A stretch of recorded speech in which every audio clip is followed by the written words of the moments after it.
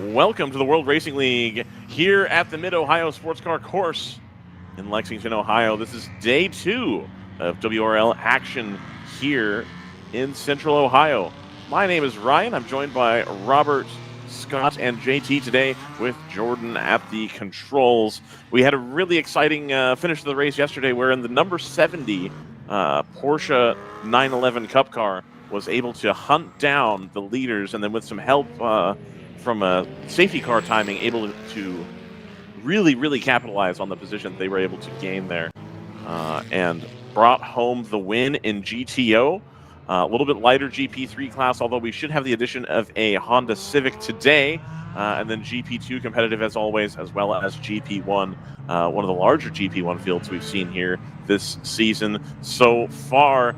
Gentlemen, we'll start with Robert. What are you looking forward to today?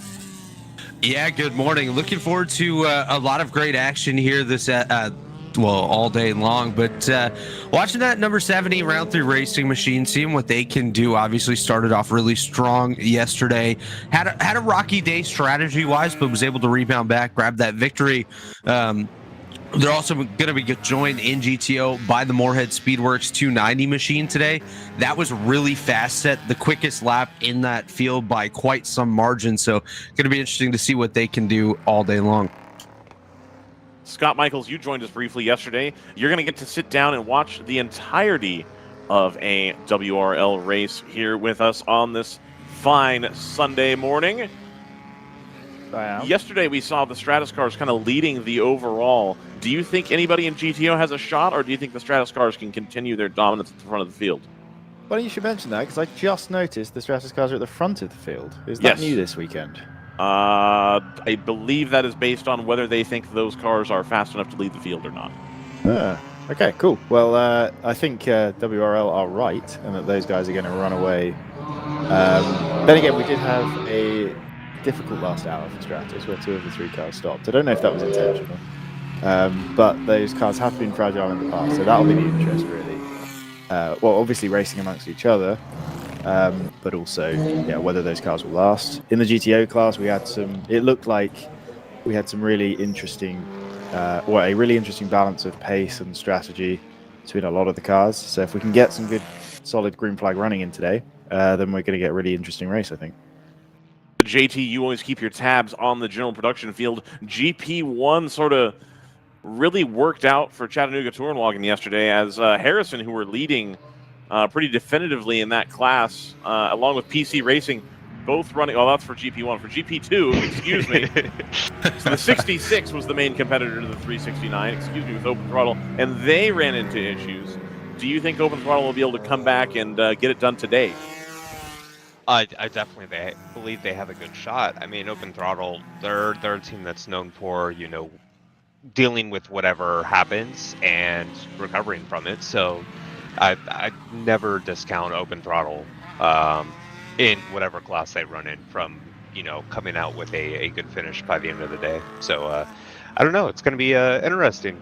7 hours, a little bit shorter today, and I'm sure the general production classes are going to be no less exciting than they were yesterday.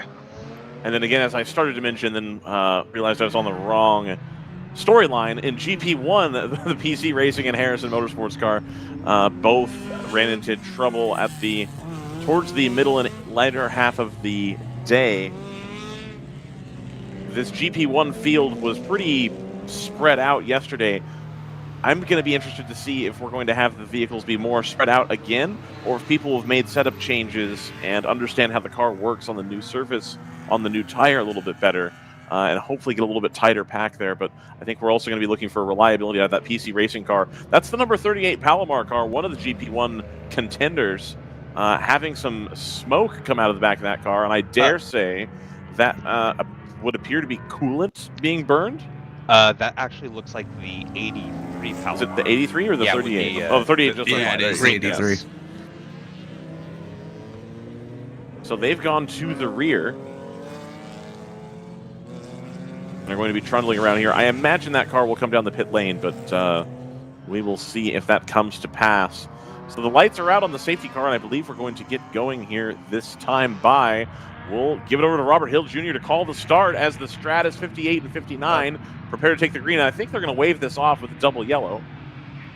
They did. Oh, no, they're not going to take the start here. They're going to take the start on the front stretch. That's right, Ryan. We're going to take the start on the front stretch there momentarily. I think both Stratus cars accelerated as if they were going to do the start, and that got me excited sitting here, and then they checked up, of course. I think you got one of the Supers excited as well. Yeah, They're 3 I wide. was hit, man. Yeah, it looks like they were ready to go there. Are we officially down to 2 Stratuses today? It does look like only 2 of them were able to make it back out. Yeah, I have not seen the 60 circulating this morning. Of course, they did have some catastrophic issues towards the end of yesterday's festivities, so very unfortunate for them. Yep. The GP field staying nice and steady here as they come to the front stretch.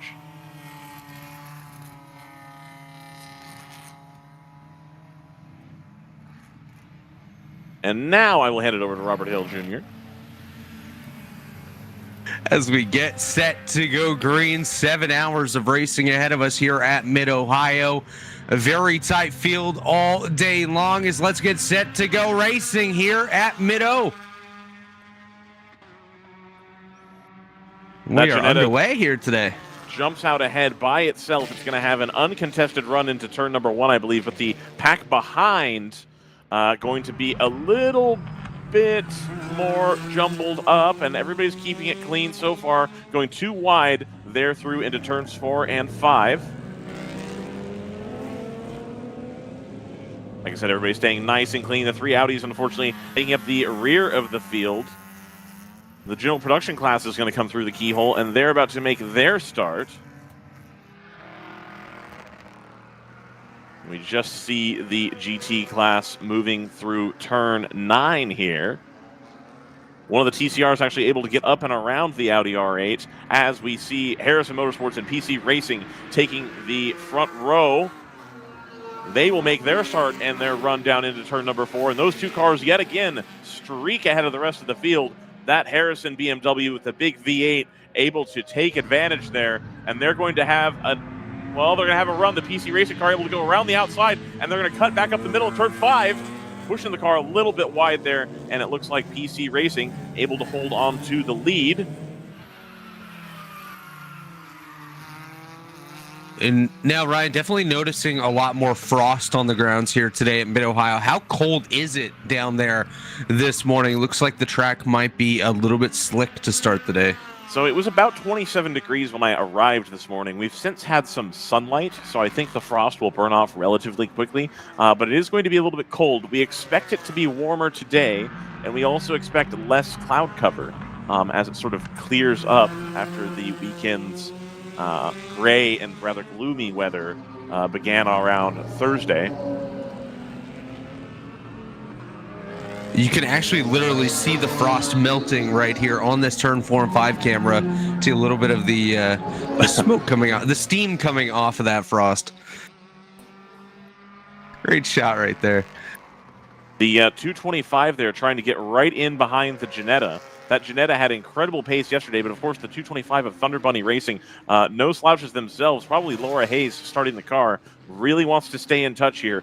It was a huge issue yesterday where it became very, very important to stay on the lead lap. So if you figure you're going to get a yellow or 2 at some point, you have to make sure you don't lose a lap. So you absolutely want to stay in touch with the cars ahead. At the front of the GTO field, it's Ginetta, Toyota, and then the number 70 Porsche, yesterday's winner, in the top 4. And we've got the HM Road Race cars, goes down the inside of the AOA BMW, so that's going to be a passive position there into turn number 1.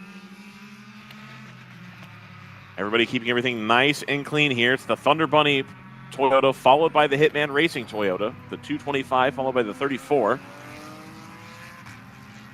The 123 now starting a little bit further up the field than they were yesterday.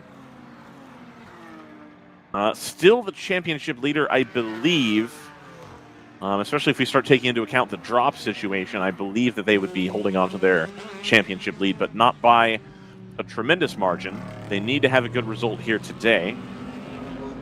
The 89X Aston Martin here also going to try a move on the AOA Racing BMW. Not going to be able to get it done on the outside of turn 5, however. Of course, those two teams had some incredible battles all the second portion of yesterday's race, the AOA racing team and that 89X. So we'll keep an eye on that all day long.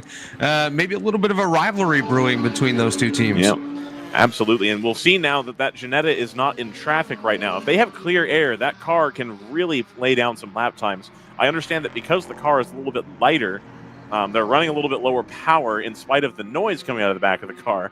And they have a little bit tougher time in traffic. So they're hoping to stay out front. They desperately need to keep its competitors behind it as long as possible so they can continue to make good lap times.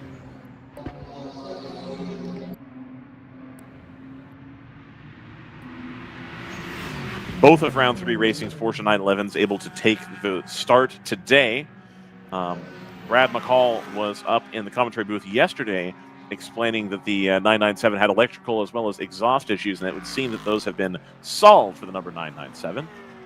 And that's fantastic news, Ryan. Of course, yesterday we saw the 997 having a really strong run, unfortunately getting set back by those electrical issues, having to go to pit road. But today I really would expect them to be a fairly competitive entry. They put down some very quick times yesterday, and we'll see what they can do here today as well.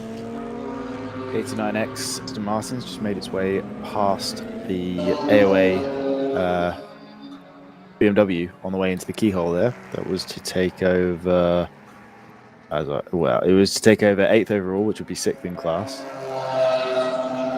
That HM Road Race Porsche just starting to lose sight of that pack of 4 or 5 cars ahead of it. They've really got to keep the hammer down here so they don't lose the pack. They may come back into sight as the leaders start to pick up more and more traffic, already going around the Rockwell Autosports Development Porsche.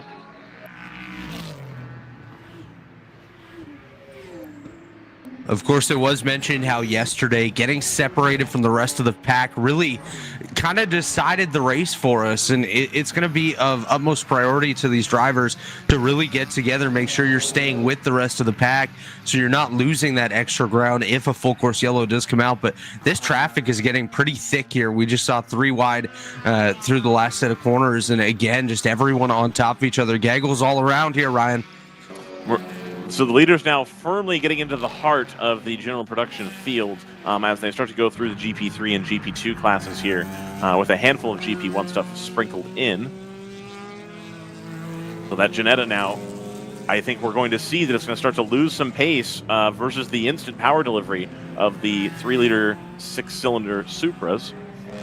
And I anticipate that both the 225 and the 34 will be closing right up on the leader. The Stratus cars have still made good on their escape for the overall lead. You see the number 70 there just going down the inside of the number 66, yesterday's contender in GP2. We have indeed had that top 4 all condensed right up together. 2 Supras all over the back of the Ginetta, which made a little bit of a defensive move into the And there, pink. I think we're going to see a little bit of bump drafting potentially down the straight here on the Ginetta. I think the 225 was going to have a look and then decided to pull back in, but all over the rear bumper of that British sports car, the Toyota Supra. And of course, with all the traffic here, it's going to be difficult to try and make a move. They're going to show the nose again, pull back in. So the 225 now making its presence known and looking to make a pass where they are able.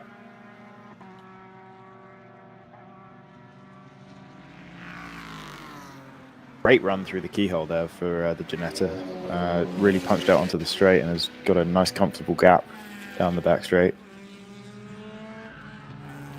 Absolutely, they've pulled out a few car lengths there, but that's also allowed the 70 to close up on the back bumper of the 34. The 70 was just starting to lose a little bit of time to the Supras ahead, but as we've come into this traffic, they've sort of been able to recover that lost time.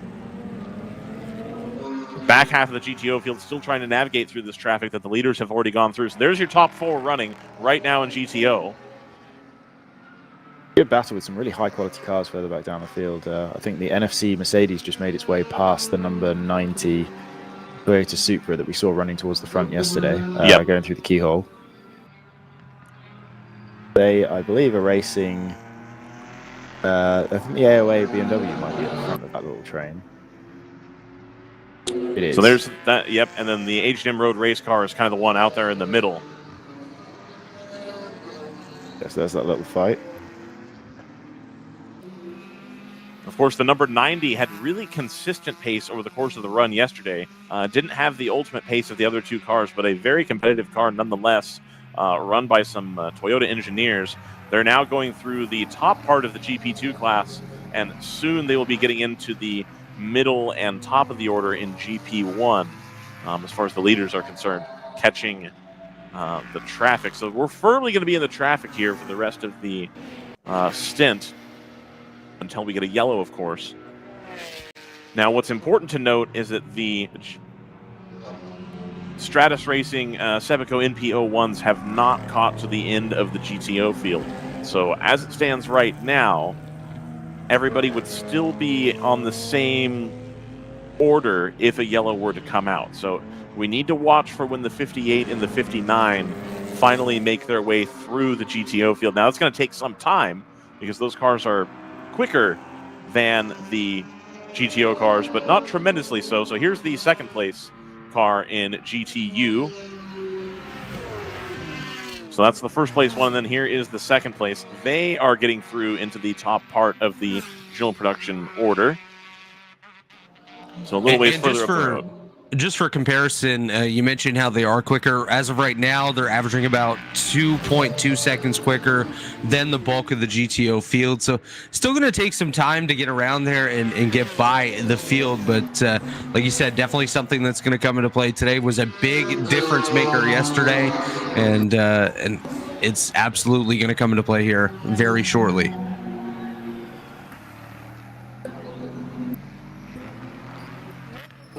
So at this point yesterday, we had already been working on our second full course yellow. So a much cleaner start to the race here. I don't know if that's people having relaxed, having run once already, or if there's fewer cars on track, or if it's just a more concerted effort to have less yellow flag intervention than yesterday. Now back in clear running, that Ginetta able to pull out more of a gap on the Supras as well as the number 70.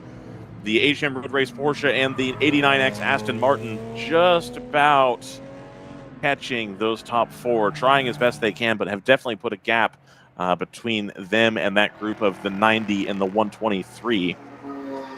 So this GTO field starting to have a breakaway and a chase, if you will.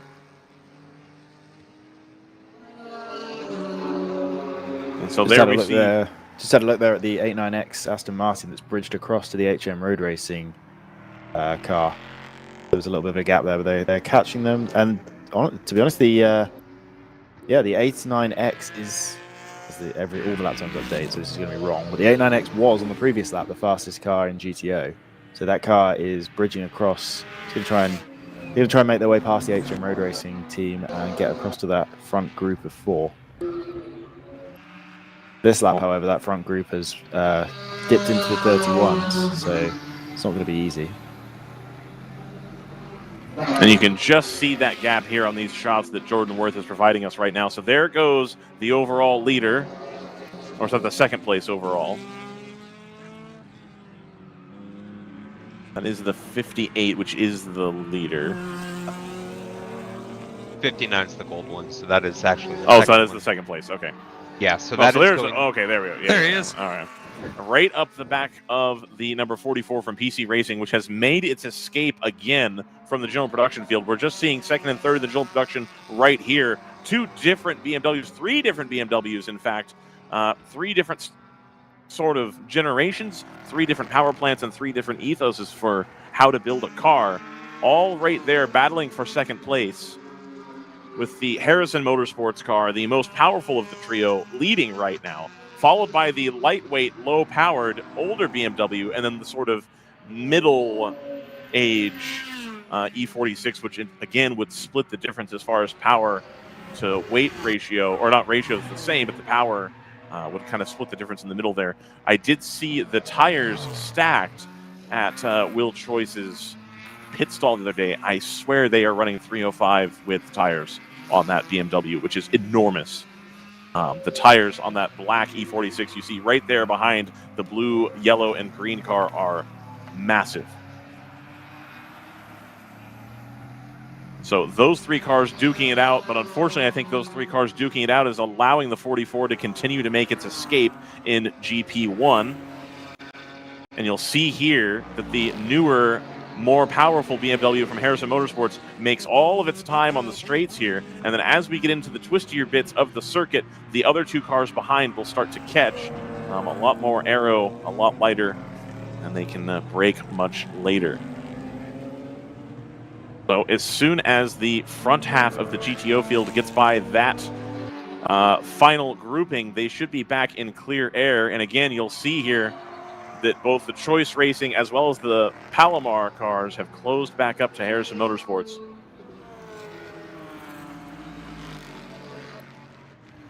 On the bright side, they've managed to pull a very large gap to the fifth place GP1 entry. Zealous and TC Klein were finally able to get around Blind for Motorsports, but unfortunately that gap is now 35 seconds to this battle of cars here for second. Now Liberty Autosport is attempting to also get around the E46 of Flying Fur. We'll see how that goes. So those three chasers really needed the Ginetta to be held up here, and I don't think that's going to be the case. The Ginetta may have a hard time getting around this Harrison Motorsports BMW because I don't think it's going to win in a drag race down the back straightaway. I'm happy to be proven wrong, and indeed I am. It comes down the inside, and I think gets to the gas a lot earlier, but they're staying neck and neck all the way back down into turn number 4. And, of course, that Ginetta is going to be able to outbrake and takes the line away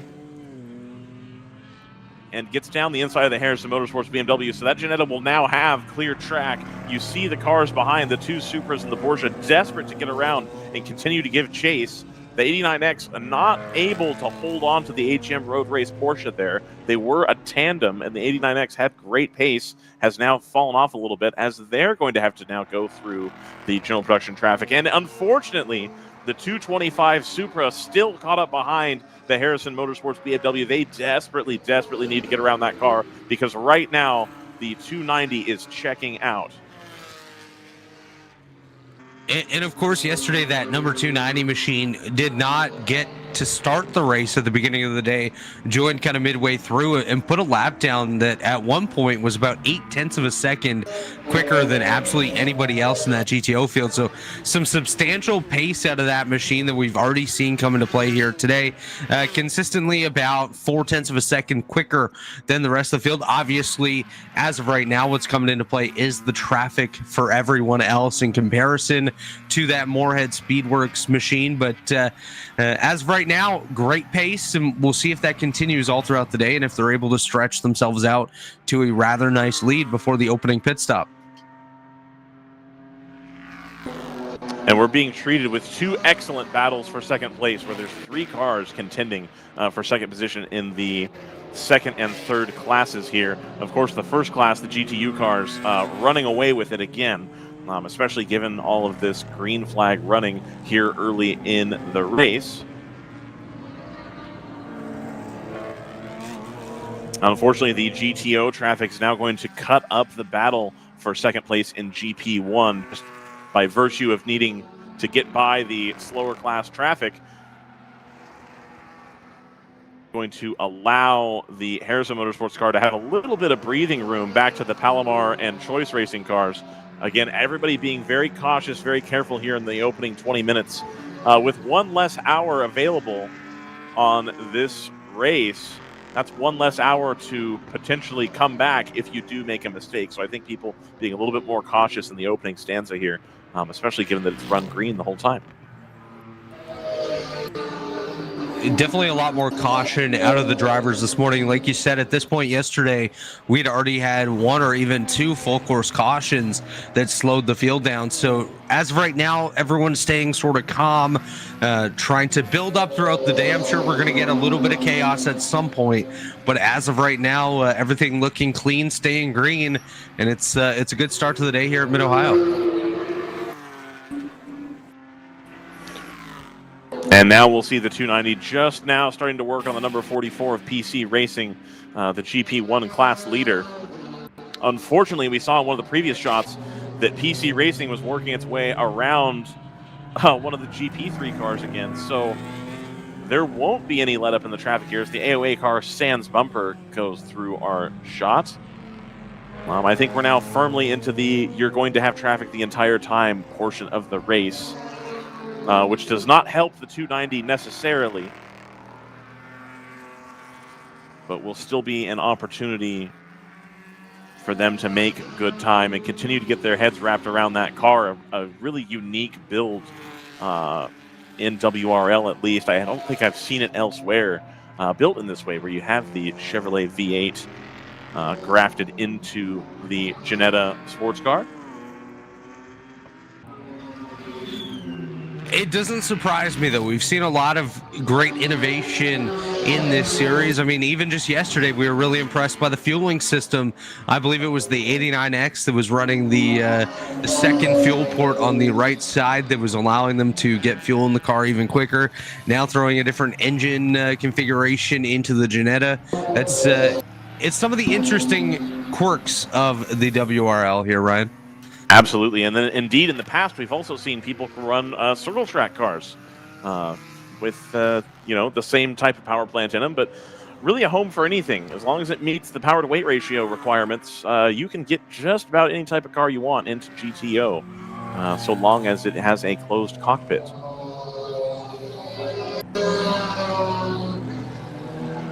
Looks like some of the traffic letting up just a little bit there. We just saw the round 3 racing number 70 come on through the previous shot. There goes the 89X as well. As these guys having a little bit of an easier time now trying to find themselves a solid spot on the racetrack, get themselves into a rhythm of sorts, and start working their way up towards that number 290 machine for Moorhead Speedworks.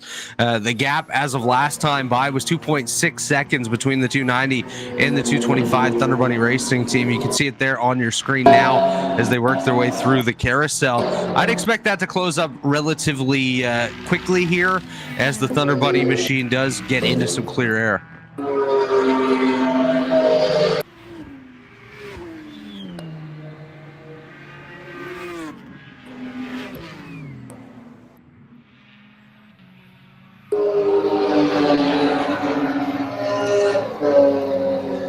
The number 58 Stratus car wasting no time throwing down a 129.2 a couple laps ago. So they're already under the 30-second barrier here, the minute 30-second barrier. Yeah, it didn't take them long to get the heat in the tires here today. I kind of expected a little bit of a slower start, actually, for the GTU field, but they proved me wrong right away, getting up to those quick times. A 292, 129.2 for the 58 and a 129.34 for the 59. So both of those cars able to get down relatively low in lap time, and looks like they're going to have themselves a very speedy day. It looks like the GTO even field quicker. The GTO field has upped their game as well. They were sitting in the 32s and high 31s, a little bit later in the race, but now, correct, yeah, opening 15 laps, people have already got into the 131.5 range. I think they can still go quicker. There's going to be a lot more temperature in the track today as well, so I don't think we've seen the end of that. Yeah, I think 8 hours of rubbering the track in yesterday is going to contribute to that as well. That's a great point, Scott. Absolutely. Brand new track surface for at least some of the circuit here. Yep.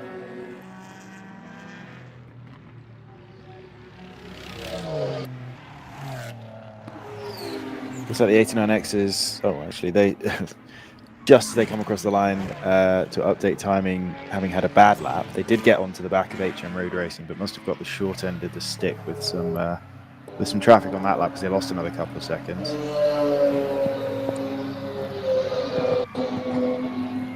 Yeah, it did look not too long ago that they were right there on top of that HM Road Racing machine, but now a little bit of separation, as you mentioned, Scott, going through some traffic, and you just see it on the camera shots here. Every couple of moments, there's another pocket of traffic that these quicker cars are having to work their way through, but eventually that will clear up a little bit and give us some open road. Also worth keeping an eye on the back of the GTO field, as Ryan was talking about earlier. We're going to have GTO cars. We've already had a couple of GTO cars go a lap down to the GTU leaders. So that means that cars starting to get in danger of losing a lap if a safety car were to come out, because the safety car would bunch the field up behind the GTU cars. So we've had Youth Autosports, one of their cars, and Shift Up Now go a lap down already. Shift Up Now, of course, having had a pretty dreadful day yesterday and still not able to find the pace in that car here. That Audi really, really hard to get the pace out of in this particular formula. It's quite a large engine to ask to run at that low of a speed and that low of a power figure. And as a result, doesn't quite make the torque in traffic that they desperately needed to. So still trying to get their heads around that particular vehicle. Yeah, those guys are closer on pace. In fact, they're actually on fastest lap today already slower than the GP1 front runners. They have managed to pull a decent gap. Well, actually, that will be just from the start, won't it? From the split start we do in WRL. But yeah, that car struggling pace in the WRL BOD. And that's one of the vagaries of running in this series is we see a lot of GT4 cars, but what I think is important is we've never seen the Camaro GT4 car come at all. We've never seen the Mustang GT4 cars come at all. And when you get into these higher displacement, naturally aspirated engines, it's very, very difficult to give them a small enough amount of fuel and air to get them to run reliably at this sort of 300, 350 horsepower range, especially a 5.2 liter V8 in the back of that Audi. Sounds like we need to see a KTM. I believe, well, other end of the spectrum, right? I think that would be too light. Then you're going to be looking into GTU, which I would welcome happily. Okay.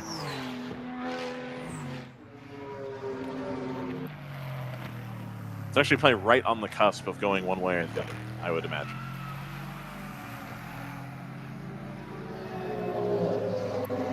Two-liter turbo Audi engine, of course, very much able to be detuned, and features in the TCR cars we've seen here. Those cars not as competitive as they used to be in WRL as well.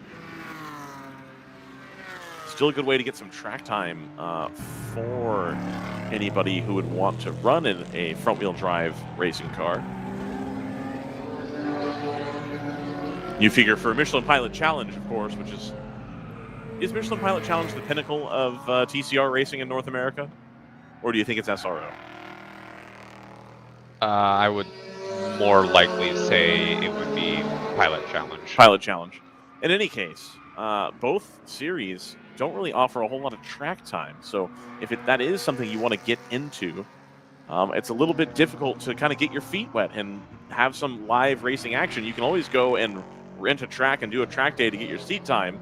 But as far as wheel-to-wheel, passing and being able to stay competitive and being in that environment, it's very difficult and very expensive to get that experience in SRO or indeed in IMSA in a TCR car. So WRL provides a place where you can do that. Having not analysed the qualifying results, I'm not 100% sure I'm correct about this, but it looks like Moorhead's just set the fastest GTO lap time we've seen all weekend at a 1:31.0. Indeed, I think that's going to beat their own record by about 2 or 3 tenths. So they've now pulled a 4.5-second lead over Thunder Bunny, so the Ginetta really starting to stretch his legs out in the lead. Good race behind for second, though. Hitman really putting the pressure on the Thunder Bunny car to be top Supra. Those cars definitely a close. Go ahead. No, those cars have run nose to tail. I don't think I've seen the 34 pull out and attempt to pass move the entire morning. I think they're more than happy to sit behind the Thunder Bunny car as long as the Thunder Bunny car continues to make decent pace, which for a while they were able to at least stay within sight. But now that the 290 has started to check out, I wonder if the 70 and the 34 will begin to get impatient and want to go off in pursuit of that Ginetta.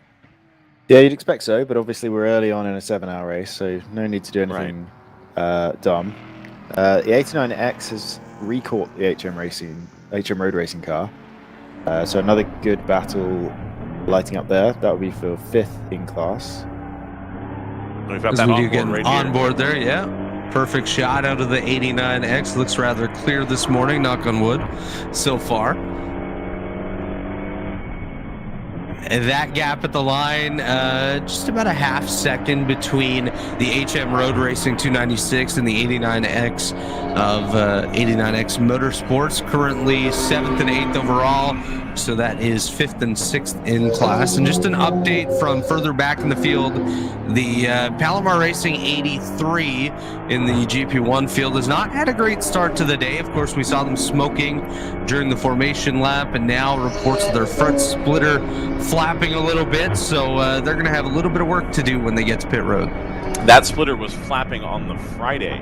I noticed going up into the keyhole, they were having that issue. So I can't imagine, Scott, is there any practical reason you would want that to happen? Having your front splitter flap at the front of the car?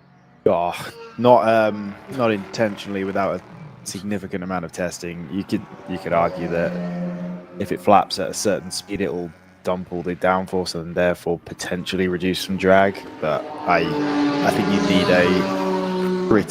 you'd have to have a wind tunnel session and a lot of confidence in your repeatability to, especially with a full-size car and a moving road, to be able to validate that. All right. Which that sort of wind tunnel doesn't really exist for race cars. You got to get the Chip Ganassi tunnel through the mountain. Yeah, that genuinely would be one of the few ways you could do it. Yeah, with current technology. There's obviously a full-size NASCAR wind tunnel in Charlotte, but it doesn't have a moving road, so underbody aerodynamics wouldn't be. I wouldn't trust results from that tunnel regarding that. The Stratus 50H has put down a 128.8 on the racetrack. Very, very fast out of that car. So those speeds picking up substantially in comparison to yesterday. I believe about a tenth of a second quicker, or a second quicker than what they were running yesterday here at Mid-Ohio. So very fast so far.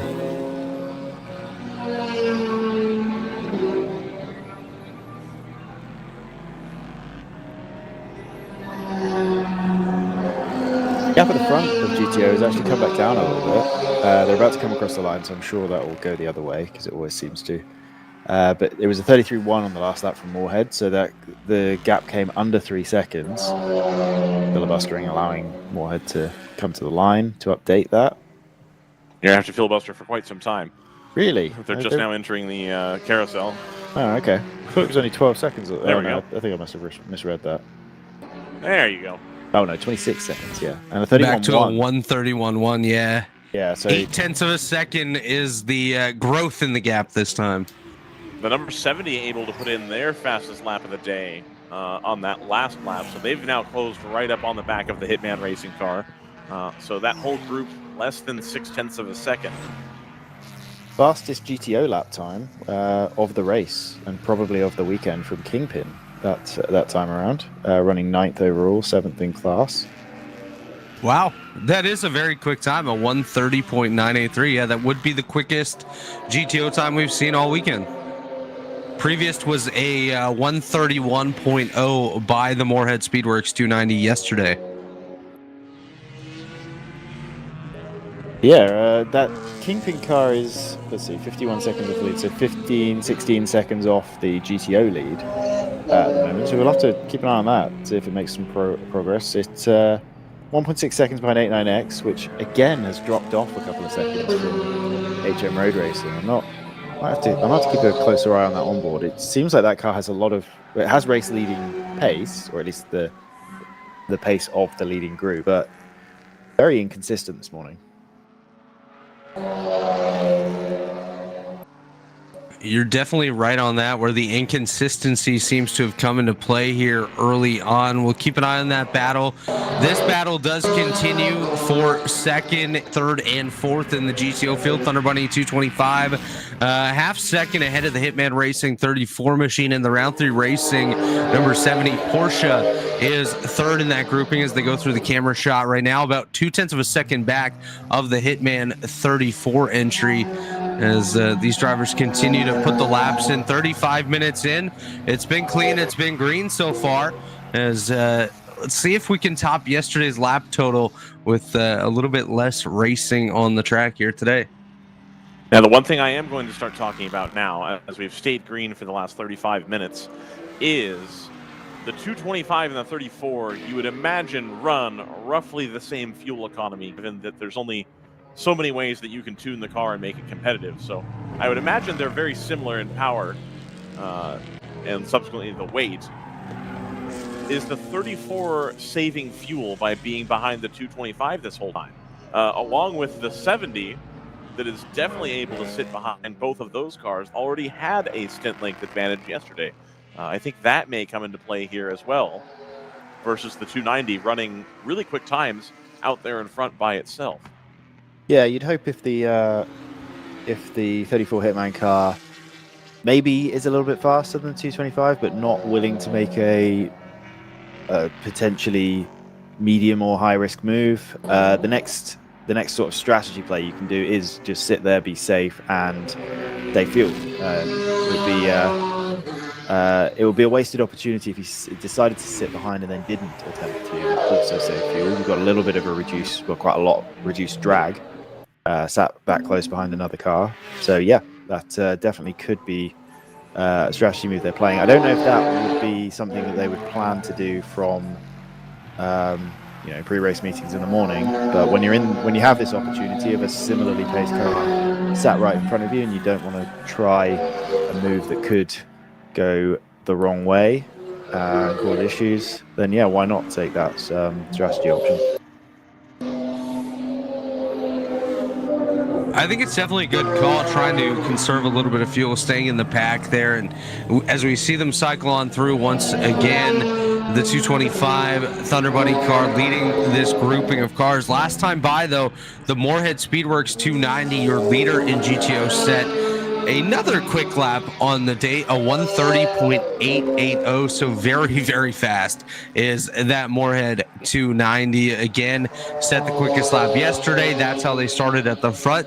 I think did only maybe a third of the day yesterday, but were able to put themselves in good position to get that top spot here for today's start, and they've run away with it. 4.7 seconds the gap last time by.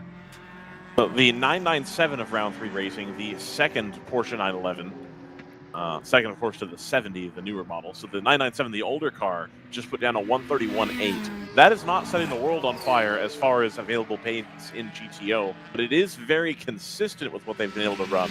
And they have now passed the 74 of AOA Racing and continue to put a gap over the 90 and the 123. So that 997 car, not the pace of the field right now, but able to stay consistent and slowly working its way towards the 89X that has also had a little bit of inconsistent pace here this morning. And then they, just as we're talking about it, go to a 130.9. So now they are near the pace of the leaders. 22 seconds behind the number 11 is the 997. So a little bit of time to make up still, but I think the tires finally coming into play for that 997, get the car figured out and starting to really wring some pace out of it. For comparison's sake, the number 70 of round 3 racing has only put in a 131.4. Now, that car is in a pack situation right now, probably not able to deliver its fastest available lap. But as it sits right now, the 997 is the faster Porsche on track in the round 3 racing stable. And it doesn't really surprise me to see some quick laps out of that 997, Ryan. Yesterday, of course, they were a very quick car. They were inside the top 10 at one point. Then they came down pit road, and unfortunately for them, that's when they were hit with their electrical issues, put them back behind the wall, and really put an end to their day. But not surprising to see great pace out of that team. Not surprising at all, and I'm hoping they'll be able to catch this number 11 Kingpin car and kind of get the 89X Kingpin 997 group going here. I know Get a little HM Road train Race going. is still kind of out in no man's land in between the two groups. It's funny you should mention that group because I was just looking at that myself. The 89X car that I was kind of tracking as a car that could be moving forward, they've been caught by Kingpin from behind. Meanwhile, HM Road Racing has really upped their pace, and they're within 8 seconds now of the group ahead. So that means they've been running faster than that group. So yeah, I think Kingpin really is the car that looks like it might be on the march forward a bit more than any other in the midfield. Is it the Kingpin of the field? No? All right. Good try. Yeah. Was it? Scott knows that it's low effort, and I'm okay with that.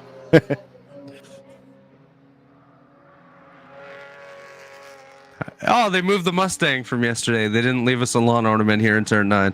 They did not. The number 64 BMW from Open Throttle comes down the pit lane, one of the GP1 contenders for Open Throttle. That was the 64 car you said, Ryan? Yes. Yeah, a few moments ago, they did have a part hanging at the center of the car. That was reported back in turn 9, so likely coming down to get that fixed up.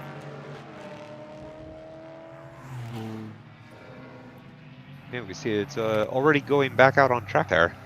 So, nice quick stop for them. You still have PC Racing leading GP1. They've got a nice, comfortable 13-second gap. GP2 is still Tourenwagen Mastersoft version 3.69 to the tune of almost a full minute over the 66 Open Throttle BMW. And GP3, it's the 55 of AOA over the 85 by about 45 seconds. Unfortunately, we have not yet seen the Honda Civic of Tooth Autosports come out in GP3 yet. So is that a GP3 or is that a GP2 car? The 122, I had it listed as GP3. I feel like I've seen it run in GP2 before. Possibly, yeah. That sounds correct. But either way, it's not out on circuit right now. All right. Interesting development further down the field. Two cars that I would always expect to be super competitive in any WRL race, NFC Motorsports and GTR 99. They've both just dropped off the lead lap. So those cars, that's behind the GTU leaders, of course. But it still puts them a good 45, 50 seconds off the, actually a little bit more than that from Moorhead. But that kind of region, so half a lap or so behind the GTO leader. So those two cars just not with pace today. And that's actually quite substantial because that was the top 2 cars entering this weekend in the overall points for GTO. NFC was the leader ahead of the GTR 99. So this is going to give Thunder Bunny and Hitman, the 3rd and 4th place cars, a great opportunity to gain those points and really close that gap, maybe even take over the overall lead exiting Mid-Ohio this weekend. Jordan's just managed to find those 2 cars to confirm that they are indeed Great lapped. work, Jordan.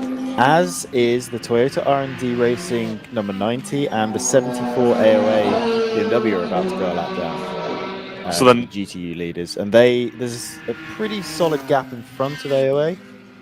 So it's not like these GTU cars are going through the entire GTO field and they're just taking cars off. The Toyota number 90 gets very sideways in the carousel. But yeah, this is the GTU leaders putting a group of cars that has dropped off the back of the GTO midfield a lap down, which that won't be super relevant if we get an extended green flag run here and everyone goes a lap down, but it does show that those cars are just not on the pace of the leaders today. Correct. The 123 not being on the ultimate pace is a little surprising to me. The GTR 99, they are very open about the fact that they are never on the ultimate pace. But that they stay very consistent. Consistency, and that yeah. their driver lineup is consistent across the board, so they don't have a slow driver as it is. They just have 3, mid-level solid drivers, and they're okay with that. And they usually do make up a lot of their time in the pit lane. Now, yesterday, you're really losing out on some of that advantage when you're making all these stops under yellow, and then, as Scott has just mentioned, you know, if the worst thing comes to happen right now, they and the 123 are going to get put a lap down, and both of those cars are championship contenders. So that is almost a worst-case scenario. Would be a yellow flag coming out here in the next 5 to 10 minutes or so, and it would indeed pin those cars a lap down versus the lead pack. It's worth noting in the lead pack, the 34 has decided to take the lead of that battle for second over the 225. And then the 225 has now given out an 0.8 of a second gap to the 34 of Hitman Racing, both of the Supras. And then, of course, round 3 Racing still right in there behind second place in that group, but third place in GTO. That is really significant because we're 45 minutes into this race and we've seen nothing but those two cars running nose to tail with the 225 ahead. So something's changed, and Hitman's decided to go through. They haven't dropped a huge amount behind Moorhead. That particular lap, they lost another 7 tenths or so. It's out over 7 seconds now. But despite Moorhead setting a 1:30.6 a couple of laps ago, that I don't think we had time to mention. Despite that, the gap is still pretty close between the top two. Meanwhile, I'm watching from the number 90s on board. The race-leading Stratus 58 car is having a really, really hard time getting past the AOA BMW. So I said that car had gone a lap down, but actually it was just about to, and it hasn't let that Stratus car through yet. You can see the last lap time for the Stratus 58 was a 34.0. That's entirely because it has been side by side with the AOA car for most of the lap. It finally makes it through at turn 9, the S's. Turn 9, turn 10 region. Actually, question about Mid-Ohio corner numbers. Does the chicane always count? Is the keyhole turn 5, or is it turn 3 if we're not using the chicane? Or turn 2 even? The keyhole is turn 2. It is turn. Okay, so my track map I have, which is really nice and has all the corner names, it has the chicane in it for some reason. So yeah, I'll try and keep to corner names rather than corner numbers because they're wrong on this track map. That's a good call. But finally, the race leader has got through. The gap actually between the two Stratus cars is now down to 3 seconds. That was much larger than that a few laps ago. But now the 59 has to make its way past the AOA car, as we're seeing now. Which is not easy, as we've seen as well. It may have been that car was fighting particularly hard for the exact reason that I was just talking about, where if you go a lap down to that specific Stratus car, then you're in safety car danger. We'll see how easily Nope, the 59 decided that was too risky a move, despite the fact that I would say that part of the track is potentially where the Stratus cars are going to have the biggest advantage over a GTO car. But yeah, you don't really want to throw it down the inside between two apexes and just assume that the GTO car that you're passing is going to see you. Around the outside of the carousel, that's another...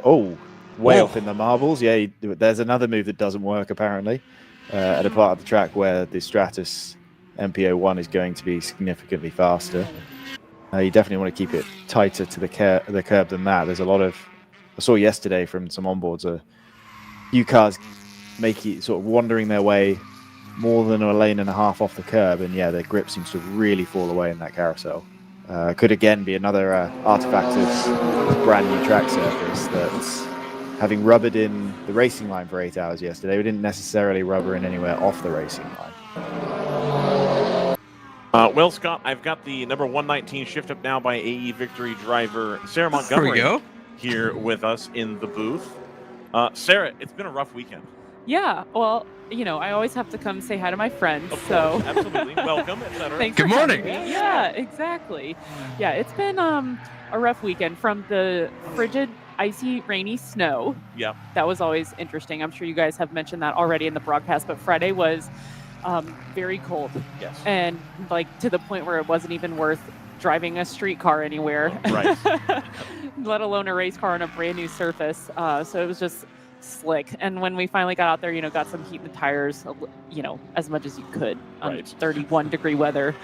But so unfortunately didn't get much of a test day for anyone. There were some brave souls that went out before lunch, which was crazy because it was dumping snow. The ground was soaking wet. We were just in the trailer nah, we're going to wait this out for sure. Not worth it. But then, yeah, so didn't really get a good qualifying time or setup adjustments on Friday. You know, no one really did. I mean, there just wasn't enough time. And we even did some of the HPDE session, so it just didn't make sense. But then Saturday morning, I started yesterday, and it was a wild adventure. I'm sure, as you guys saw. So I haven't been involved in an accident in a long time, but you know, things happen. Racing is interesting, and here we are. Here you are. Here we are. So it's okay. And then yesterday we just did a whole test day, just trying random things. I was in the car for the 4-hour limit. And then, of course, when my 4-hour limit's up, I'm pulling in, and then that's when that red flag happens. So I'm just sitting in the car for an hour. My hips are yelling at me like, "What are you doing, lady? Get out!" Gotta get out. Yeah, that was fun. But yeah, so it was a productive day yesterday. Just getting to learn more about the car and enjoying driving that car in a less stressed environment. You know, we're not fighting for anything yesterday, so it was fun. I had a great time. Didn't actually seem like I was in the car for that long. So, good. Except. Otherwise, my hips were telling me that, so you know, it's fine. I got you. They don't make seats for women. No, I remember when they started doing the W series. That was like one of the first things that they pointed out was they all got given these like suits, and like none of them fit at all. And it was like, well, can we fix this, please? Yeah. It's just like oversights like that I see. That it's like, has nobody figured this out yet? I guess. Like, please. Yeah. So like most of the seats are like designed for tiny hips with a bigger upper torso for a guy, but like I'm the exact opposite. I've like got the big hips and like a smaller torso, so I move a lot at the top of the seat, and then my hips are like squished in there, crammed in there. Yeah, that's I have the same problem with race seats, but that's because I'm quite large. So I see them talking on the Facebook group about they're trying to trade BMW seats around, and people are asking for the small one. And then you even have like Mo Dadka being like, I don't know how anybody fits in that. Yeah, they're tiny. Like that is like tiny. I think we had we bought when I was with the team last year. We had the smaller seat because it was a Samantha Tan car, and she is tiny. Right. And there's no way I would fit in her seat, so we definitely had to figure that out. But it was fine. I gotcha. Were you able to feel yesterday, because we're seeing faster times, I think, throughout the GTO class? Yeah. From the start to the end of the stint, were you able to feel the track had rubbered in, or do you think it takes longer than that? I think it's definitely going to take longer than that. And actually, my teammate Erin made a comment yesterday whenever it was double yellow. She was like, it's really funny, like there's no marbles out there. There's like no chunks of rubber like there would normally be at any racetrack. Like you hear the tires squealing in every corner, like you think you're spinning, or you think the car behind you or in front of you is fully spinning, even just sitting in pit lane, like cars going into turn one. Sorry guys, speaking of spins, the 89X has gone around at the exit of turn one, just lost it all on their own. Hit the grass, and the grass corrected the car, so they've carried on. But yeah, that car with a quick spin. It's a scary place to spin. Yeah, no kidding. Especially with the grass wet. Yeah, as I saw it happening, I was like, oh, this is going to be big. They got away with it, though. That's car went lucky. in the right direction. Very lucky. Yeah, because the grass is still definitely damp and soaking wet. So surprising that they caught it in the grass and it didn't just take them sailing somewhere, you know? Well, it did that fun thing where the front wheels went into the grass first, and that spun it back around straight. So actually, the slippery grass probably is what saved them there. Interesting. Weirdly. Right. Lucky them. Yeah, no kidding. No kidding. That's the Aston Martin, correct? That's the Aston Martin, yeah, the black one. Yeah. Yep. It's cool to see that they've moved up from having, a street car that had been modified into like, okay, they're going to do the GT4. It's money, obviously, but if we keep the field growing and getting that kind of vibe, it's cool to watch at least. Yeah, exactly. Because they had the Camaros. They had a Camaro, yeah. Yeah, exactly. So they've stepped up to this for sure. No doubt. Weird, I don't ever see any Camaro GT4 cars. I was like just talking about that when we were talking about your guys' cars. Like you don't see the big displacement naturally aspirated cars running WRL because it just doesn't quite. No. It's like difficult. It's really difficult. Yeah, we talked about this too at the previous races. Yeah, previous race. Yeah, it's just hard. It is. Are there even very many Camaro GT4s in existence? Oh, that's true. There are not. That's also valid because GM is GM. I could go on a whole tangent about that, but then I'll close off that career door as well. So that's all I do here is just close. Just closing all those doors, right? Absolutely, 100%. So I will go on the record as saying GM would make a lot more money if they'd make customer cars, but what do I know? And especially when they want to drop one of their main teams and like they've already grandstanded about, oh, we're not going to have customer cars. Like, well, gee, don't you wish you'd been selling customer cars this whole time so you could find another factory team? But like, what do I know? That just would make too much sense. That's whatever. Yeah, you know. Anywho, so we're here. Are you having fun at least? I It's a am. good time. I'm having fun. Definitely bummed out about yesterday, but there's a silver lining to everything. Like I said, we got a test day out of it, Right. which you can never go wrong with. And then today, Erin started in the car this morning, and she's out there doing her thing. So hopefully we can make it work and just keep learning the car. And I think Christina, our other driver, Christina Lamb will get in next, and then I'll probably go in last. Okay, excellent. So you got to close out the race for the day. Excellent. Yeah. And then we've got Road America coming up. You guys are going to be there as well, yes? Yeah, exactly. Perfect, Exactly. perfect. So that should be fun. And I can imagine that the car we're in is going to be a very fun time there too. I'm looking forward to having to go replace batteries on kind of the backside running through the kink, and hearing that car pull all the way up and down the straight into the canopy corner is going to be really cool. Yeah, and what's funny? I can't hear the car at all inside. Yeah, because everything's behind you, right? So But it's also so detuned. Like there is no noise.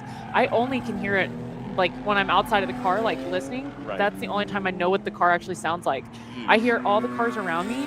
And the first race I actually drove this car was at Coda, and I was like, why'd the car just like stop on the straightaway? So I was missing shifts. I couldn't hear the car to shift. Okay, gotcha. I know it's like a rookie move, it sounds Right. like, but I just am so used to you get to hearing where the you hear car. it. Yeah. Yeah, I disagree with that. I think if you're a driver who's really familiar with a car, the sound is so much part of the driving experience that I would get completely thrown off by not being able to hear it. Totally. Well, I had to like retrain my vision to look down and look at the the rev limiter, in which I never have to do that because, like you said, I'm always listening to it. So it's definitely different. I'm sure if we uncork that bad boy, it would sound fantastic from inside, but obviously that's not going to happen. Not doable here, at least. The 290 has actually pulled in the leader in GTO to make their first pit stop.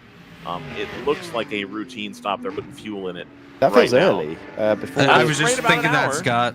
It's about an hour, and they had a couple pace laps. It's a few laps. Yeah, the pace laps for sure. Yeah, it's a few laps before, or a few minutes before the end of the hour, which could be significant, but that could just be the pace laps. Right.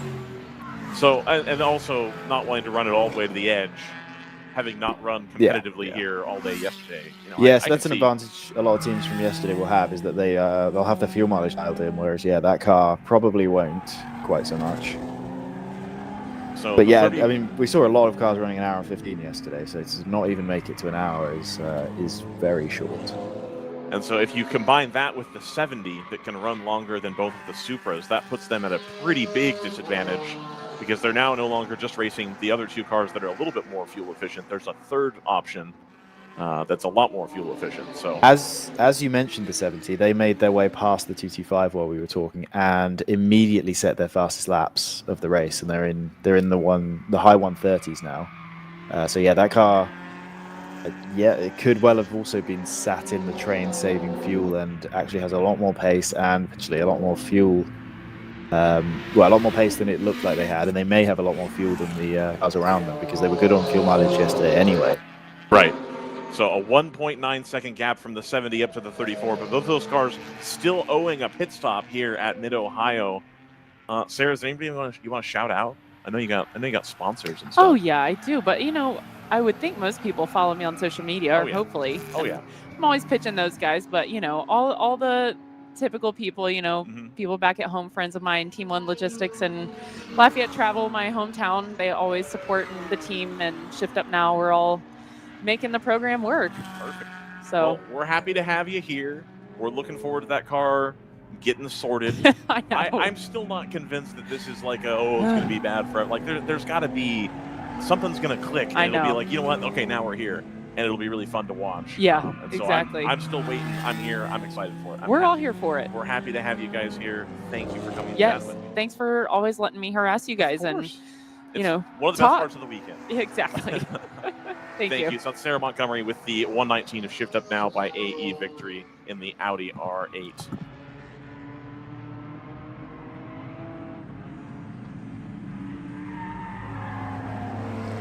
Yeah, I was watching. I think it was the 89X on board at one point, and it was lapping that Audi, and it certainly didn't seem like that car was struggling too much on the straight. It caught it. The 89X Aston Martin caught it between the last corner and the first corner, also known as the pit straight. Seemed like it getting down that straight was fine. The pass was made into turn 1, and I think it was the Audi just lifting early to let that Aston Martin through. But yeah, it's I don't think it's a car that's, at least in the mid-range power, looks like it's perfectly competitive. So hopefully, yeah, they'll get whatever's holding that the performance of that car back sorted soon, because that would certainly be a cool car to see at the front. And we have seen Audi R8s competitive in the past, but tended to need Alexander Premat and Daytona. Maybe it's the super long straights that in the real top end that car can stretch its legs. But yeah, definitely a car that's nice to see here, and hopefully it'll be competitive at some point. One thing that I just noticed in that last camera shot, and of course from the live timing and scoring here, Scott, the Stratus 59 really closed the gap on the 58, was able to get through the traffic that he was stuck in, and now they are nose to tail. So a battle for the overall lead working its way around the track right now. We're going to go side by side here on the keyhole exit cam as these two battle it out for first overall. Oh, that's tight. Yeah, that was diving in deep to make the pass, but not, well, I guess you could say perfectly anticipating where that production car was going to be. But there was, yeah, inches in it there. But all's well that ends well. And I think that is the 59 now in the lead, isn't it? I do believe so. And a couple more pit stops, by the way, from the leaders of GTO, the Hitman Racing 34 and the HM Road Racing 296, both coming down pit road here. So maybe things have changed a little bit strategy-wise. I thought they might be able to go a little bit longer than this, but more cars coming down pit road now. So the pit cycle definitely underway. Yeah, I guess HM Road Racing, that's another car that I don't think I saw yesterday. So I guess it was out in the first half. They had a fair share of issues yesterday in that 296 machine. I believe they had an extended stay on pit road at one point. The Round 3 Racing 997 was that car that we just saw come on pit road as well. So its sister car, the 70, has been able to go a lot longer, though.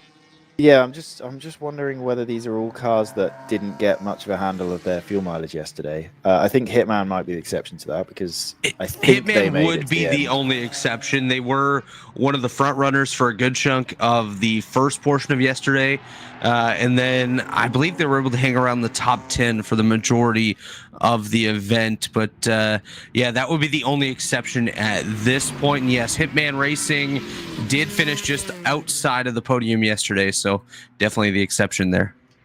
Yeah, we this is also, I don't think we had a single full green run yesterday, fuel run, whereas we have had that this morning, which is great to see. Absolutely.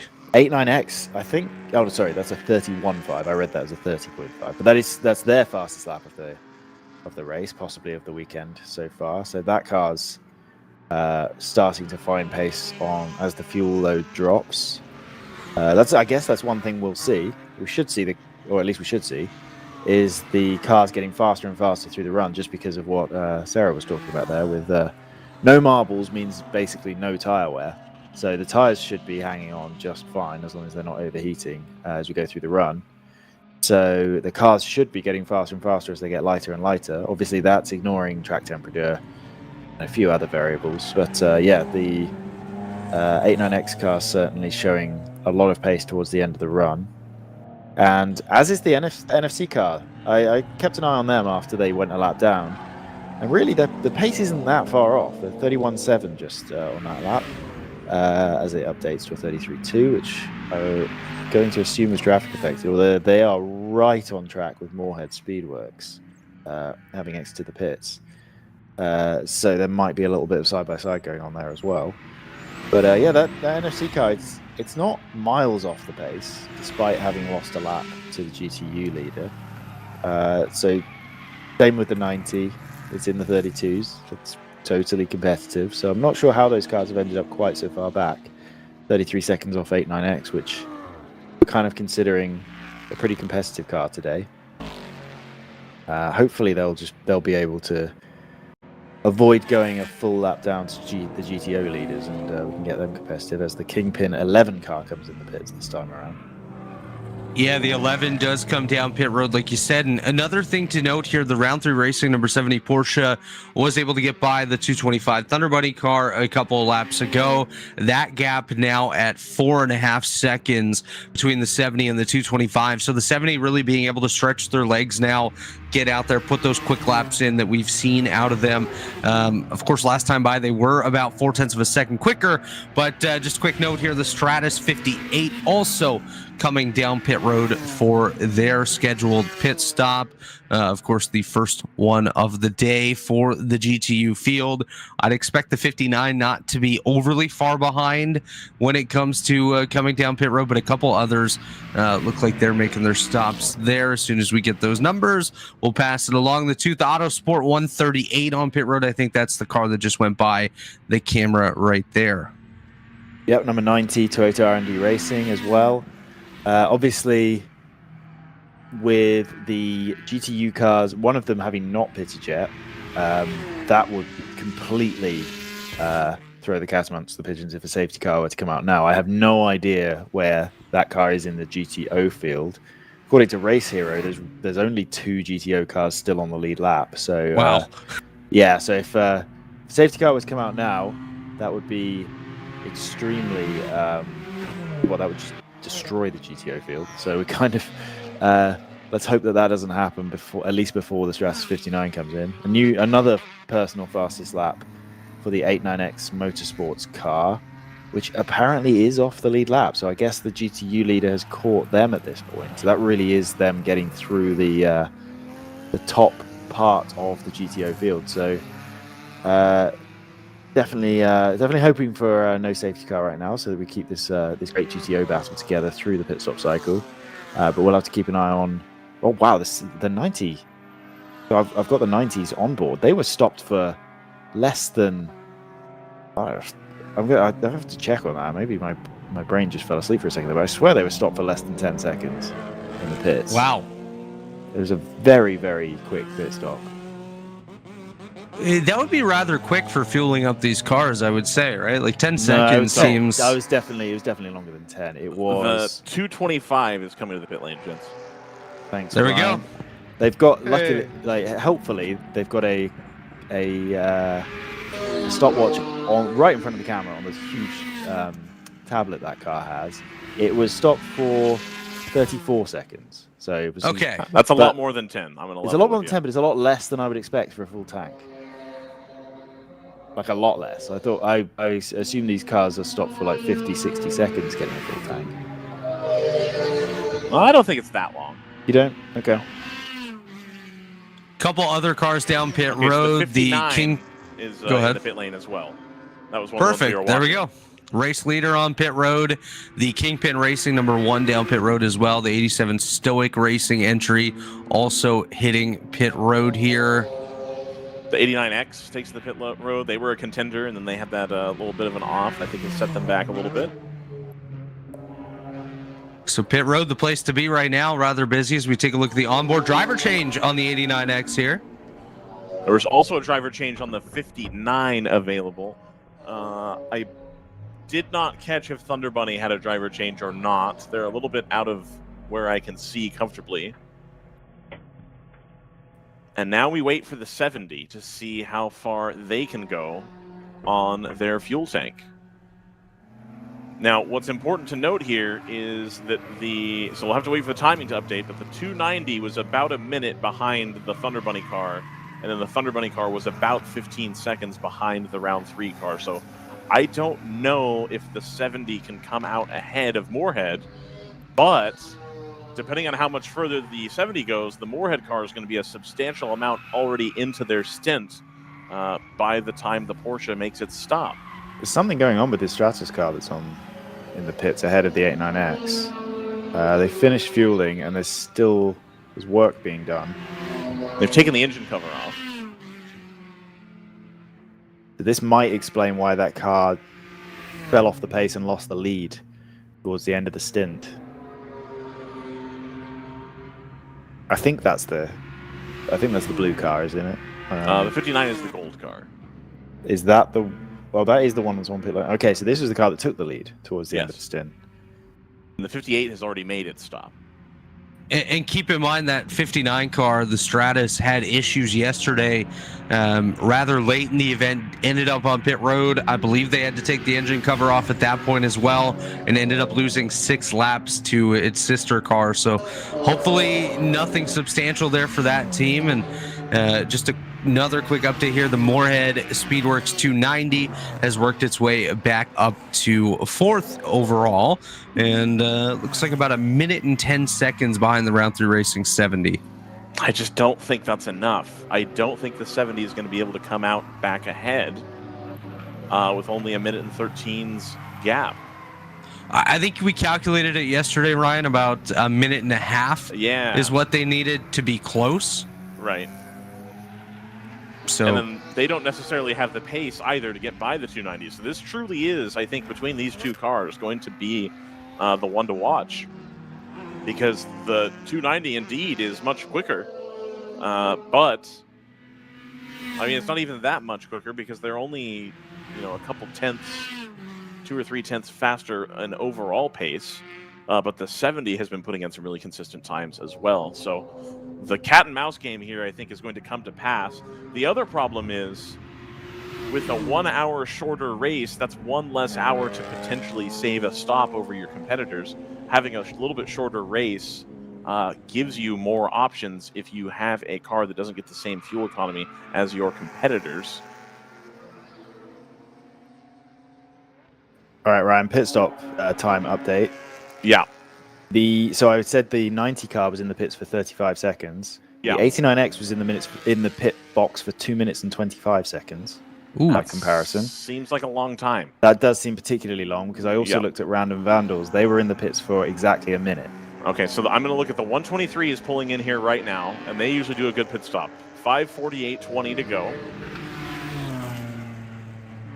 So the times I gave you were the times they were in their box for. In the box, yep, and that's the same. 5:48:20 was when the 123 pulled in. Just to finish up, the 89X did make a driver change, but I was watching the camera and the driver was ready for a long time. Okay. So that wasn't what helped the stop up, as far as I can tell. The GTR 99 also coming down pit road for their stop here. Looks like they shift up now by a Victory 119 also making a pit stop there. And like Scott mentioned, the Random Vandals 28 making their stop, as well as the 522 Choice Racing Machine and the 392 for Harrison Motorsports. 5:47:35 was when that car left. So it was 48:20 to 47:35, so just under a minute.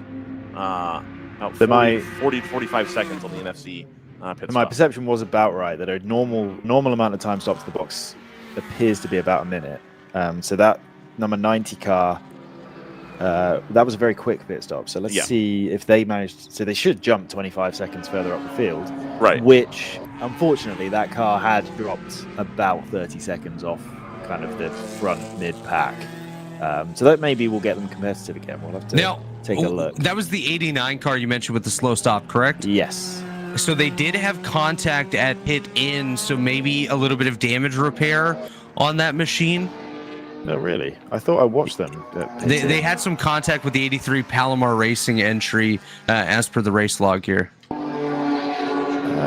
Yes. Actually, no significant contact. Yeah, I think the Palomar car was running right around the outside of the carousel, and I think the 89X was running quite slow. I think the 89X was assuming they were cruising into the pit lane, so they decided to try and overtake them on the way into the pits. And I don't think the Palomar car was actually coming in the pits in the end. I think it was just, if it wasn't coming in the pits, it was taking a ridiculous line through the corner. That is, I don't blame the 89X for not knowing what was going on there. But yeah, there was fairly significant contact with the left rear of that 89X car. So yeah. Okay, so the 70 is pit. I'm sorry, Scott. The 70. Oh, the Porsche. Yeah.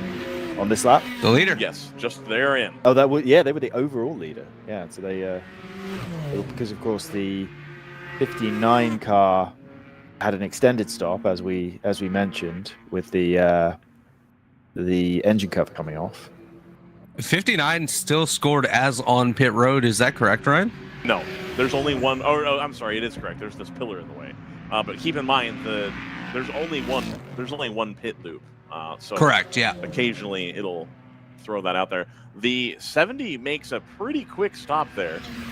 Brad spoke yesterday about how he feels his fuel time is too long, and I dare say that stop was faster than its competitors' stops.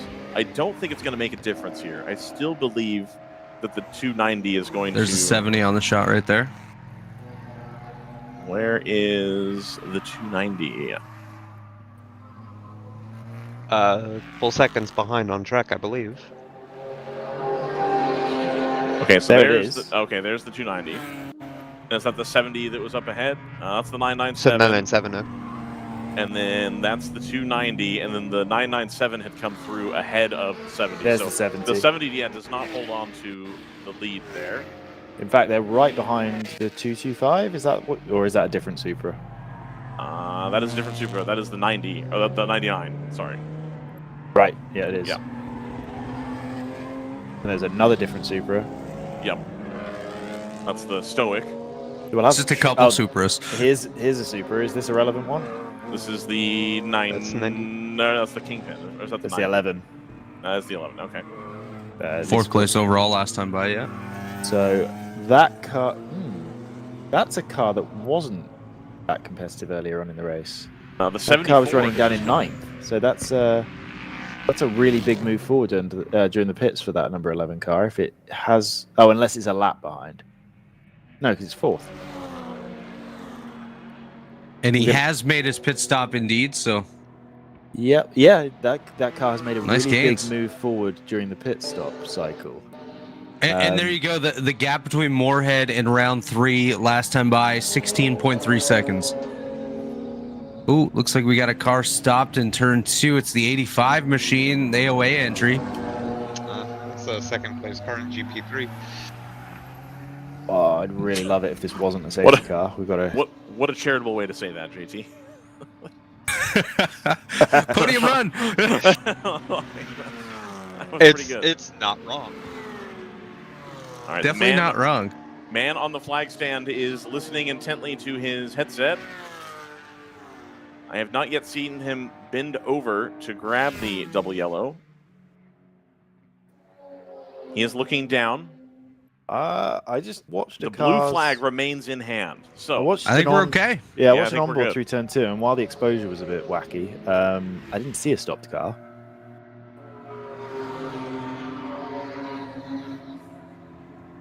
Because yeah, we've had a really solid green flag run to start this race, and the longer this can go, the more interesting it gets. Lux has up at back door, so maybe the gate up at turn 2. Are they trying to get in? Yeah, they're knocking. they don't have a hard card. No. Ooh, the 38 from Palomar finally pits. They had been battling Harrison for that first 70 minutes of that opening stint before Harrison finally had pit. For the most part, they were always within a second, so it's going to be interesting to see where exactly they come out. If they're going to be able to jump them by having a slightly longer opening stint by the tune of 8 minutes. So we're still due to see PC Racing and Zealous here, who have not yet pit.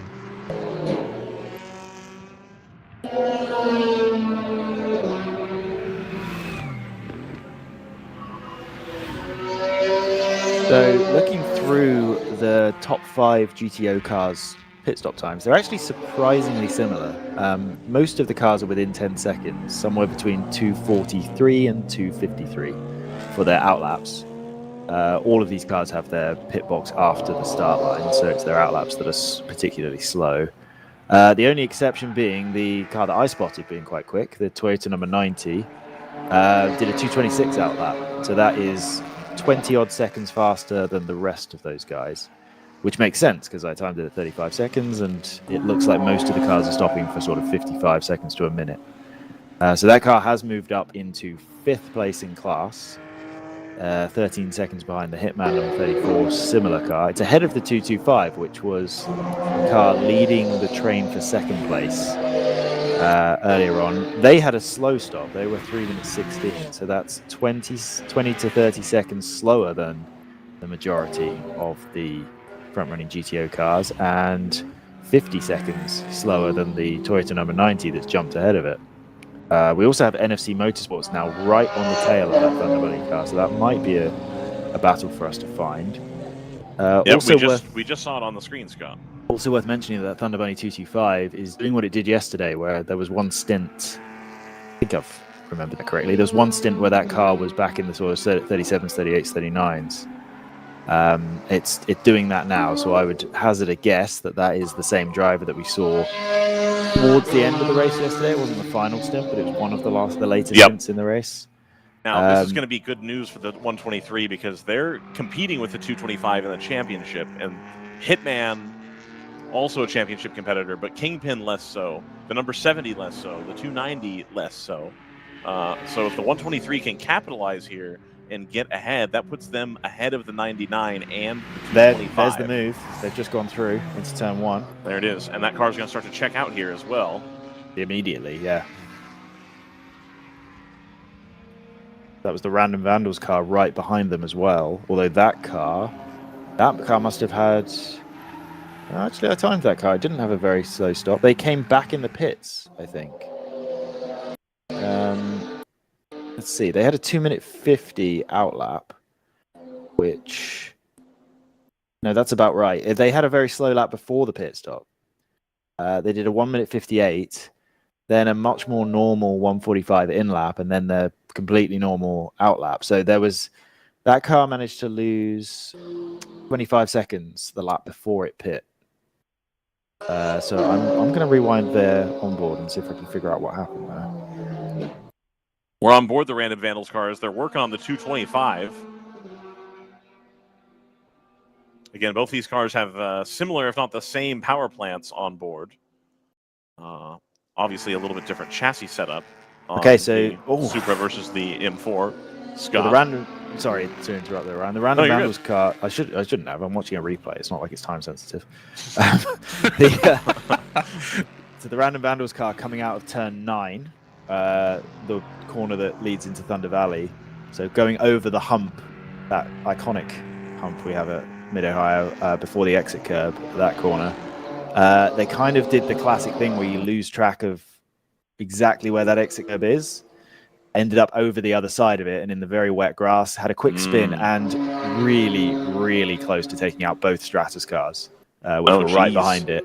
As it was broadside across the track, you could see one of them flash past very, very close to the front bumper. And then as it was 180 degrees facing the wrong way, the other one came through. All right, so this is important, Scott. I'm sorry. The 290 is about to pin the 225 a lap down here. Well, so they're just going to make this move. That doesn't pin them because it's the GTU leader. True, it's the wrong leader. You're right. Yeah. Oh, they're going to try it again. If the door's open, sure you try, and they made it work, but my goodness. So just to finish off that Random Vandals thing, they recovered. There was no contact with any of the car, no contact with the barrier, so they got away with it. Just lost that 25 seconds with the spin.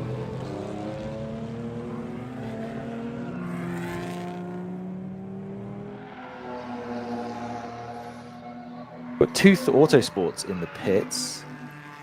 We've also got, I'm assuming these are first pit stops for GP1 cars. Yes. So they've actually, we've got GP1 cars. Well, they actually haven't really moved up, have they? Tooth Autosports, Audi, that is their first pit stop. So if the Tooth Autosports, Audi TCRs have anything, it's extreme fuel mileage. But unfortunately, their pace isn't strong enough to be able to take advantage of that. Slow Stop PC Racing has promoted Palomar in front. So once come across the line this time they should take the lead from Zealous Motorsports, who does pit last, going an hour and 22 minutes into the stint. And just a quick note on the battle for the overall, the GTO lead. It had consistently been that the round 3 racing car was ticking off about 2.5 seconds per lap, but the last two, it solidified the run at about the same times, and it's holding steady at 12.6 seconds separating first and second, and another 12.3 back to the third place Kingpin Racing number 11 entry. But we're probably Well, we don't know what their full stint length is because I think they might have stopped early, but we're probably about 10 or 15 minutes away from the 290 needing another stop. If they're still firmly in that If they're running the same as the first one, correct? Yeah. Yeah. Yeah, interestingly, their pit stop wasn't any faster than any of the cars behind them, indicating that they may have had to put as much fuel in as anyone else despite pitting 10 to 15 minutes earlier. That would surprise me, though, given that engine is massively detuned and the car doesn't weigh anything. Yeah, that is surprising to me as well. Yeah, you would have thought if they're pitting early, it's because they have a smaller tank, which fine, makes sense. Right. But yeah, that pit stop time doesn't indicate that would be the case. Which is why they only have about a 12-second lead, which obviously isn't. So while they appear to be the class of the field on pace, if they have to pit one extra time, that's not going to be enough, assuming full green flag running today, which is a wild assumption. I mean, they're the class of the field on pace, but it's not like they're half a second faster than everybody. No, yeah. At class best, of the they're 0.3 better than the other contenders right now. Yeah, they're demonstrating right now that after an hour and a half of racing, they are the fastest car, but not by much. They've only got a 13-second lead.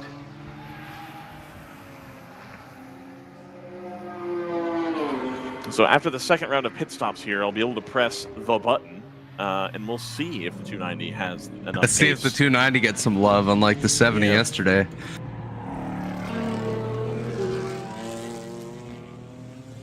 Looks like the Kingpin number 11 has a little bit more pace right now than the first and second place GTO cars, but that could just be traffic that they're dealing with out there on the racetrack. Speaking of, is the Hitman on 34 car. Actually, that's pretty consistent. This entire run they've been in the 35s and 36s, which we've seen that car in the 30s and 31s earlier on in the race. So that car looks like going to be in a phase of the race where it becomes a bit less competitive. We've got I'm watching the number 90s on board, and I believe, yeah, that's the Hitman car right in front of them. So good battle there between those two Supras. This 90 car, which was properly not front-running competitive in the first hour, is immediately, as soon as we get into the second stint, with it jumping forward with a really quick pit stop and potentially a different driver on board. Actually, no, they can't be because it was only... Well, it could be.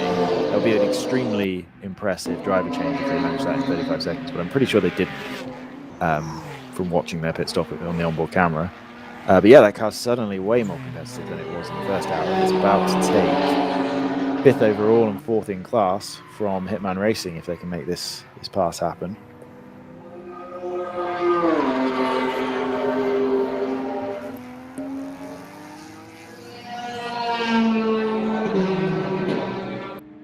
The 997 continues its steady climb up the timesheets, now in 7th position. Still right in there behind the 123. The 123 now up into 6th. Ooh. So watching the number 90s on board, they tried to go on the outside of Madness and hold that inside line into turn 7, I think is what it... No, turn 6. Whichever the one before the S's is. But the Hitman car closed the door very close to contact, and the 90 managed to bail out in the last minute.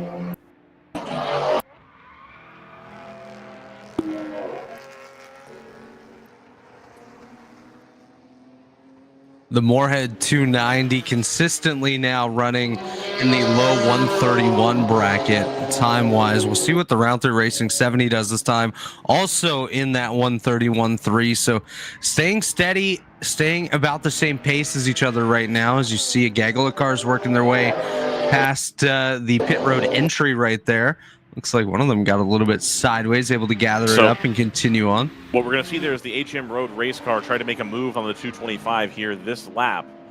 1/10 of the line, and they were starting to move out to take a look down the inside of turn 1, but we don't see that pass happen very often.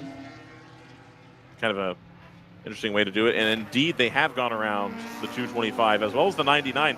The 225 way slow right now, letting a whole group of traffic by. They're going to have lost at least 2 positions before they get into turn number 2, because the 99 had also got around.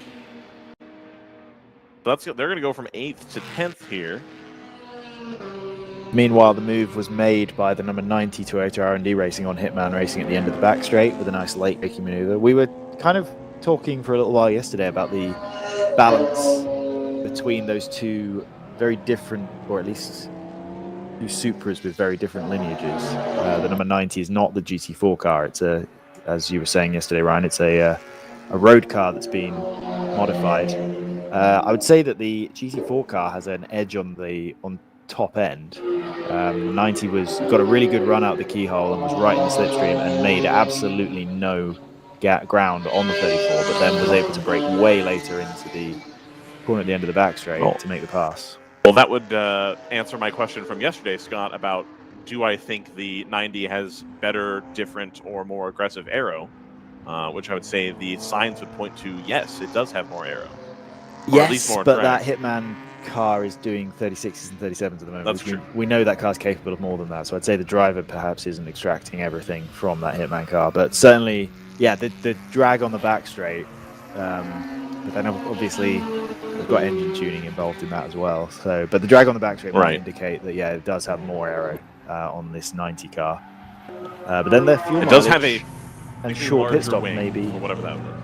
Yeah, I mean that is generally a good way of it's a good as good as any way of being able to judge a car's aero from the outside. Bigger is more, so that does make sense. But their fuel mileage and short pit stops perhaps indicates otherwise. But again, engine tuning is involved in that. Another pass on track came in the GP1 class. Harrison Motorsports managed to get around PC Racing for second. And has now pulled out a 3-second gap. Definitely a good move there, able to work their way up the leaderboard. And just a quick note, Ryan mentioned the Thunder Buddy 225 losing a couple spots on the racetrack. Now scored 10th in the GTO field, 11th overall. So dropping quite a bit down the leaderboard consistently in the 1 minute 38 second bracket in comparison to the 131s at the front. Like a center block. Unfortunately, yes. In a 2-foot creek. I guess so. Indeed. So the Stoic car now within 1.2 seconds, so they're liable to lose 11th here on this lap as well. And then that puts them at the end of the yeah, they're all down a lap, right? Yes. The 90 is the last car in the lead lap, we think, right? No, I was actually about to talk about that.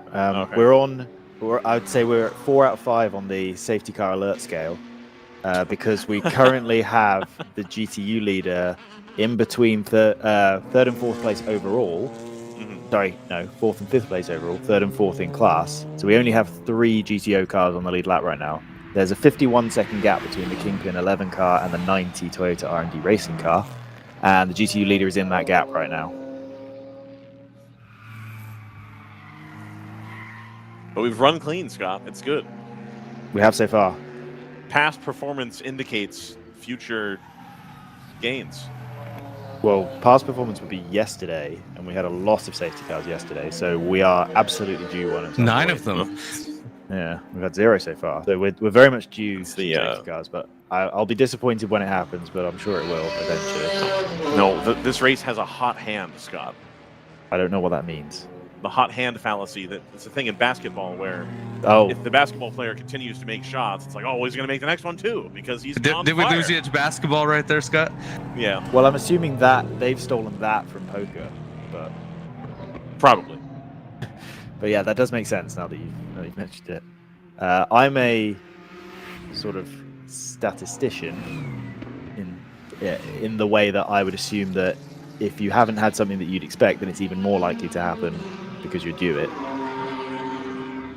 Like the whole thing where everyone says, oh, you just got really lucky, so you should buy a lottery ticket. No, opposite. No, you've used it. You are now due some bad luck. So I did have an interesting thought exercise with my wife the other day, and it was, how investigated do you think I would get if I lucked into winning the Powerball and the Mega Millions in the same week. Like, virtually impossible to ever occur, given that it's almost impossible to win the lottery. But, like, if you happen to win both at the same time, there's no chance you're getting paid. Statistically, it will happen eventually. But I don't know if the lottery will exist by the time you give that enough time to... Yeah, that's... Oh, like, that's... Exactly, yeah, no, you're absolutely You're right. definitely right on that. Yeah, it's more likely that we'll have sunk into a singularity before that happens, but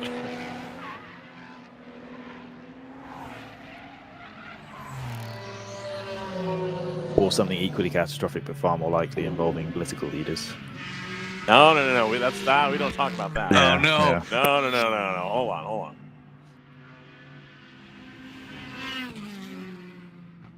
How about that eclipse tomorrow? Yeah, there you go. Trying to find a battle on the track, and there kind of aren't any. There is in GP1. Go ahead. Harrison just is continuously running quicker than Palomar and has closed that 13-second gap to now 1 second across the line this time by. Yeah, that position change should happen on this lap by the looks of things. Yeah. If they can get around. Both of those cars were running nose to tail during the opening stint. You can see coming in shot here, That's them Palomar here, isn't it? leading over Harrison. That is correct, yeah. And then PC Racing coming through now.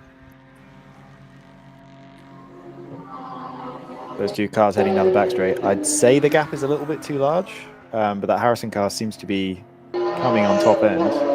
And this is the best overtaking opportunity on the track into the next corner. Didn't quite make it happen, but now the gap is less than a car length. I assume this is the Palomar car that didn't have contact with the 89X. That is correct. And I think they're both identical looking, right? Close. They're actually mirrored colors. So this one, the 38 here, has a blue nose and top, with the green lower and rear. The 83 is the other way around, with a green nose and top. Also with distinctive red mirrors. Distinctive. Does that mean it's in GTD or GTD Pro? It would be GTD Pro. That would be GTD Pro, yeah. Yeah.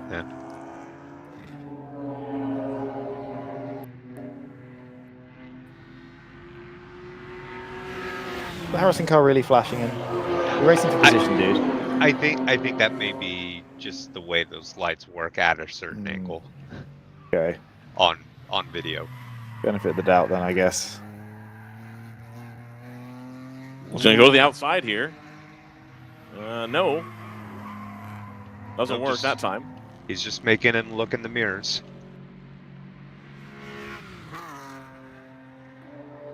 Because he's going to get a run here. The 70 is way off the pace and braking on the front stretch. We're going to go red here, folks. Uh-oh.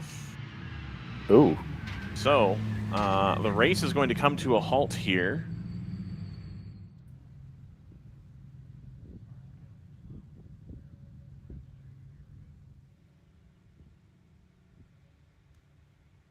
No sign from anything I can see why this might be happening. Oh, there's the 70. Beautiful shot of the 70. Jordan, going backwards now. Jordan has access to more cameras than me. I don't know if there's anything obvious. No reports yet from race control either. As soon as we have an answer, we will provide that to you. This is going to give me an opportunity to go reset one of the cameras that was not playing ball. Take a run, Ryan. I will return shortly.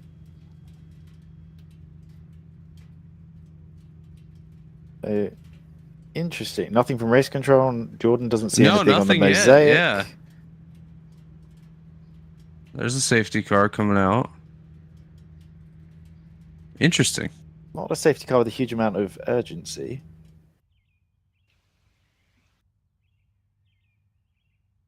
Yeah, the doors that open. might be just assume the assume the heat is built. Had time to build up inside these cars. So let it vent a little bit. Sarah Montgomery earlier was talking about being sat in her car for an hour yesterday, which just happened to be right at the end of a 4-hour stint. There's a safety car going down the other end of the track.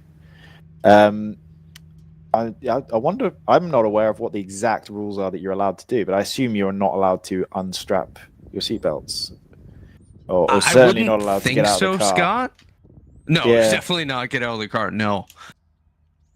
But I wouldn't think you would be able to undo your belts. You say, It'd be more comfortable. You say that in that tone of voice with not. Of course, you wouldn't be allowed to get out of your car, but if you've been in a car for 4 hours and you're then sat there for another hour, you'd love to get out. All the race cars are stopped with their engines off.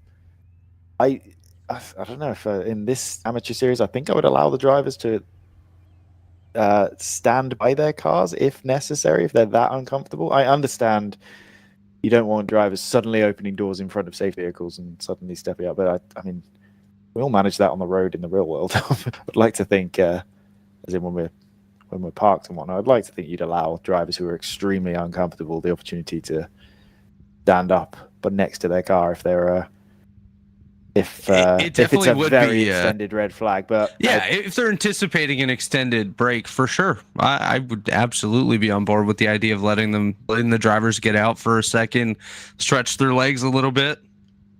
Certainly, if you're allowed to, if you're allowed to open your door, then you're already somewhat obstructing any safety vehicles. So, but correct, yes.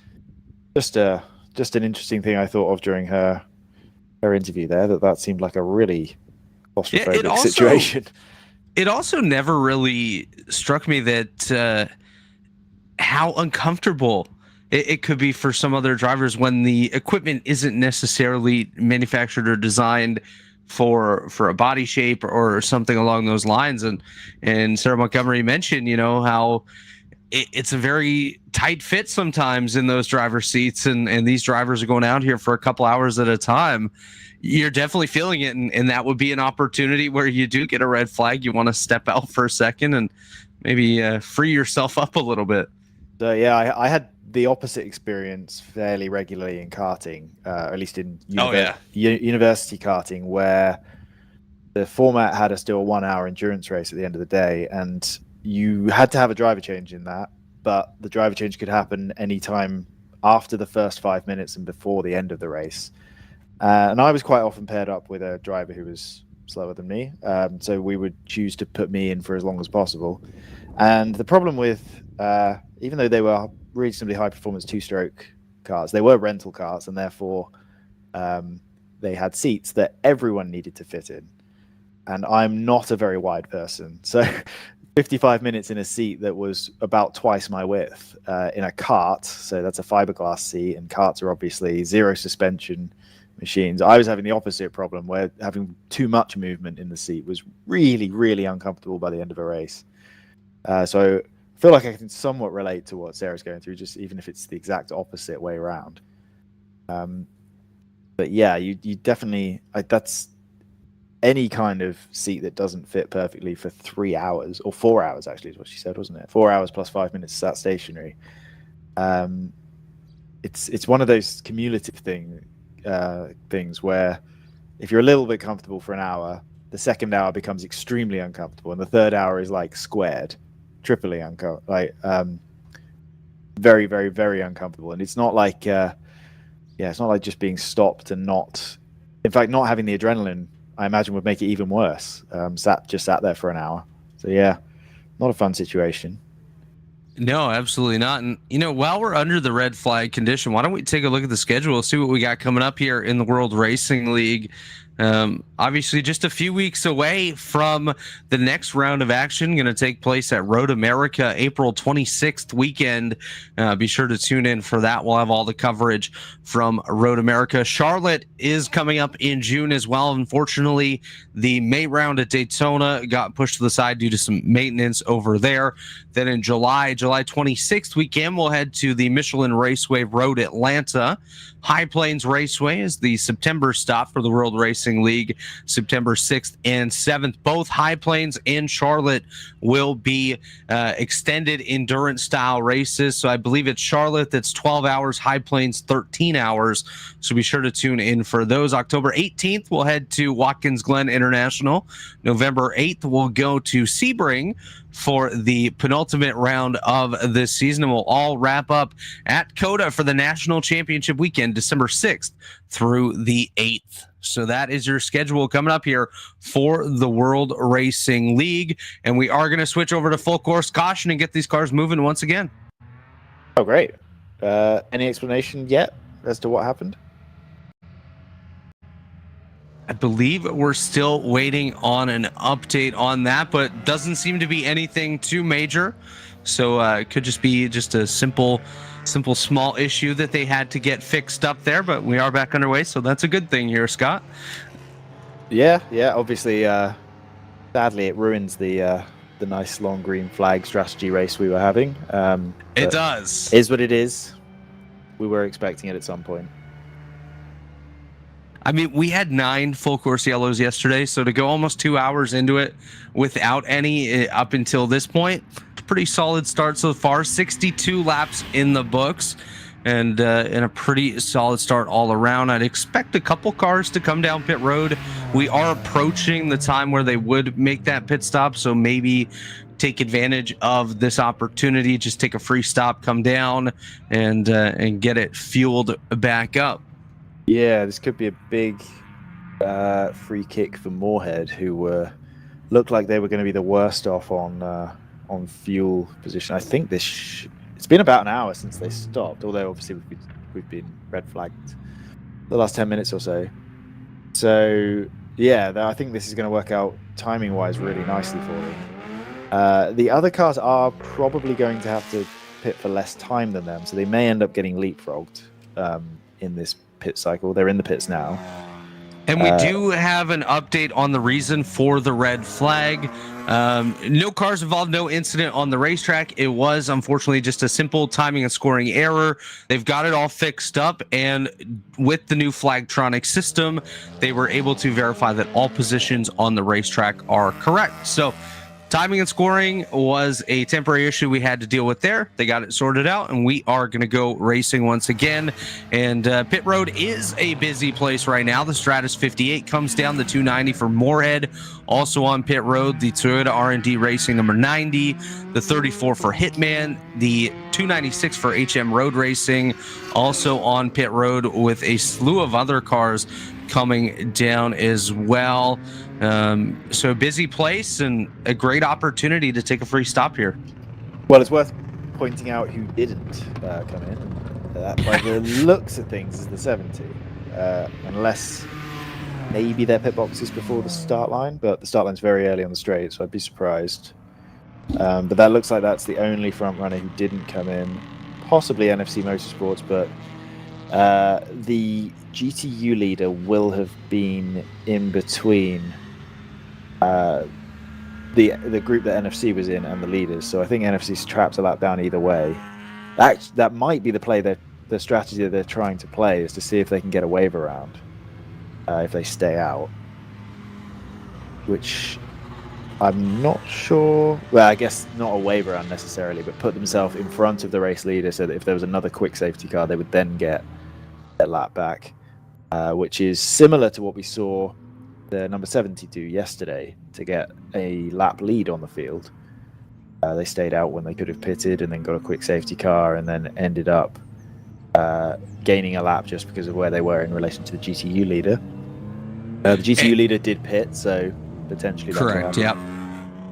But and these 70, teams, Scott, these teams definitely all took note of what the 70 did yesterday. So you're definitely right on that.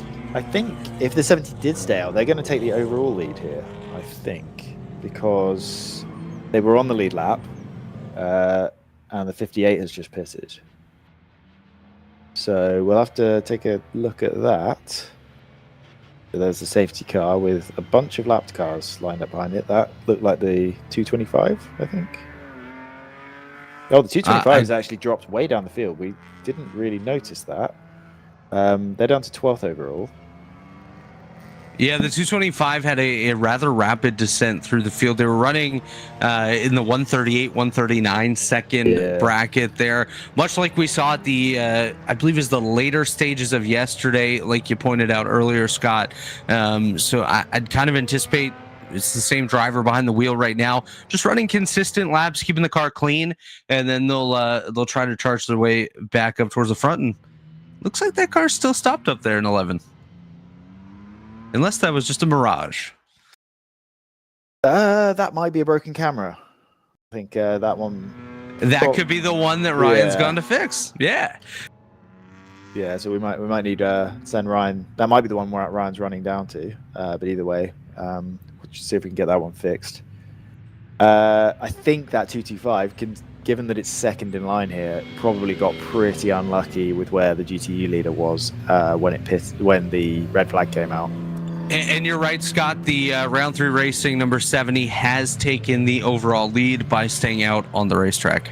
And there's the NFC car going through turn 1. So the NFC car is the Mercedes there is 2 cars ahead of the overall leader now. So wow. We haven't seen a lot of safety cars today, but if we were to get a second quick one, that NFC car would gain a lap, which would move it onto the lead lap. So it's on the tail end of the lead lap right now. So that's significant. That car hasn't really had the pace to indicate that it would be able to, we'd get the green flag and it would be able to just stay ahead of the 70 for an extended period of time. It's been about a second a lap off the pace today. And obviously that race leader that was coming through shot now will only be a second or 2 behind it on the restart. So it's going to need a really quick caution to take advantage of this, but it's a solid strategy move.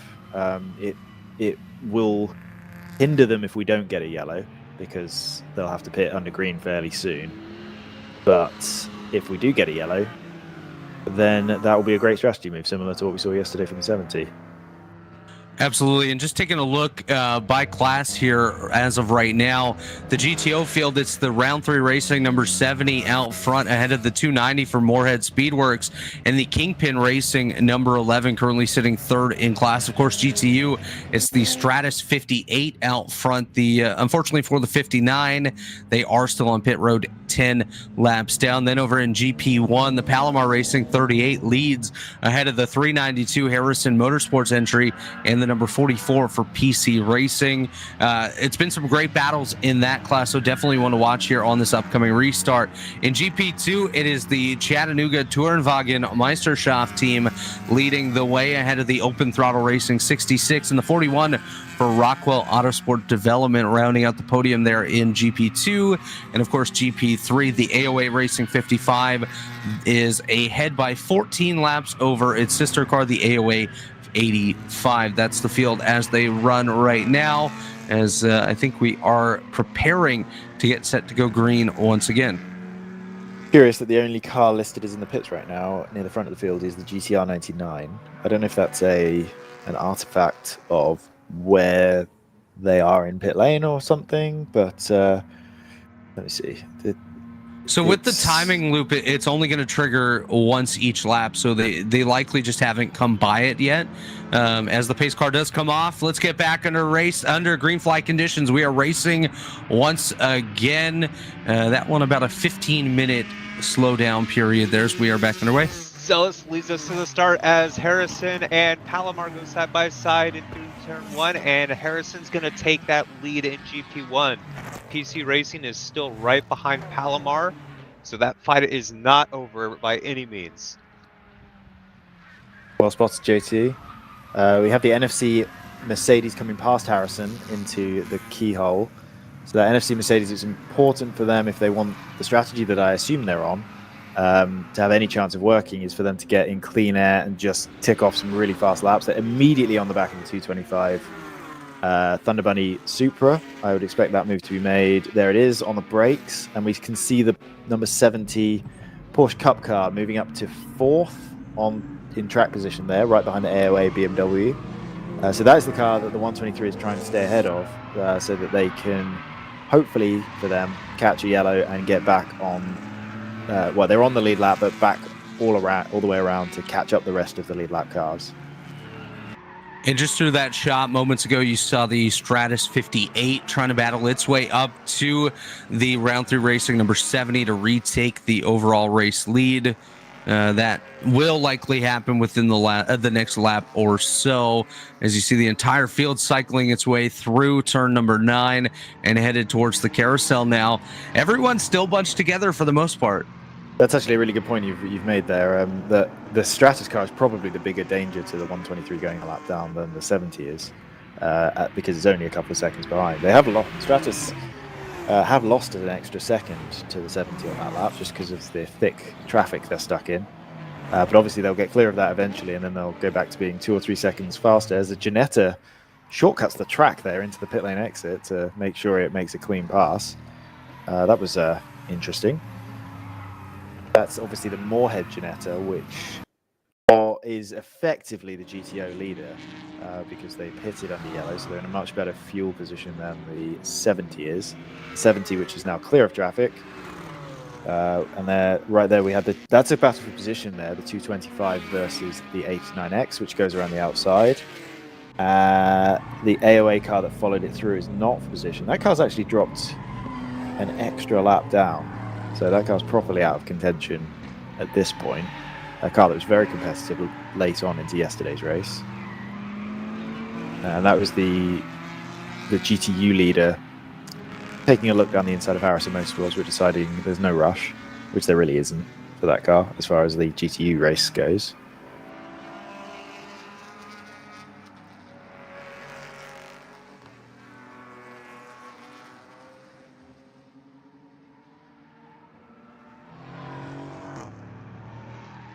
No, you're definitely right on that, Scott. No real rush for the Stratus 58 machine to cycle through the field. He's going to get through no matter what. Eventually, that traffic will thin out a little bit.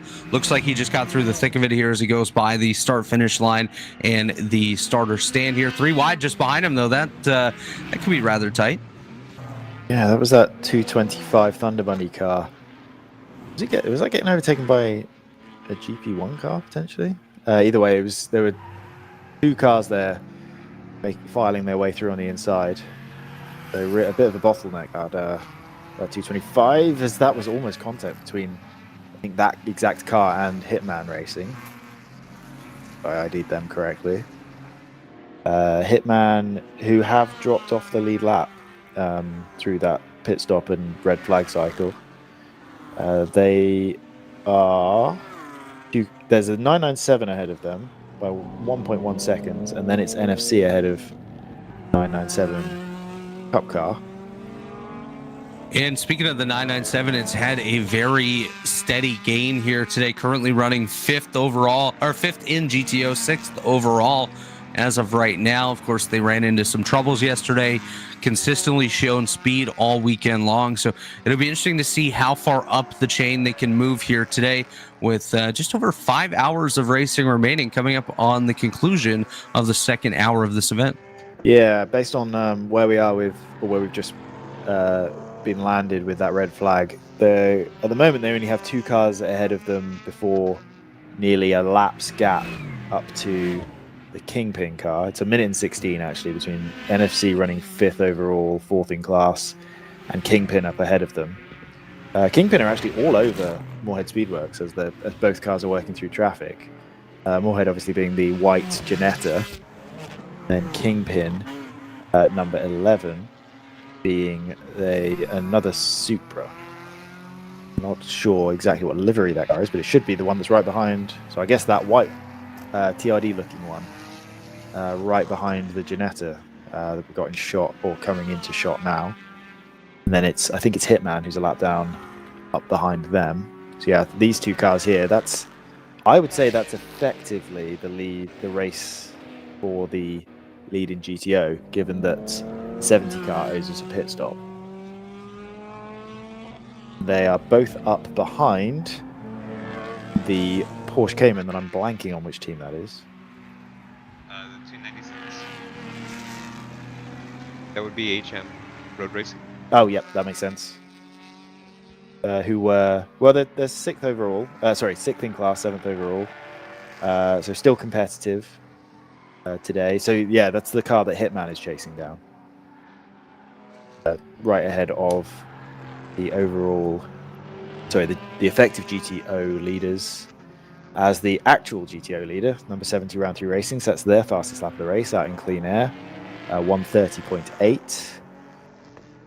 That was a second faster than NFC. So here we go. Here we've got the NFC car with the 70 coming up behind. So this is NFC trying to stay on the lead lap for as long as possible, hoping for a safety car to give them a free kick and a minute and a half gain. It's really important for them. I suspect we'll see them maybe not defend too aggressively, but I don't think they're just going to let the 70 go through, because it's really important for their race here that they stay ahead.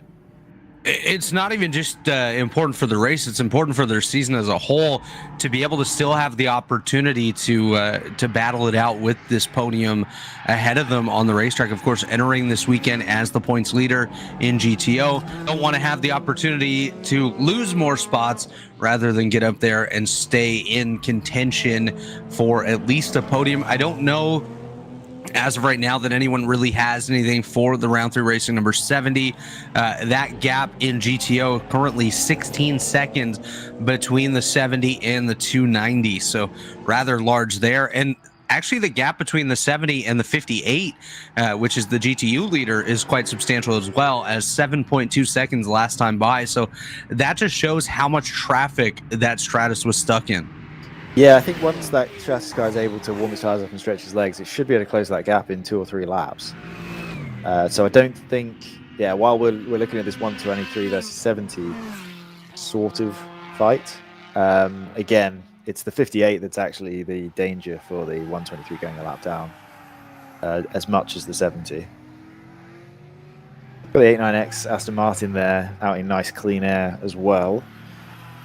We mentioned that car had some contact with Palomar on the way into the pits, one of the Palomar cars, I think the less competitive of them, and had an extended pit stop. Because of that, that car's running 2 laps down at this point. Just over 2 laps down. It's the next car behind the overall race leader at the moment. So it looks like they also got somewhat unlucky under the red flag. They did hit, actually, under the red flag, so I don't know how they actually ended up so far up the train. That's good. That might be good safety car management from them. That might also be they pitted and got trapped an extra lap down than they needed to, which is something we see somewhat regularly in WRL racing. So yeah, that's this car that we're on board with now. Very competitive, fast car, but unfortunately, yeah, that one bit of contact has really set them back. So unless they can go up, they can drive up the field now and pass the 70. They may not need to, actually. I don't know when is the 70 going to be due a pit stop. They last pitted on lap 47, so it should be a good 25 to 30 laps from now. So it's not going to be anytime super soon. No, definitely still quite a ways away for the number 70 machine from having to come down pit road, but it's going to be interesting to see how the strategy plays out amongst the field. Obviously, you mentioned the 89 getting stuck a lap or more down at this point after that contact earlier on. The 70 yesterday was able to take advantage and gain a couple laps back. Not so sure that luck's going to play on the side of anyone else with that sort of strategy here today, but we'll see as we watch the number 70 machine working its way around the racetrack here. Yeah, we got a shot across the start-finish line of the race further back between the effective GTO leaders, Moorhead and Kingpin, and that gap has stretched out a little bit. This is what we've got here. So this is the Ginetta, and it's the Supra, the white Supra there behind the Cup car. They're second and third in GTO. They're the top 2 cars I've visited twice.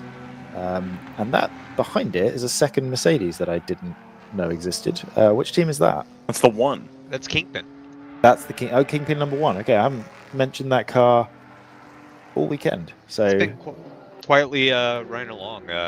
Unfortunately, they got a bit of notoriety yesterday, running out of fuel out on track. But much better run today. yeah, running 13th overall, so therefore 12th in class. They are 3 laps off the lead at the moment. Fastest lap time of the day has been 32.2, which is perfectly competitive. So yeah, solid run for them, if unspectacular right now. And they're sticking, I've noticed they've been stuck right with that other Kingpin car, the 11, for this whole run so far, the first 5 or so laps of it anyway. Maybe just help with pacing. Could be, yeah. I noticed there also the 89X going very wide at the carousel to allow the 58 Stratus car through. So that now puts them in a position where they really are trapped 2 laps down, even when the 70 has to pit, which still isn't going to be anytime soon. But that was kind of the one hope they had of jumping back up a lap, leapfrogging a little bit of the field. That is now somewhat out the window, at least for the time being. That was the Moorhead Ginetta passing the HM Road Racing Porsche Cayman to put them a lap behind. NFC really pushing on to try and keep the 70 behind them. Here we see them on the screen. They just set their fastest lap of the race at a 1:31.4. So doing what they need to do to stay ahead of this car for now, trying to make their strategy work. I imagine NFC don't have to pit for another... Yeah, they're on basically the same strategy as the 70, so they should have another 25 laps or so before they need to be in the pits. So if they can just sit out there. Just looking at the Stratus 58, was a second, 1.2 seconds faster on that lap. So they're not going to have... While they don't have to pit for another 25 laps or so, they've got only 2 or 3 laps, I think, before the gap's 4 seconds. So I guess they've got about 5 laps until the Stratus car, which is just coming to shot now, catches them and puts them a lap down. So got to keep pressing on as hard as possible, get as many laps as possible out in that position, and try to let the safety car thing happen.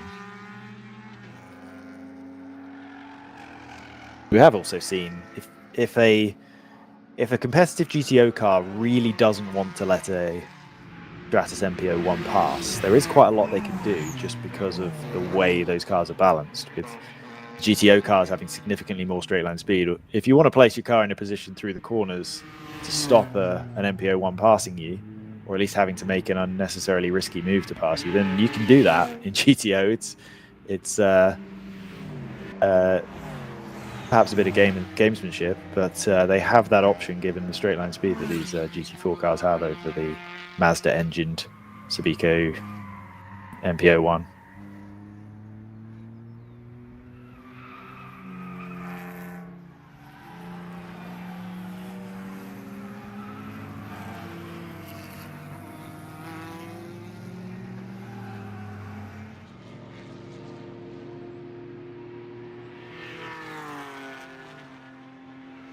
A little help, I believe PC Racing managed to get back around Palomar for second in GP1. Last time by, gap was still relatively close at 7/10.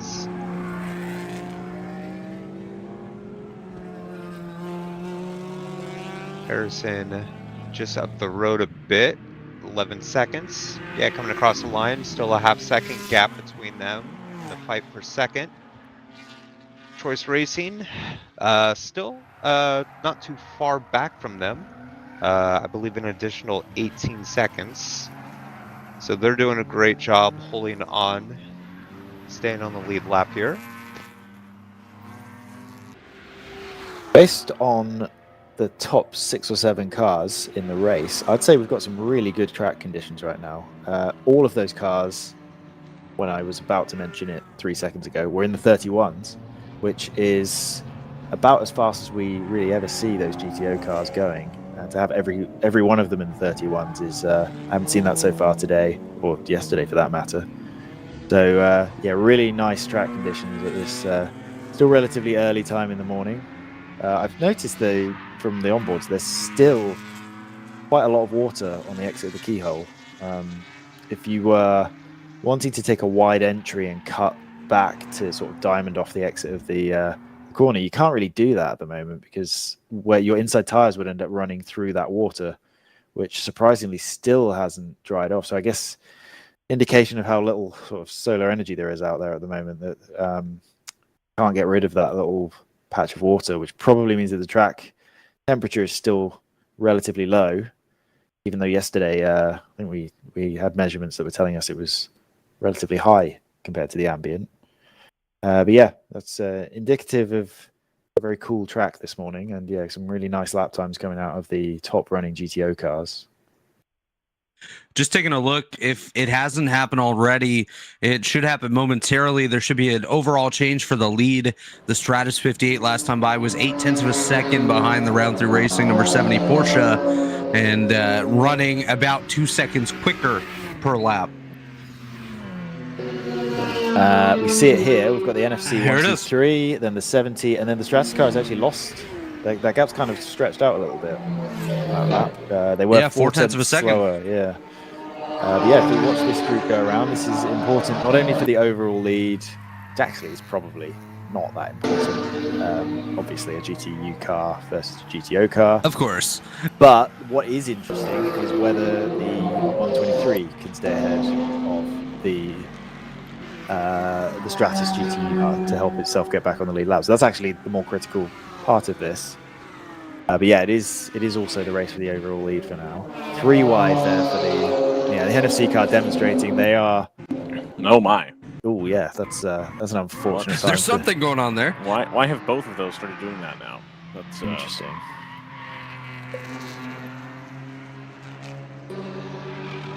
The Slicing NFC and car, dicing right there. Yeah, NFC car demonstrating it is in a rush. It doesn't want to let this lappery happen. Going 3 wide down the end of the back straight and getting a little bit of a gap on this overall race lead battle, which is right together now.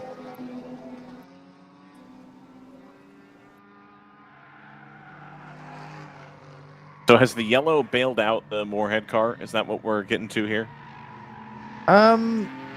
Because now the 70 will stop. It should have in theory, but we haven't really. The 70 still. It was only about halfway through its fuel run, so I think it's a valid strategy to get out in clean air. The gap is out to. It's the wrong time of the lap to be talking about this. We need the Moorhead car to come across the line. 15 seconds. So bailed out might be a strong way of putting it, but it definitely was an advantage for Moorhead because they were about to pit anyway. But I don't think it's going to be enough. If they really do have to pit every sort of 55 minutes, it's still going to be an extra pit stop at this point if we manage to go green. But the decent chunk of time here. 70's again managed to. I guess that's just an indicative of how much faster the GTO car is on the straight. Whenever we see this shot, it looks like the MP01's lost a bunch of time. Oof, that was not amazing. Well, 2 drivers that just weren't on the same page there with that red BMW and the number 70. I may have missed it, but did we talk about the 59's penalty? Penalty? No. The car was penalty. In the pits with the engine cover off for a while. Oh my gosh! Yeah. 50 laps. What? I've never seen anything like that. So you can work on your car. There's a rule for that. Like basically, that's what you get for violating the Parc Fermé. So it's basically disqualifying you, but you're allowed to go out again. Right, exactly, and you can run the race. And it's like, hey guys, you're here for a test session now. Have fun. Right. Yeah. Right. So I'll give them credit. They reported it themselves. Yeah, I think they tend to do that because it's usually teams that are like, yeah, we've got serious problems with our car. We really don't want to start working on it under the red flag because otherwise we're never going to get back out on track. But we're totally uncompetitive right now. We just want to be totally transparent that we're going to work on our car. We don't care what you do with us as long as you let us back out. I don't know if there's an element of if you don't report it yourself and you try to get away with it, whether WRL will tell you to park it. It'll be 52 laps. Yeah. I mean, technically, they're not out of the race yet. There's still enough time. Well, there's also a vagary with if you're disqualified, then you can't use that round as a drop for points. Okay. Oh. True. You make a good point there, JT, actually, because particularly in GTU where there are so few cars and they do all tend to blow up. We saw it yesterday. 50 laps isn't actually that much. Like, if you wanted to stop them being able to win the race, you'd need to give them more like 200 laps or something. But yeah, even if we go another 3 or 4 hours and then the 58 that's currently leading GTU broke down, the 59 could still win the race. Based on So that gap, by the way, is currently 71 laps. yes, because they'd obviously already been in the pits. Is the car even out on the track? It is. It is is. on the Okay, so they've racetrack. got it back out. Yeah, it's I 71 believe laps it is came not out. that much time in the context of 7 hours. I think personally, I'd have made that penalty 100 laps just so it's a nice round number, and it would definitely take someone out of contention. But that's The it's I still don't think it's the funny. goal either was way. necessarily to DQ somebody. I think it No. was. It kind of is. I don't You know. shouldn't be like this is a very significant rule. You shouldn't be able to be competitive in this race after having done that. But True, please and feel free to use it as a test day. To be clear, it doesn't make them competitive unless the other cars in their class have a catastrophic failure. Which does happen a lot. It is true. That is competitive. But to be honest. the rule wasn't necessarily written for Yeah, GTU. It was written for all the classes. So, like for example, if you were in like GP1 or GTO, for example, it Ooh. would most likely kill the race. There's a spin in the carousel. It may have cleared itself already. Rather delayed number 90 on board, but it has. So it was the bright green BMW that JT might be able to help me ID. the open throttle 66. Right, so that car had spun and was 90 degrees to the track. The number 90 car had to take a very tight line. Well, had to adjust its line and go very tight to get down the inside of it. Oh, we do have a camera with them. Oh wow. So that's not the 66. That's the TC Klein BMW directly Okay. ahead. Um, Very easy to mix up because it's like the exact same shade of green well, it may on have a been very that, similar looking BMW. it may have been that car then. I didn't get a long enough look at it to be able to differentiate. The number 90, by the way, has just made the pass on. I'm just checking timing to make sure that is actually a pass for position. Yes, it is. Just past the Hitman car going down the back straight. So that is to take 7th overall on the 6th pass. And that would have been a miserable lap for the 66 as well, because just moments prior to that, actually one corner prior, they had side-to-side contact with the 74 AOA entry. So potentially just some residual effect of that. Have we got both of those cars on shot here? No, that's the 64 up ahead, I believe. Okay. The 66, I believe, is their E46 that has a white trunk.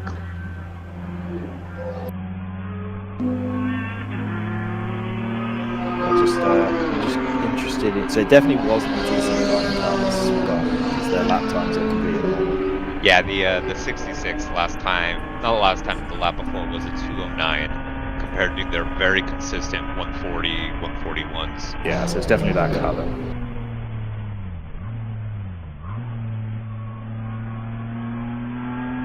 And we actually just got, while we're on board with this camera, on this onboard camera, we just got overtaken by the battle I was talking about. We can see the number 90 car up the road ahead of the Subico Stratus car, and then Hitman is 2 cars ahead of us here. So that's the battle for 6th in GTO, which is not really a battle at this point. 90's made the pass and has gapped the Hitman car.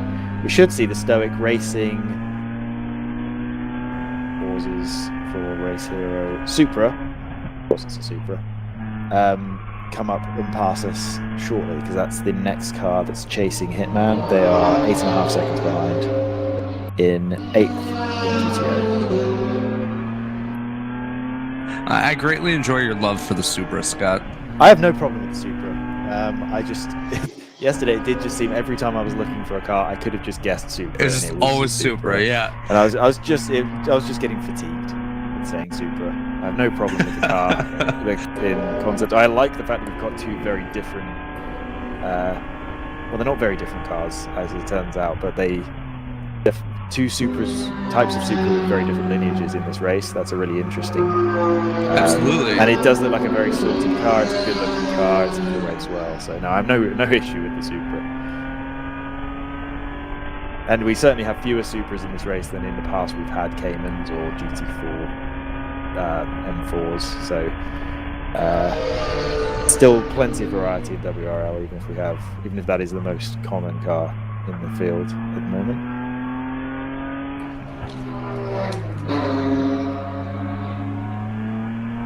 Oh, off for the 89X coming out of the last corner. Just decided the track wasn't wide enough on the exit. Just needed a little bit more room. Maybe he wanted to do a little bit of mowing, but totally fine. That's the third time we've seen that car in trouble today. It had a spin out of turn 1. It had contact with the Palomar, one of the Palomar BMWs, and now it's had a run through the grass. That's just the times I've caught it out of the corner of my eye. It's unusual. So I don't know if there've been any more issues. Yeah, that car's having a bit of an adventure today.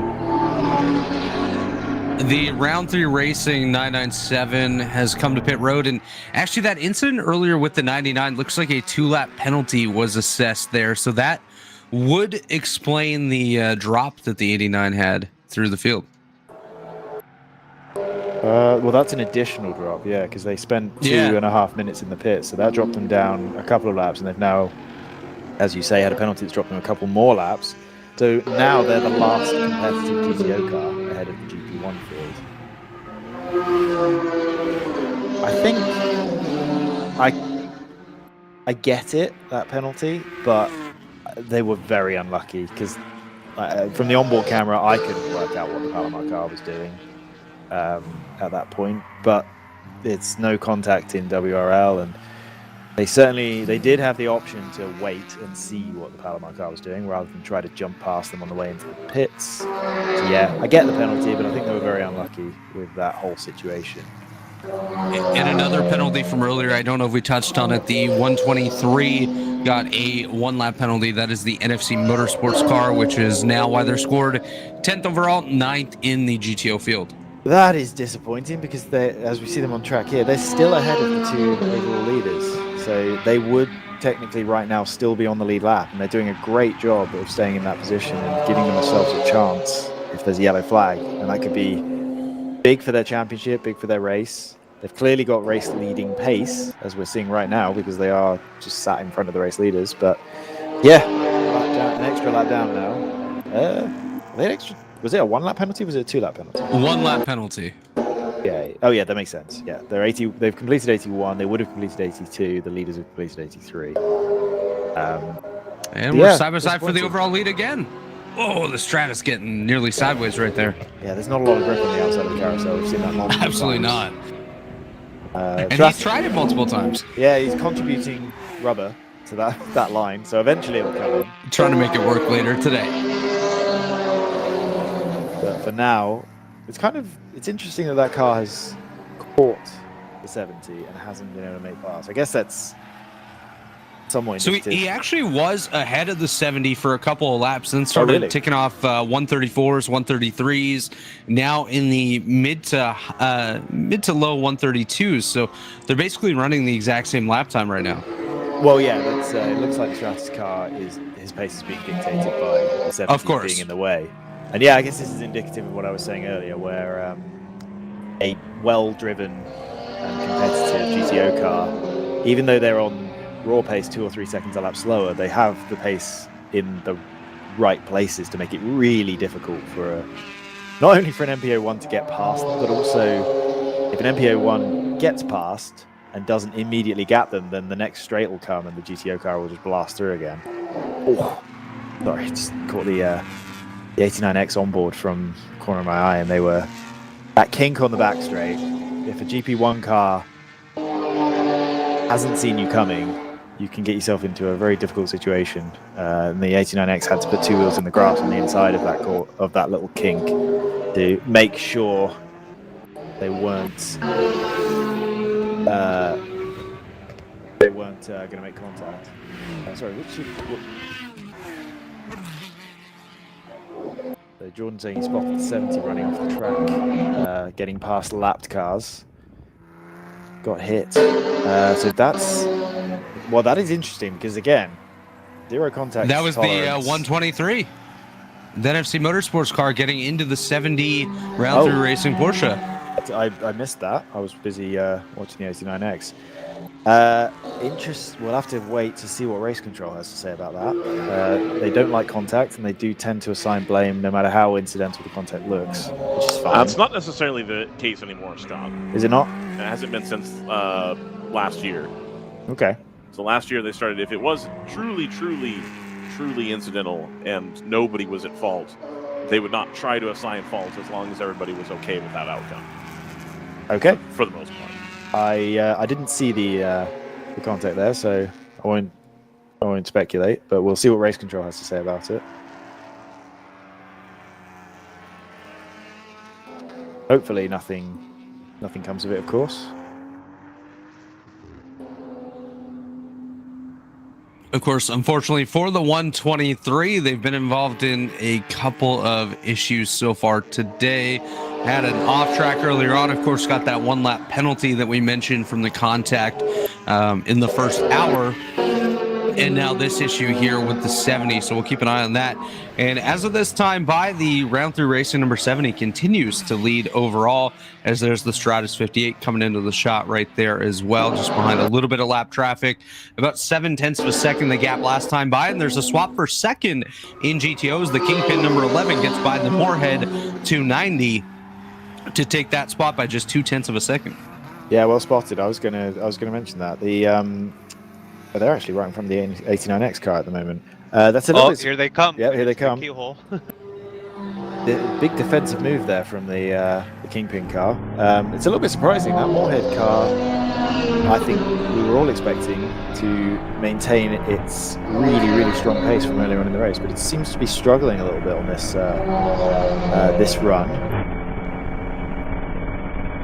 Not necessarily a big issue. It's well in contention still, running decent lap times, but we know that car needs to stretch its legs because it appears to have a disadvantage in fuel mileage. Is that 89X? Yeah, its grille at the front is absolutely full of grass, which I guess will be from the lawn mowing incident I saw 4 or 5 laps ago. Hopefully that's not going to be a big deal for cooling. Yeah, it's full of grass, isn't it? We see that in sprint racing series where the cars are designed to be much more on the edge.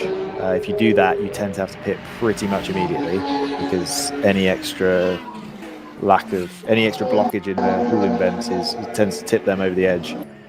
I imagine these GT4 cars are nowhere near that bleeding edge of performance, so they might get away with that. They certainly don't seem to be doing. So they haven't pitted in the 5 or 6 laps since that incident happened, but we'll have to keep an eye on them. Oh, is this side by side? It's really difficult to tell from this camera angle. Oh, that's the Kingpin car really not wanting to brake early because the Ginetta was giving every indication he was going to absolutely send it down the inside into the keyhole, but that meant that he was all over one of the green cars. I'm going to guess that's the TC Flying car. Difficult to tell. There's identical lime green BMWs. That is a gaggle of cars right there. It is. They appear to be working their way through cleanly enough. A little bit of a gap now between Kingpin 11 and the Moorhead Speedworks car. These are the top 2 GTO cars who've pitted twice. So you could argue they're the effective leaders. They are 12 seconds off the actual lead. I think it's going to be quite tight when all that plays out. And that 12-second gap has been really consistent since the green flag, I think, since we kind of cleansed through the early traffic. It's been between sort of 12 and 15 seconds the entire time. Come across the line this time, and Kingpin is 13 seconds off the... Actually, that's off the Stratus 58 now, which has taken the lead. Don't know if we noticed that, but the overall lead has changed. 58 leads 70, so that's GTU leading GTO now. as we would expect. The 123 is still ahead, but unfortunately that's nowhere near as relevant as it was 10 minutes or so ago, because they're 2 laps down rather than, or 1.9 laps down rather than 0.9 laps down. Still, they're still going to want to stay ahead of the Stratus car if they possibly can, because they can still gain a lap back if a safety car is timed well for them. I think it's definitely going to be tough to stay ahead of the Stratus, but we'll see what they can do in that 123 camp to stay ahead and keep that gap. So if something does happen, they're not stuck an additional lap down. But the battle continues for second in the GTO field. Kingpin ahead of Moorhead last time by 1.2 seconds. You see them coming through the frame now. That was the Kingpin car making the pass on a little bit of the slower lap traffic. Yeah, I assume that'll be the shift up now, Audi. There's only one R8 out there. Fastest personal lap for NFC Motorsports, a 31.8. Yeah, you say it's going to be a challenge for them to stay ahead of the 58, but I would argue the 58 looks like it's in a mode where it's really not taking any risks. So it might not be that difficult for them. I don't know if the 58 is going to have a huge amount of motivation to push the issue. Is that Ginetta making a pass into turn 1 again, taking an extremely inside line, kicking up quite a lot of dust off the inside of the track there.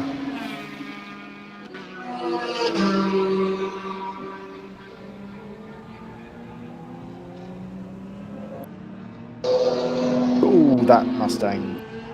If he saw the Stratus car, he didn't leave him a lot of space. But they've all made it through. They have been able to make through. There comes the number 70 round through racing Porsche, able to get by the Mustang, as the NFC car looked like he had a bit of trouble getting by that Mustang as well. Saw the flashing lights and letting him know that he was coming through, and luckily he was able to get through and try to keep that gap on the Stratus 58 out front. Coming up on, well, we are 2.5 hours in, so 4.5 hours remaining. It's the Stratus 58 out front of the round through racing Porsche and the Kingpin racing number 11 Supra. That's your top 3 overall. Another interesting thing related to NFC Motorsports is that they are closing in rapidly on the 2 cars ahead of them for position overall. So yeah, we've obviously been tracking them because they've been sitting in front of the overall leaders for the last, well, however long we've had since the red flag. Obviously that means they're doing race leader pace, which obviously means they're highly competitive and they're catching cars that have had fewer issues than them. So 5 seconds up the road from NFC is the Stoic 87 Toyota Supra, and then 2 seconds up the road from them is the Hitman Racing number 34 Supra, and then 14.8 seconds up the road from them is the Toyota R&D Racing Supra. I only mentioned that one because pointing out there's another 3 Supras in a row. But yeah, NFC's about to catch all 3 of those cars. They're significantly faster. On the last lap, it was 3 seconds quicker than Stoic and 4 seconds quicker than Hitman. So that'll be some position changes coming up pretty soon.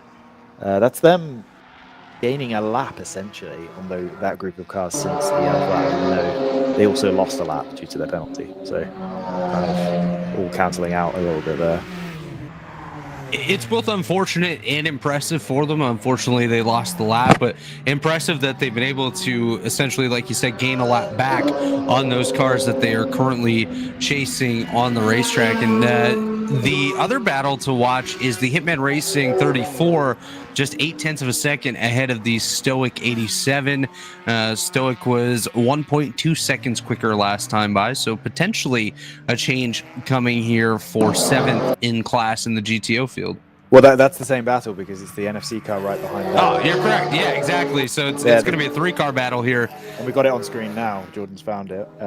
We've got the sort of bright blue Supra, the Hitman car, followed by the Stoic car, which that's the Brumos looking one, isn't it? And then the 123 Mercedes with the big wing coming up behind them, and then we have the overall leader, the 58. So that's a bit kind of important as well, that this group, certainly the Hitman and Stoic group, are about to go an extra lap down to the overall leader as the overall leader tries to put the NFC car. Yeah, I see, that's what I mean. I've been reading body language from that NFC car, and I kind of figured that they were not going to allow the... Not easily, that's for sure. Yeah, the MPO one to go. They're going to make it difficult for them, if nothing else, which is the MPO one. Yeah, it shows its pace through the corners through turn 8. Sorry, I've got the wrong track. I probably should change this thing. Going on to Thunder Valley. Unfortunately, we've still lost that camera through the next kink, which is a shame. But here's the carousel, and it's made the pass as the NFC car decides immediately. I wonder if that was their orders. As soon as you go a lap down, come in the pits, or whether it just happens to be the lap that they needed to come in the pits. Because that was they last pit on lap 45, and now are running on lap number 90. So it would kind of align with a 45 lap run for them. Mathematically, that makes sense, but obviously that 45 laps included the pace laps. The pacing, correct. And we had the red flag and the yellow since then. So I would have expected them to be able to go another 5 or 6 laps, personally. But either way, they're in the pits now, and they obviously need at least most of a full tank. That actually... Oh, no, that's... Okay, that's a timing glitch. Race Hero says that was their personal best lap on the in-lap, but it wasn't because it was 41, which is very slow for a regular lap. So there's something odd going on there. If that's your personal best, might need some adjustments. Yeah, it isn't because the personal best is 31, 41. This is... Okay, so the 58 has quickly made its way past the stoic Brumos-coloured car. Yeah, it's a bit of a shame the NFC car pitted there because I was looking forward to seeing them work their way through these two Supras. Yeah, it would have been a great battle. Now we see the 58 putting another lap on the Hitman car.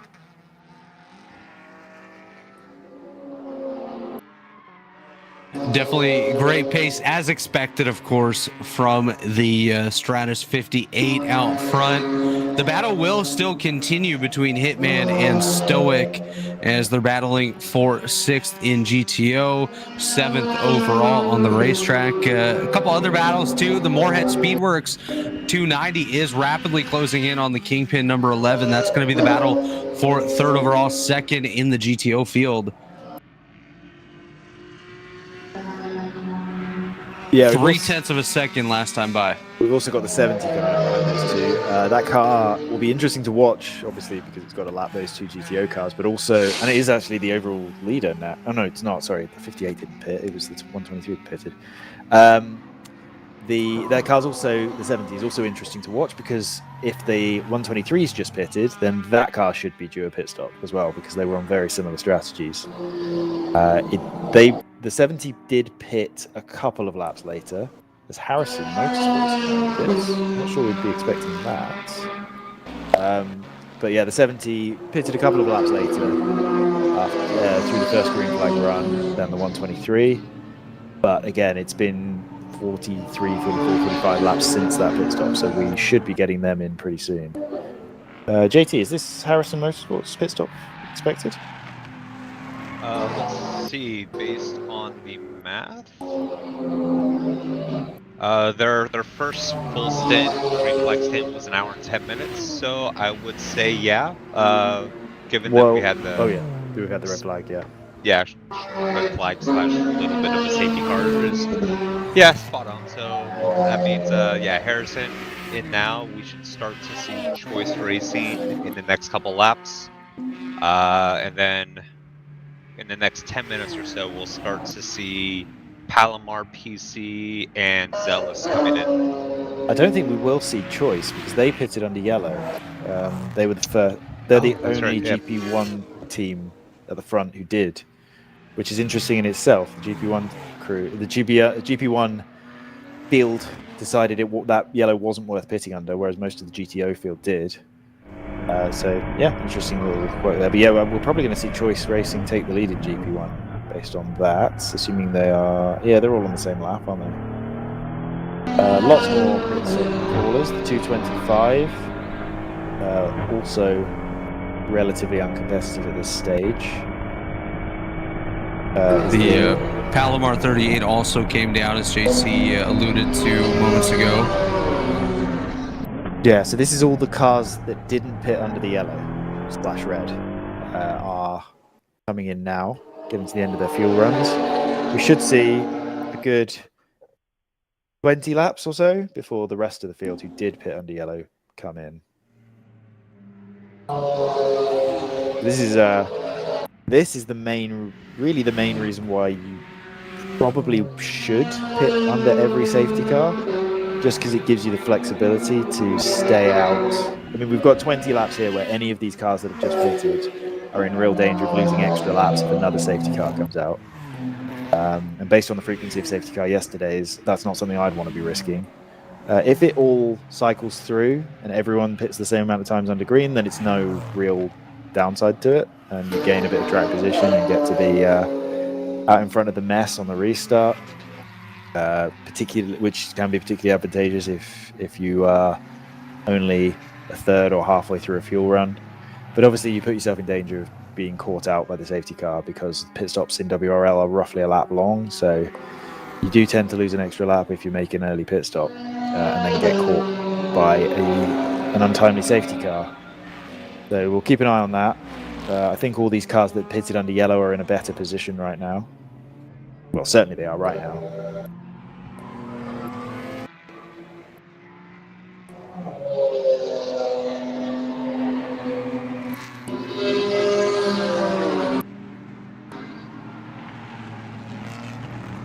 Still watching the battle for second in the GTO field. The Kingpin, number 11, holding that spot ahead of the 290 from Moorhead Speedworks. They're coming through a camera shot now.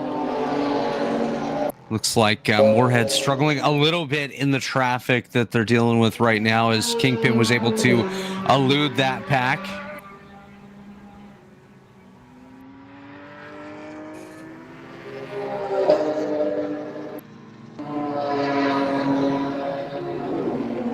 Interesting that Stoic bought the Hitman car, but since we kind of spotted it, they've dropped away again.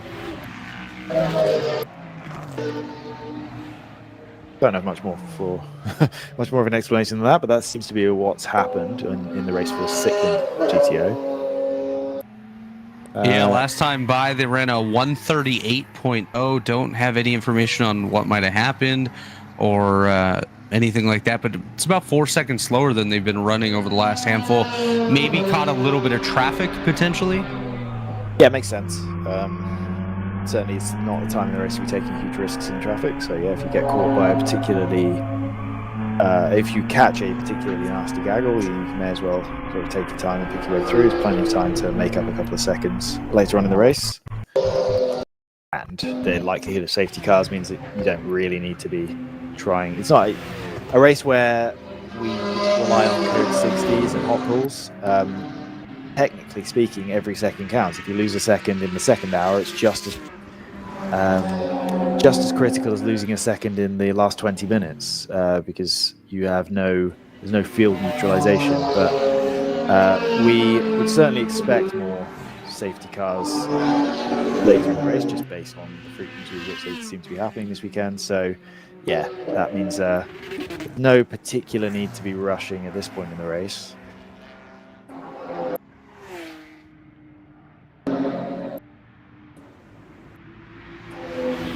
Moorhead Speedworks is closed right up behind Kingpin again. This is them. Jordan once again has already found the fight on the track. They're within a second. That's for second place in GTO, third place overall. And the top two cars who have pitted twice, which reminds me that we're still waiting for number 70 to make their second stop. They pitted on lap 47 and they're now on lap 97. So it's been 50 laps since their last stop. A couple of them under safety car. But yeah, we should be expecting them imminently. Yeah, definitely approaching the time where we do expect the Round 3 Racing Porsche to work its way to pit road. Not sure if they've had a driver change as of yet. We are coming up on 3 hours into the day. So if they haven't, I would expect it on this stop, but we will see as the battle has continued here. It's actually separated a little bit. Looks like the Moorhead 290 was trapped just behind a little bit of traffic. Probably going to stretch out to about a second and a half, I would say, between the Kingpin 11 and the 290 of Moorhead, but we'll see when they come to the line this time. And pit stop for the number 70 Round 3 Racing Porsche is about to get underway. There we go. So, going to be interesting to see if we can time that. The first pit stop, though, was, I believe, very much in line with everyone else's. Yeah, their outlap was 250, which pretty much is in line with what everyone else was doing.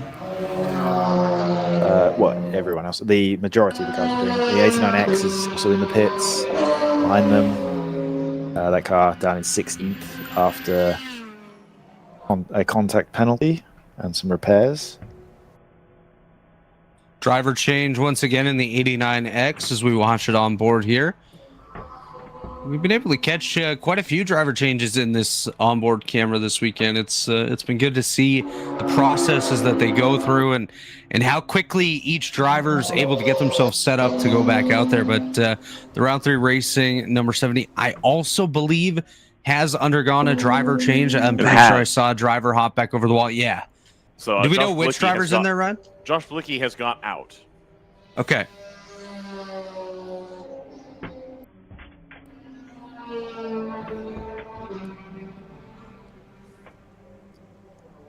It was definitely a good stint there for Josh. Not sure who he's handed the car over to here, but all the drivers, I believe we had a 3-driver lineup for that 70 yesterday. Yep. And they were all absolutely phenomenal, able to put down some really great pace. And I would expect much of the same here today. We'll see how quickly they're able to catch back up to the battle that they were involved in and see if they can work their way back to the race lead. I believe just given the timing of the pit stop and the time of the race, I think this will be Joe, who is the gentleman driver in that car, going in. And that would also make sense given that I believe Cole was going to start the 997 again. So he wouldn't have just started the 997 and immediately gotten into this car. No, that would be a lot. Yeah. The PC Racing number 44, the GP1 leader, has also come down pit road. So a couple of changes here on the racetrack when it comes to pit strategy.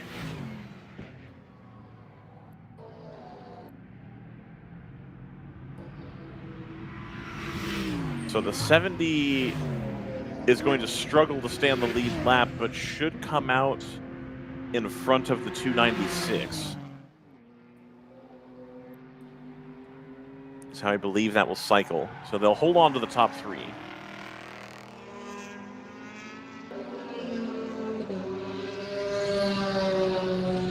So the lead for GTO has been handed over to the number 11 Kingpin Racing Machine.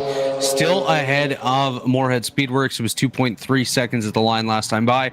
As you see the battle on the screen now, there's Kingpin going by and now Moorhead.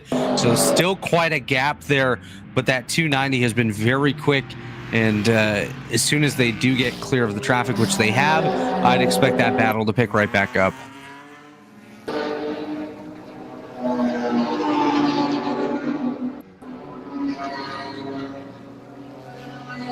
You say the 70 held on, as you say, the 70 held on to 3rd place in class, but only just. They are 0.8 seconds ahead of the HM Road Racing Cayman.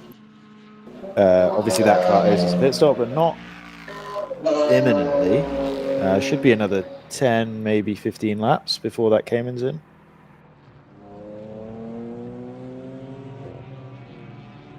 They did pit last on lap number 61. We've just broken the century mark on the day. So, yeah, definitely still a little while till they come down pit road. But we'll see. We'll see if that battle picks up here for 3rd overall, or 3rd in class in GTO. Yeah, I wouldn't expect it to. The 70 has just had more pace than that. Oh, absolutely. HM car all day. Although the fastest lap was a 31.3, which is properly competitive for the Cayman. And the flip side is, Scott, if this is a gentleman driver having got in the 70, it may take him a lap or 2 to get up to speed, which would give the 296 the opportunity to capitalize. Very good point.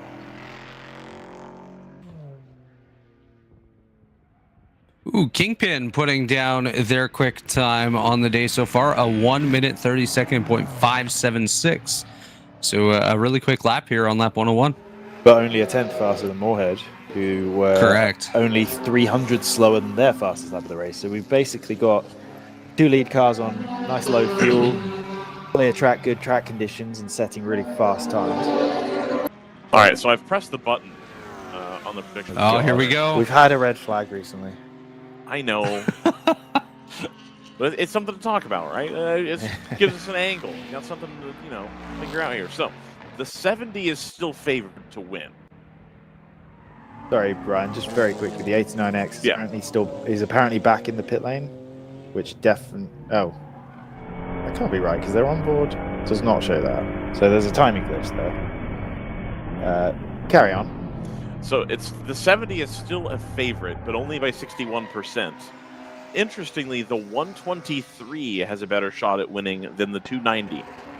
The 290 only gets a 3% chance of taking home the W, only an 8% chance of coming second, and a 24% chance of coming third. So I think the system firmly believes that the 290 is going to have to make an extra stop.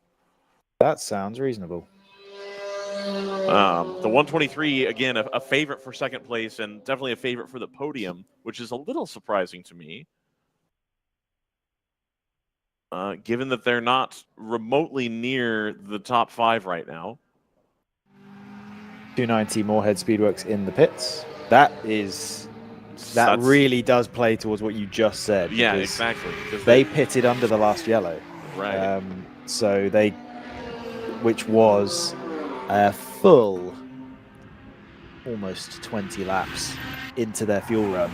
So they got that almost free sort of extra amount of fuel, and they're still pitting only just after the 70. So yeah, the fuel mileage on that car does not look like it's going to allow them to be without a lot of help from safety cars, be super competitive later in the race, because that's significantly shorter than anyone else. Well, as soon as this pit stop completes, I will run it again, because I think that's going to even more firmly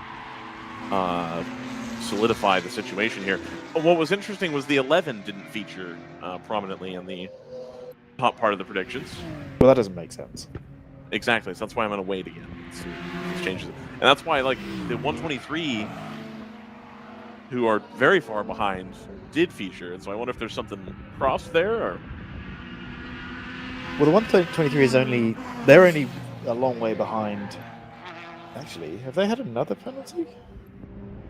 Yeah, no, they pitted recently, didn't they? So that's dropped them in. They did, lap. Yeah, they pit as soon as the MP01 got by. Yeah. Well remembered. They're only really out of contention. Well, they did lose. It just weren't that fast in the first half hour of the race, and then they had a penalty. HM Road Racing sets their personal fastest lap at 1:31.3. Yeah, the NFC car is a properly competitive car, but it's just got terrible track position today. The 34 has just pulled into the pit lane. It has. And sixth in class to Stoic. The sister car. Oh, is it? Yes.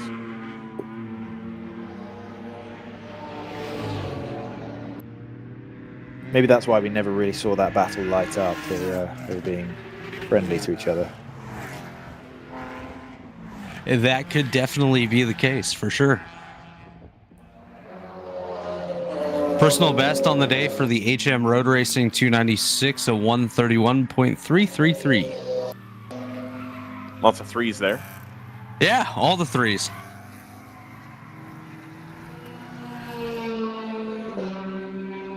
The Flying for Motorsports 946 of the GP1 field has also come down pit road.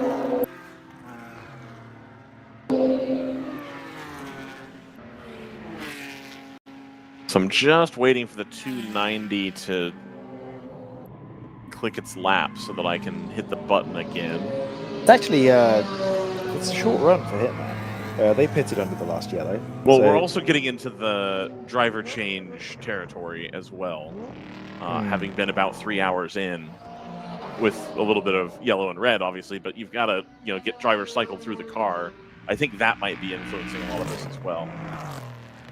I don't think it's influencing a lot. The only one that's out of place right now is that Hitman pit stop. They went 39 laps on their first run, and they just went 62. Yeah, about the same. So I think that is actually all that car can do, which is odd because plenty of Supras that can go further than that. I believe the drive time limit is 4 hours, though. So if you've had your hot shoe in the whole time and you still want them to close out the race for the last stint, you would have to be making a change now. Oh, the total drive time. Yeah. I think it's so. Is it 3 total? hours. I think it's 3 hours in any stint, and it's 4 total, is it not? Either way. I mean, in any case, we're getting to 3 hours in the stint as well. Like, we're very close to that, so... Yeah, I feel like if you have your fastest driver in for the first 3 hours, you're planning quite poorly. I don't know why you would do that. But yeah, it's definitely a possibility. If anyone has been in from the very start, then yeah, they need to pit pretty soon. Assuming red flag time counts towards drive time.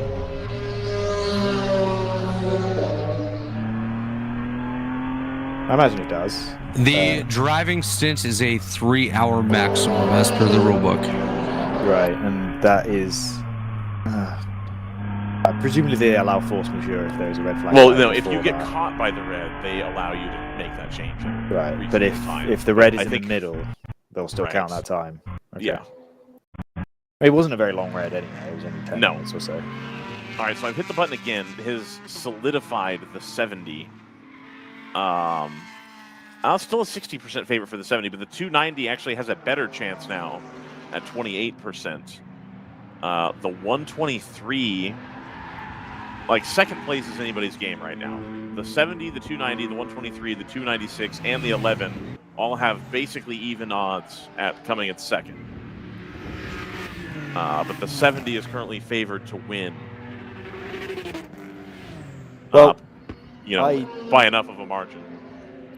Yeah, I think really there's, without a yellow flag, there's 3 cars in it because the field was split during the red flag period by the safety car, and those cars are fast enough that nobody else is going to just catch them from behind. Yep. So really, the top 3 should be split between the 11, the 70, and the 290, and there's kind of no negotiating there at this point. Right. HM Road Racing are in the pits, so they set their fastest lap as the tank was almost empty. The 11 is coming to the pits now as well, so that's the leader. So the number 70 of round 3 racing is going to come back around here and re-inherit the lead in GTO. There's a car off on the outside of the carousel about 30 seconds ago. I don't know if it's still there. I think it might have been the Shift Up Now Audi. So that's correct, Scott. We saw the green flag waving there at the flag stand moments ago. The 119 Shift Up Now machine did go for a spin and was able to continue on to the green flag whistle to let the drivers know that everything is clear and they're A-OK. GTO, yeah, as Ryan just said, GTO leader, Kingpin number 11 in the pits. So maybe this is all the Supras can do on the field. That's the second one we've seen in a couple of laps, and it's kind of a short stint. I'll be very interested to see what the 90 can do, even though they aren't really in contention. They're running 4th in class at the moment, but they were trapped a lap down by the safety car, and their pace isn't right up there with the leaders. It's only not going to catch the leader on pace, but their first pit stop was very short. They gained 20 seconds. Which is, again, it's a shame that the red flag came out and split that up, because I was really looking forward to see whether their really short pit stops were going to help keep it competitive, but the losing an extra minute or so to the safety car killed that. Yeah. So the 70 has just come through. Is the 11 left yet? I actually can't see the 11 from where they just came out, so they are not going to make it. Well, that makes sense. They were running about 15 seconds behind before this cycle. And they're going to come out, I think, right next to the 290. Oh, next to the 290? I think so. I thought the 2 you were talking about. No, I was talking about see if the 70 went through, which it did. Oh, sorry. No, that's exactly, yes. Yeah. I got myself confused there. The 11 and the 290 were running right together, 15 seconds behind the 70. So it sounds like we're going to get very similar. We're going to be back in a very similar position after the stop cycle. Yeah. So Brad McCall sandbagging on his fuel stops when he came up and told us that his pit stops were too slow. Well, he's now saying that everyone's pit stops are too slow. Right, exactly. If he's with everybody else, that's not good enough. Well, the exception to that is the 90. So maybe that's the only team that has pit stops that are fast enough by Brad's standards. Right. So the 58 Kingpin Stratus car we in the can see lead here has in the quite a pits. gap to the 290. Okay. So that's can you quantify quite a gap for me? No. Not at this all. time. Not even a guess. Not at this time. So here is the 290. 1,000, 2, 1,000, 3, 1,000, 4, 1,000, 5, 1,000. 6, Oh, it's behind. 7, Okay. 1,000, 8, 1,000, 9, 1. About 10 seconds. Thank you. I didn't realize you meant it was behind as well. It was Great counting. Great job. it was ahead before the pit stops. So that is interesting. Which of these 3 cars, if any, do we think made a driver change? All, I All? believe. Okay. Yeah. So that's going to make this next game really interesting then, because nothing's really changed. Yeah, it's a 17-second gap now from the 70 back to the 290, so that's extended slightly. And then an 8-second gap back to Kingpin. So they've lost out a bit. Something in like 10 seconds versus the 70. But now we've got 3 different drivers to see if their pace is as evenly matched as the previous 3 drivers were.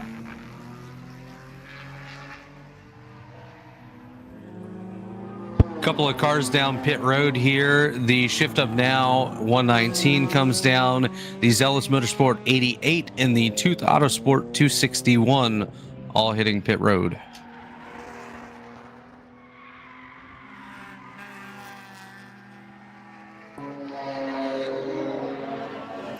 Three hours down, 4 hours to go here at Mid-Ohio. It's been a good weekend so far, gentlemen. That it has. Had some great racing all the way through. Absolutely. The 90 has come into the pit lane. Okay, so that really didn't go very much longer. Also, that car didn't even manage to jump the top 3 before it pitted. And obviously now it's in the pits. I still think we're being influenced by the drive time. I don't know if this set of stints is going to be Well, representative. we can't be being right now because everyone would have had to have got out. Like this 90 pit stop. If this is drive time, then they're going to get a penalty. Well, it could be that they had already stopped. Maybe not. No, yeah, their pit stop's way up there, so yeah, they would be getting the penalty there. Kingpin's gap now swells up to 12 seconds behind the 290, and the 290's gap swells to 16 seconds. Yeah, 130. That's shrunk actually. Oh, it's They were shrunk. 1.4 Okay. seconds Oh, indeed, yeah, because faster. they've just run at 34 in the 70. Yeah, so that Kingpin, it's only the first lap, but yeah, that 37.0 is not competitive. Hopefully, just a driver getting tyres warmed up and getting a feel for things, or maybe some traffic influence. If it isn't, then that car's going to quickly drop out of contention, running those lap times. It was interesting when Sarah Montgomery mentioned that there's no tire rubber down. Like, there's no clag. There's none of your clag, David, available. I love that pit sign for random vandals right there. That's fantastic. Stoic Racing also on pit road in the 87. Kingpin brings the number 1 car down pit road as well. So just to finish that thought, it gives you more options as far as making passes on the outside because you're not getting into the clumped up rubber that's off the racing line. And as I'm watching, I'm trying to see, and like indeed there isn't any, and usually we'd see a bunch of it by now. Correct, but I've been watching a lot of onboards where anyone who goes around the outside, particularly at the carousel, there is no grip out there. So even if there are no marbles, I don't think there's any grip either. Right, because it hasn't rubbered in on the new surface. That's yeah, fair. so I think it's just as treacherous offline as it would be on a heavily marbled up track. Maybe not quite as much. Marbles are pretty horrendous. As a car runs off the track and spins on the way to Thunder Valley. Our camera probably didn't pick that up or won't pick that up. No, I think they're a little bit further on than this around the corner. We also have no idea whether they got going again. I was watching from the 89X on board. Yeah, the 90's just gone through that section and it looks like the track's clear. No idea. So it was completely within a sun flare on the windscreen. I think the car was actually rejoining as the 89X came through. I think it's one of the green BMWs, but there's no way I can identify which one. There is a trail of something coming out of the back of one of the TCR cars. It's the Shopify 2 Autosport car, just going down into turn 1. We would be able to catch them at the carousel. Something was coming out of the back right of that car. Just want to make it, or the keyhole. Sorry, not the carousel. Just finish off a point I was making earlier. I watched the 90s pit stop and it was equally quick, 35 seconds or so stationary time. But yeah, that car is continuing to have really fast pit stops.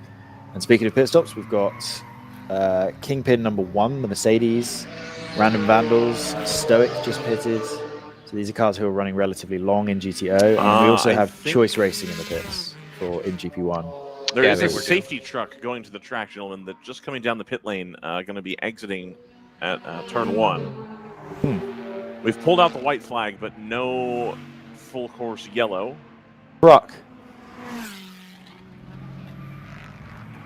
So you mentioned something coming off of the Tooth Autosports 261. They had just come off of pit road, so I wonder if maybe it's just excess fuel. No, this was a lap in. Like they were coming down the start-finish straight. Oh, okay. Well, let's see where the safety truck's going. He wants to battle for the lead in GP3. Yeah, he's gonna use the grass through the keyhole. Giving a fan some tours or something right now. I don't know. The race experience. Circuit Safari, yeah. He stopped at that marshal's post by those things. Interesting. So, sandwich delivery, hot chocolate. Could be. Marshall needs a pee break. Actually, I saw him for the onboard of the 90, and he wasn't at the marshal's post. But I think this onboard is delayed enough that it might have still been on the way. Actually, it was the 89, not the 90, but whatever.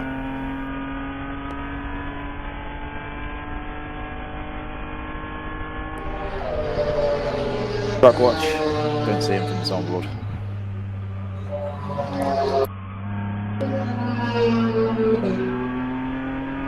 Well, no matter what he's doing, hopefully he's having a good day. Not quite Glenn on his ATV. No, but the important thing is you have a green flag right there in turn 3, which means maybe there's a car that has stopped, pulled off track, had that marshal station. That's a good catch, JT. Absolutely. Because there's no other reason why you would have a green waving flag. Yeah, green doesn't come after white. Unless they're literally waving the yellow flag for the truck, but... The GTR 99 has come down pit road. That was 10th in the GTO field. It's got to have a NASCAR wheel.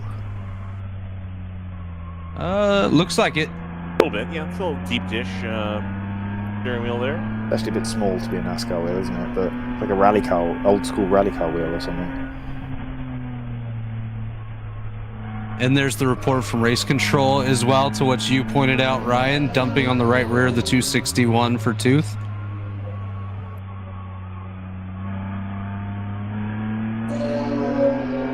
This driver is absolutely busy trying to steer this car around, pointing people to pass him.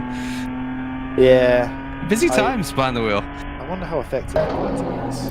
I don't feel like if I were a driver behind, I'd be looking through his rear windscreen as much as I was looking at the track. We saw some pointing yesterday. I don't know how effective that was either, but that was waving. Yeah, yes, waving.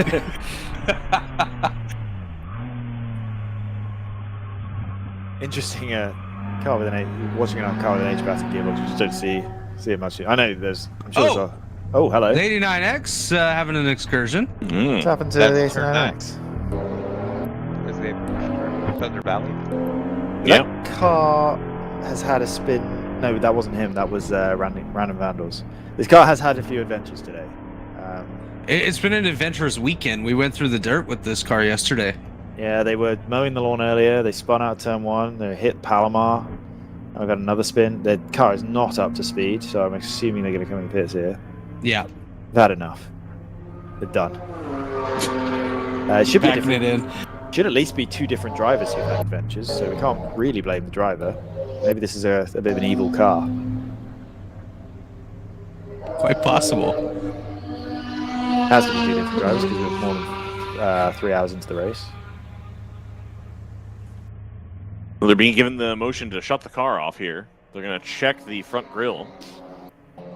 Well, that was full of grass, but it has been for about an hour. So if there's overheating It's got issues, more. They're also checking Potentially, behind yes. the car, sort of in the rear bumper area by the splitter. They're asking for the car to be restarted. Yeah, the driver wasn't in any hurry to hop out, so obviously not a huge issue. They're calling for fuel, I believe. So they seem satisfied that the car is in reasonable shape.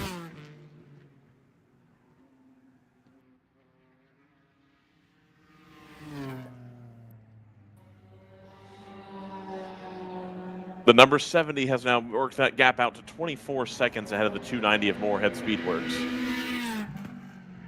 And Kingpin really not showing any of the pace we've seen earlier in the race right now. No.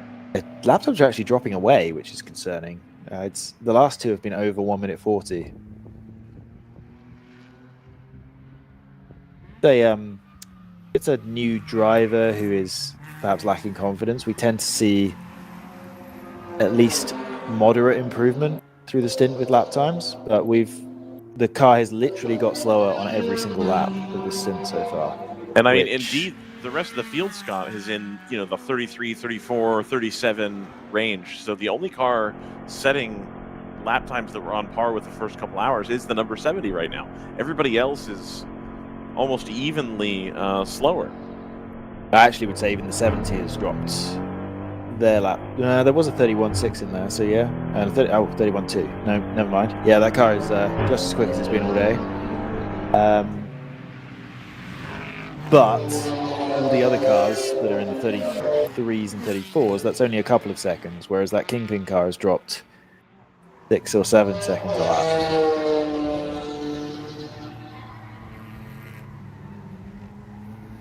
Yeah, it's been consistently 137s or higher on this stint for the Kingpin number 11. Again, like you pointed out, could be a driver just trying to build the confidence in the car here today, and maybe those times will drop down as the day goes on, and hopefully they're able to continue battling forward. Luckily for them, they do have about a minute of time between themselves and the HM Road Racing 296. That's the battle for third in the GTO field, and looks like the Toyota R&D Racing in the 997 for round 3 racing machines, about 2.7 seconds separating those two entrants. We'll see if potentially some sort of a battle kicks off here within the next handful of laps. Yeah, that Toyota is obviously leapfrogging its way up the field every pit stop. Because Absolutely. It gains 25 seconds or so on the field. So it's currently exactly, coincidentally, 25 seconds behind HM Road Racing. So if we can see them hold that gap or even close it slightly, we might see them jump into the top 4, and then they're way quicker than Kingpin right now. So there's a good chance they'll pass them purely on pace. So yeah, we could see Toyota R&D threatening the podium in the next couple of hours.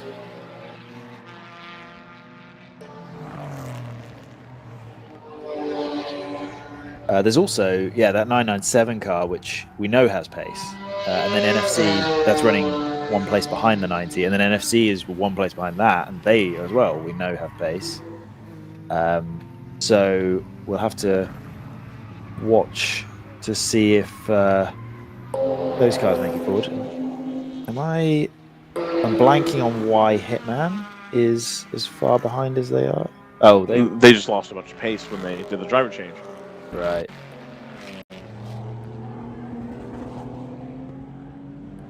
We know they have pace if they have the right driver in the car. So yeah, some really good quality teams running outside the top 5 now. So certainly Kingpin, while they have a gap because they were one of the top 3 cars to stay on the lead lap during the red flag, they really can't afford to give away a ton of time here because, yeah, as I say, there's some really high quality teams coming up behind them.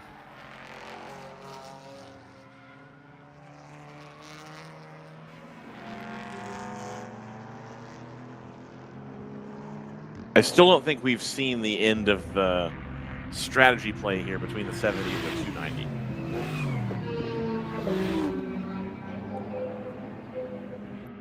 Well, the 290 is. I mean, we'll start walking our way towards giving the race to the 70, unfortunately, because at the moment the 11 and the 290 are the only cars that manage to stay on the same lap as the 70 through the red flag, and the 11 has serious pace issues at the moment, while the 290 has serious fuel mileage issues. So to see either of those cars stay competitive, it's going to require some safety cars through this portion of the race at some point, which isn't obviously out of the realms of possibility, but right now the 70 is in a very, very strong position to basically become the last man standing on the GTO lead lap for too long. And honestly, the 290 has not a lot of pace right now either relative to the 70. That gap's ballooned out to 36 seconds. When you add an early pit stop onto that, which I don't know how soon that's going to come actually. Not very soon, but at some point they'll pit and then they'll drop a lap off and the 70 will stay out for another probably 15 laps or so. Right. At that point, a safety car is obviously gives the 70 a huge advantage. But even if it doesn't, if we get a few cycles through, pit cycles through, the 70 will end up a lap ahead anyway, just because they'll have pitted one fewer time. Looks like the Palomar Racing number 38, the third place GP1 car, has come down pit road, just rejoined, but seemed like a really short stint there between its last pit stop and this one, only about 20 laps or so. Yeah, I was trying to figure that out because it didn't look like it was having any pace issues. It certainly wasn't supposed to be due unless they short filled the previous stop and are just trying to backtrack. Yeah, I'm not sure why it pit, and it came out relatively quick. I mean, I don't know. That's odd. It was definitely unexpected for sure. I'm not sure why they came down, but we'll see if anything develops out of that. Sorry about that. Jordan just gave us a shot of the Random Vandals car having a brawl with the 290. And that's actually the Random Vandal cars trying to, and I think successfully unlapping itself from the 290 because they've been running a couple of seconds a lap faster for the last 5 or 6 laps. Yep, there they are. They're running ahead of the Ginetta now. So that kind of gives you a bit of a picture of where the pace is currently for that Ginetta. It's not on the race leading pace that we saw from the first 2.5, 3 hours of the race. Random Vandals, with all respect, they're running 14th in the race, so they're not a hyper competitive car in the race as much as they have been faster. They've been setting their fastest laps recently, so they've got one of their stronger drivers in the car. They're also chasing that number one. Oh, actually, I think they've just passed. I think we're going to see that position. Yeah, we are. We have. They're actually up to 13th because they've just passed the number one Kingpin Mercedes. 30th overall, 12th in class. But yeah, seeing them unlap themselves and just gap that Ginetta gives you a good idea of where the Ginetta's pace is at the moment. And the gap between their number 70 and the Ginetta is now out to 41 seconds because the pace differential was nearly 3 seconds on that last lap. Definitely substantial swing of the position there. Like you said, the Random Vandals car was able to get by the Kingpin number one and just pull away. 3.4 seconds was the difference in lap time last time by, and the gap went from the Random Vandals car being behind to now leading that Kingpin number one by 3.2 seconds. So rather large swing there for sure. Meanwhile, the number 70, I think, sets the fastest GTO lap of the weekend, the 30.7. So while Moorhead are down in the 35s, it's going to be some upwards of 4 seconds a lap at this point from Round 3 Racing's pace to Moorhead's pace. So yeah, meanwhile, the Kingpin 11 has started to bring those lap times down. They're down into the 37s now, so that's an improvement. They're actually not far off of matching Moorhead at this point for pace. But 37.8, that's 7 seconds a lap slower than number 70.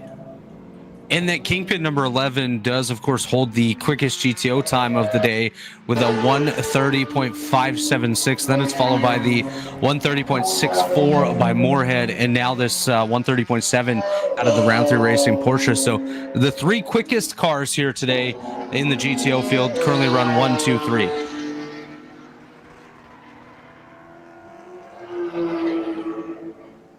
It's rather convenient. They're inverted, of course.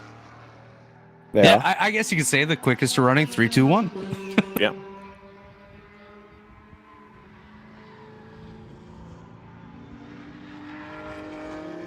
Has Brad McCall opened Pandora's box? Are we now going to see next season more and more people head this direction with the Cup car? I mean, anything's possible. Anything is possible. So the thing that scares me, JT, is that I'm pretty certain that the 992 Cup engine is the exact same as the one that's in the 991 second gen. So, like, theoretically, it's the same process on this car as it would be for a brand new one, which has a lot more aero and is more of a GT3 car than a Cup car, I feel anyway. But True, but I'd also remind you, a GT4 is going to have traction control, is going to have ABS. It's going to be quite friendly to all drivers. That's true. That's generally going to be a safer option for a season. I believe that. This is not a battle for position. Stoic Racing, the Brumos colored car, is a lap ahead of Random Vandals. So again, Random Vandals showing good pace here. They're overtaking cars that are way ahead of them in the race situation. Yeah.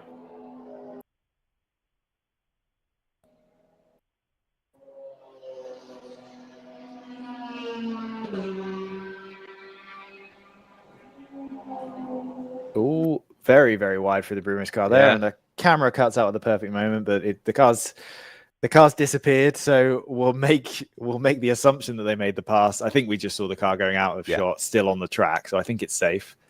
But yeah, that's Random Vandals. It's not a battle for position, but this is them chasing down Stoic. They've got a lap to go.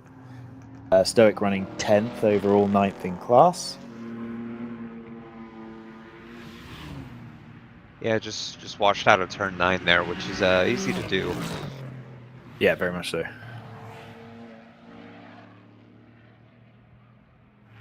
Yeah, we've seen two cars there today have spins. Actually, one of them was the Random Vandals car. Had a big spin there and almost took out the two Stratus MPO1s as it was pirouetting down Thunder Valley 2 or 3 hours ago.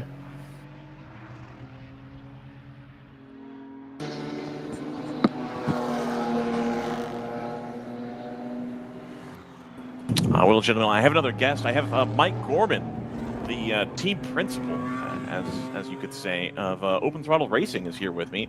Mike managing 2 cars here, and then what is it, 4 at Daytona yesterday? We got 2 cars here in Ohio, and then we got 4 down at the Champ Car 14-hour at Daytona. Excellent. So a busy guy, I assume. Are you at a point now where you can delegate the Daytona to somebody else and you don't get phone calls? We've got a incredible individual by the name of Bradley Brown, who's been with us since day one of doing a customer program, to this effort in WRL and our main efforts in Champ Car as well. And Bradley Brown he's an unbelievable human being. I can send him to Daytona while I'm 18 hours away and have absolutely no worries that anything's, there's nothing that I have to worry about getting phone calls or anything like that, with the exception of my credit card company that says, hey, you're buying $1,000 of gas in Daytona at the same time you're buying $1,000 of gas in Ohio. This seems a little suspect. What's up with that? Aside from that, no. I mean, it's we've got an unbelievable group of people that we've kind of assembled over the last year and a half to 2 years of doing this, to where it allows us to be up here freezing while they're down there playing with flamingos and palm trees in Champ Car. So Excellent. It's an unbelievable feeling to have that type of support system. That's awesome. So I'm happy to hear it. How many years in the making is this customer program? Because in the back of my head, it's like 2-ish. Yeah, it's a little over 2.5 years that we've been doing the Arrive and Drive endurance racing. We started out as a track day company. We did HPE rentals, and then I kind of got into doing I was renting seats in Champ Car, and I started doing enduro wheel to wheel, and had a lot of fun. But the cars I was in, I did about 4 races before I got a second stint in a car that didn't blow up, halfway through the race. So, we decided, WRL had the idea of doing a 24-hour race at Sebring. Sebring, yeah. So we built a Mazda Miata. We had just my wife's daily driver, which is now the 63 car, Hulk, our flagship car that you're familiar with. And we didn't want to subject that to 24 hours of Sebring. So we bought this little NA Mazda Miata, wrapped it in matching lime green to have our A and B cars. And we subjected that to 24 hours. We didn't go behind the wall once. Right. I don't know if we should say this or not, but we kind of lied on the tech sheet. We did a little bit of reverse cheating. Our car was like a 20-to-1 power to weight ratio.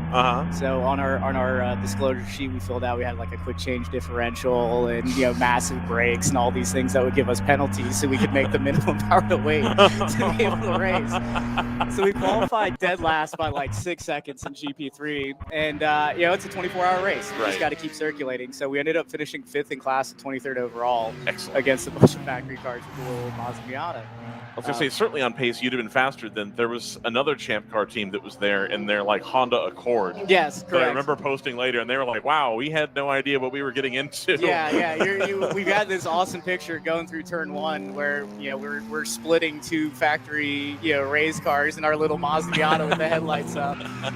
It was just, it was really neat. So we really enjoyed that experience with WRL.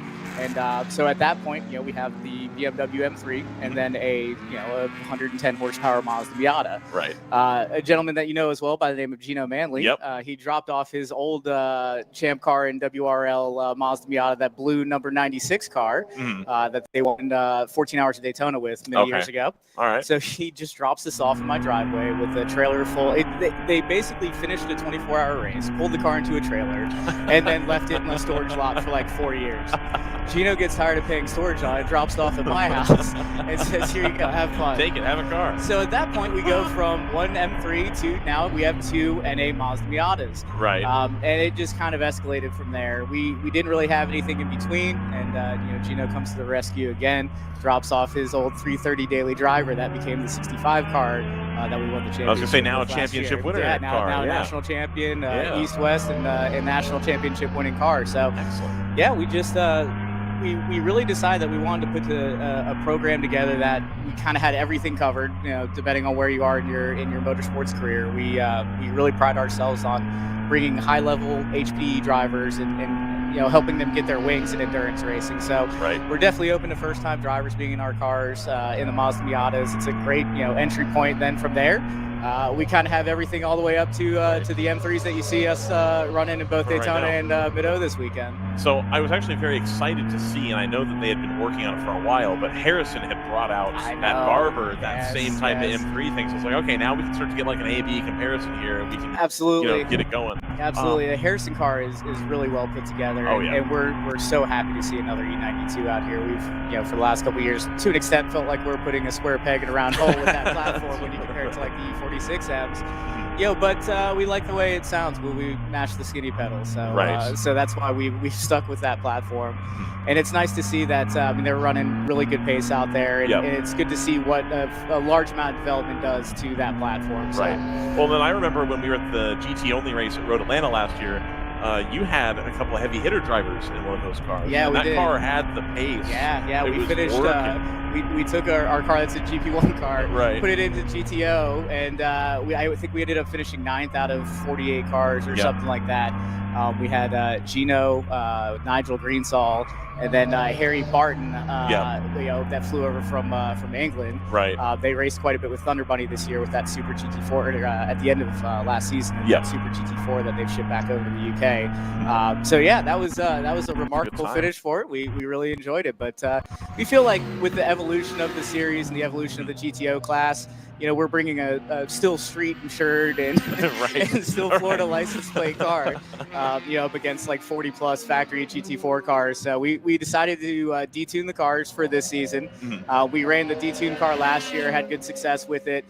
Finished 4th in the championship, and we decided that the car is a little bit happier in this GP class versus trying to fight against these Mercedes and Super GT4 cars. So. We're always trying to find a good solid driver lineup to be in that car. It's a fun flappy paddle V8. It's detuned, so it seems to run all day long without ever really breaking a sweat, unless we have a mechanical, like a suspension component or something like that. But I mean, temps, all that, everything's all nice. Everything. So we've never asked more than about 75% out of the car. So sweet. What are you doing for rod bearings? Is it on the stock bearings? No, we do the BE bearings. Okay, cool. Yeah, we do BE. As soon as we get an engine in that car, we do BE bearings on it. The 63 car. As you know, now we have 8 or 9 cars, and we thought we'd swap the water pump already with a metal impeller pump, but we had not. And the water pump failed. We were running it in Champ Car at Road Atlanta last year, and the water pump failed, and that's the first issue that we've had out of an S65. So that engine had 40,000 race miles on it. Oh wow! With nothing more than just regular maintenance. No teardowns, no nothing. Slap some bearings in there, do oil changes every 40 or 50 hours, and it's been a happy car. So you're only doing oil changes every 40 or 50 hours. See, I would think that you'd do it every weekend, basically. So we were in the beginning, and then we started sending off oil analysis, and it was just premature. It was just unnecessary. So it seemed wasteful, and we're environmentally conscious, obviously. So we decided that we want to minimize our carbon impact. And yeah. So our maintenance schedule. Yeah, absolutely. Yeah. We go green. That's what we're all about at Open Throttle. I do think we're going to have to revoke your. Obviously, I'm not allowed to say the word, your blank box car credentials. I was in there when they were getting the 66 weighed the other day, and you have a carbon fiber dash on that. We do, yeah, absolutely. So the story behind that carbon fiber dash, the 65 car last year, which we call Zippy, it was Gino's old car. There's one particular driver, his name is Oleg Gorshkov. Yeah, okay. And Oleg ran the full season with us last year, and there's probably 3 or 4 different incidents where we determined that the car was out to get him. And if you're trying to win over somebody, or shower them with a gift or something like that. So that dash was actually Oleg's gift to Zippy to stop trying to kill him. If you remember, we had the wheel fly off at Road Atlanta. Yep. Oleg was in the car. Great picture. Oh, that was Oleg. Oleg was in the car. Yeah, and okay. Of course Tony. I'm going to butcher his last name. Pilati, I think it is. Was right there to capture a full sequence, so we can relive that moment anytime we like. So just a shout out, if anybody's running D-Force wheels, take them off. That was our first race with those wheels, and we cracked 5 spokes and went flying, as you can see. Then we had a control arm failure at New Jersey in an awkward area that tipped our car over and rolled it over. I'm not sure if you remember that dealership banner. Yeah. And Oleg was piloting the car then too. And you go into he's not doing anything. It seemed like he was out to get him. So he purchased that carbon dash for Zippy, and then we decided that we wanted to build a nice lightweight version of that car, which is our new GP2 Coupe. Right. So we went ahead and threw that into the GP2 car, which Oleg is piloting for the rest of this year, starting at Road America. Excellent. Okay. Perfect. So getting that makes sense. I like that story. That's a lot better. Yes, okay, I got that was sure if you guys went all corporate now and we're like, no, we're not. If you look at it, it was actually a retired Champ car chassis. If you look at it, it's all gutted. We needed a caged car, and we needed it in a pretty short period of time. This caged roller popped up, so and it was local to us. So we just went and grabbed it and started with that, and kind of made it our own. Sweet. Heck yeah. So you got it working today. The 66 running pretty firmly in the top 3 in GP2. Yep. The 64 less lucky this weekend. Yep. Have you had words with TC Klein? Have you sent them a cease and desist letter yet? So on Friday we were hanging out in a camper and just watching the sideways snow and all that, and I joked with my crew chief here this weekend, Chris Frederick. We call him Creamy Beige, and we said, you were just joking, go warm up the car out there. It's raining sideways, snowing sideways, and 30-something degrees. And he takes off to go do some stuff over at the trailer, and then a couple minutes later, we see the TC Klein car go to turn 1. I'm like, oh my God, he actually He just went for he it. actually is out there. We just did his first race at NCM at Champ Car, the national championship. That was his first wheel-to-wheel race, so he's got a little confidence. But no, it ended up being that TC Klein car. Okay. And, everybody's like, hey, you're running 3 cars here. So there's another winged green BMW out there. So we might need to send some type of cease and desist or trademark. Gotta get it done. I'm I'm told that car's painted though and not wrapped. So you that's might have an tough. uphill battle on that one. It's gonna be tough for them to wrap over that beautiful paint then. But no, we love the guys at TC Klein, and it's an absolutely beautiful car. And hey, it's if people think that's us, that's it's not bad, right? We'll take the free publicity. Well, that's the direction. I started to hear a little bit more doom and gloom.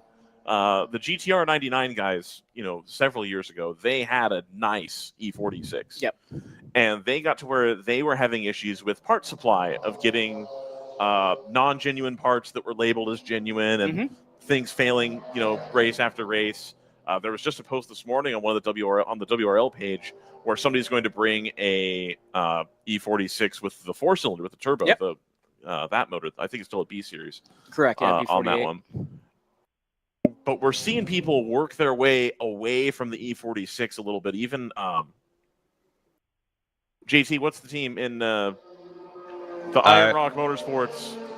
What's their actual name? Screaming Goats. Yeah, Screaming Goats. Yeah, the LS car. I remember talking to them at Coda, and they're just kind of shaking their heads like, it's getting harder and harder. Yeah. And, but you guys have had this groundswell of like, we're doing E46s. Yeah. Can you speak to that a little bit? Because it seems like you're going the other direction from what I've seen being said as like the overriding opinion about that. We're a little bit of a different team from a lot of the others in the paddock in the sense that we are focused on being a tremendous value in maximizing seat time for drivers, and we found running the 65 car last year how remarkably durable that platform is. Okay. And when we compare that to like the Mazda Miatas and things like that, they can take a bump a little bit better. And if you're going to run a full season and do 200 plus hours a year on a chassis, you need something that's going to be able to take some bumps and bruises without having to go to a frame shop every week. So we found that the E46 is a very resilient platform. Okay. There's still quite a few of them out there as far as parts availability. We haven't struggled too much with that.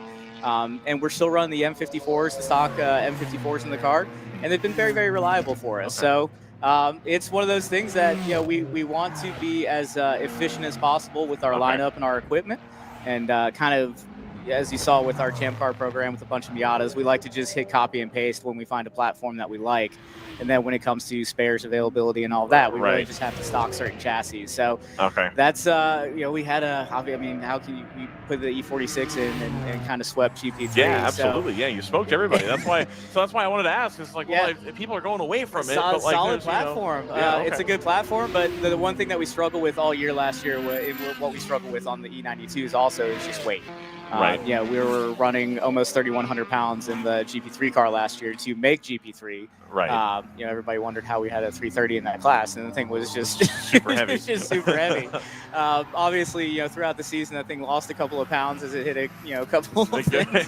But overall, we decided that we love the platform. We just wished it was about 300 to 400 pounds lighter. So that's what we have now with our GP2 car. Yeah, absolutely. I gotcha. And GP2 still very much, I think, the spot for the 3 Series BMW. Yeah, absolutely. The spec E46 slots in nice and perfect. It does. You got the Chattanooga guys. They had an E46. They've got the older car now, but they're getting the kinks worked out of that. I like the GP2 class. I'm a big fan of GP2. Yeah, we are too. We do. Obviously, we're going to be bringing our GP3 car back. It's been running Champ Car duty this year for the most part. So we feel bad that we're not having company for AUA as much in the GP3 class, but we plan to be a lot more active for the rest of the year. We want to see GP3 continue, it's just been. We've got 8 drivers that want to run it at Atlanta.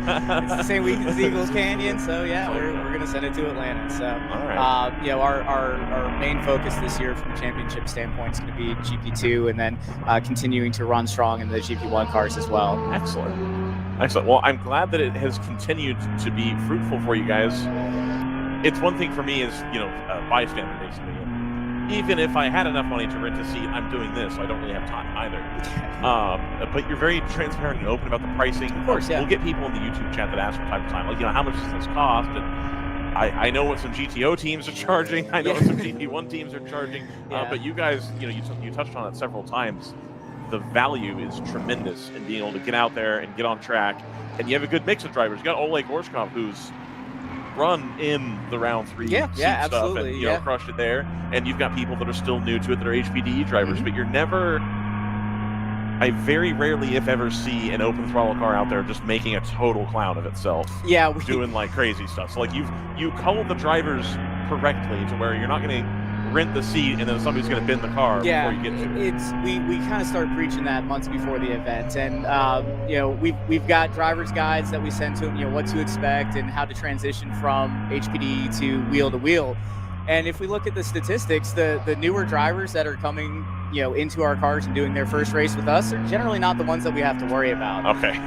It tends to be the other end of the spectrum, the fast go and get it drivers that tend to have a little bit more incidents in the cars. So the data backs up that HPDE converts are safe and conservative drivers, and that lines up really well with our philosophy of we're typically at a track about every 2 weeks between all the series that we run, right, which lives a pretty short amount of time if something does happen. We've had a car that's been in a wall on a Sunday and we've had it rented out on a Friday, and, wow. And, we try to emphasize that safe driving, that heads-up approach, not dicing with out-of-class cars and things like that, and just being courteous, driving the way that we want people to drive around us. And sometimes it's, most of the time it's reciprocated, sometimes it's not, but you can't drive everybody's car happens. for them. So We're very transparent as far as pricing. We don't really quote different pricing for different people, and we want to have a dialogue with the community so they know what they're getting into. And when I'm shopping for something, I like to know how much it costs before I price. You don't call somebody. No, and do it seems reasonable to put a price on something that you're offering. So we try to be very transparent with that. We got a little bit of pushback on that kind of in the beginning, but it's not going to really allow that to dictate how we run things. I think some of the. I saw the pushback. I think the people that were pushing back are providing a different service than you are anyway. Yeah, and so it's like you're not really. We're not direct competition for a lot of the teams out here. We're not running factory GT4 cars. We're here. We want to have a great result. We want people to get their seat time that they paid for, and we want to try to avoid drama as often as possible. So that's the type of driver that we try to attract. And then kind of the moment they step into our paddock on a Wednesday night or Thursday night, I think they understand that that's the environment. We also have probably about a 70 to 80% repeat driver percentage, which really helps enforce that philosophy because you see the same people in the paddock every weekend, and they kind of know how we operate. And we don't want to be out there doing silly stuff. Indeed. I've got JT asking, if you offer the same price to everybody, that means there's no DriversEye Live discount? Well, we offer sponsorship opportunities. That's right. Ryan, we would absolutely love to have you in our car at some point. If you can ever figure out how to break out of the broadcast booth for an hour and a half to 2 hours, we'd love to throw you in one of our cars. Man, you haven't seen my I rating. I am not. I'd be happy to go do 20, 30 minutes in an HPDE session, but I am absolutely not. Yeah, so I don't want to be around anybody driving. A lot of weekends we travel with extra parts cars, right? Like we'll bring a parts car E46 that's also our DE rental car, so we'll run that car on Friday for the people that want to get extra seat time. So I'm sure that with the powers that be, I'm sure there'll be a time where we can get you in one of our cars. For sure. We'd love to have you. Well, then I'll start bringing my helmet then, and I'll see if I can squeeze in some time. It's a little bit easier when there's two people, and then I can take off and kind of lump out somebody else. But yeah, absolutely. Well, Mike, thank you for coming up and chatting with us. It's been a pleasure. I've been wanting to do this for a while, but you're busy. You got 4 cars. You see how we are. We only have 2 here this weekend. Chris is doing a phenomenal job running everything. So I figured, you know what? We got hit by the root car, so we might as well come over here while we're race control. Oh but, man, is it stories from last year too? is it so. Gino behind the wheel of that? No, it's their new GT4 entry. It's the drivers from the 75 car last year. Okay, they gotcha. now have the 74 BMW GTO car. Nice. So I guess we had a little incident with them earlier, so I was already on this side of the this side of the front straight. So I figured, you know what, let's finally do this. I did talk about that in the drivers meeting, and I got more of a laugh reaction than I thought I was going to. And I said, like, well, if you're already going to come to the stewards, you may as well come. Yeah, absolutely. As soon as you said that, I was like, at some point this weekend, I'm sure our paths will cross, and it happened to be today. So, here we are. Oh, I'm glad we got to chat finally. I've been Right. looking forward to doing this. absolutely. Well, Mike, thanks for coming to chat with us. Really appreciate it. Mike Gorman with Open Throttle Racing. If you are out there watching the broadcast and you want to get into endurance racing at this level, at a little bit lower level, perhaps, and you've done a couple track days, or even if you haven't done any track days, Mike can get you pointed in the right direction and get you involved. Yeah, we've got a track day variant of our company as well. We typically do Roebling events 4 or 5 times a year where we bring up the open throttle race cars, our DE cars, and a lot of our drivers to act in a driving coaching role to help people get again transition into it. Whether it's your first time doing performance driving, we've got an option for you, or if you've been a seasoned racer, we've got an option for you. So you just want to make sure we had all bases covered. Absolutely. So Open Throttle, the greenest cars in the field. Right, absolute pleasure, man. I appreciate it. Although we've got some competition for the greenest car with that TC Yeah, Climb, the man. TC Climb, that's You need more that, green next that round. gloss is just absolutely gorgeous. Mike, thanks for stopping in and chatting with us. And Appreciate thank you, guys. I appreciate everything y'all do. Yeah, not a problem. Thanks. All right, thanks. Always great to get a chat with some of the people that actually put the cars on the racetrack, and it's so easy to get involved with a series such as WRL. As you heard from Mike there at Open Throttle, just reach out to them. They always have opportunities available. If you have some experience, come out here, have a good time. It's a great group with WRL JT, as we've seen throughout this event and throughout other events, of course. And we just got to be careful that we don't lose Ryan to the field. Yeah, and what I really love about Mike's program is they're definitely in it for the fun and the driving aspect. I mean, they've made it a point that even after a big impact or whatever that one of their cars has, they do whatever they can to get that car back out there to see the checkered flag. And I mean, heck, it was mid-Ohio? No, it was Barber Motorsports Park, where their trunk lid to one of their BMWs. Were they the cardboard trunk? Yeah. Yeah. It was the fake cardboard, not carbon fiber. So they're a fantastic in the paddock. It's always great to see teams like this that are out racing in WRL, because this is definitely a series for them. And so it's always a pleasure seeing those green cars join us week in and week out.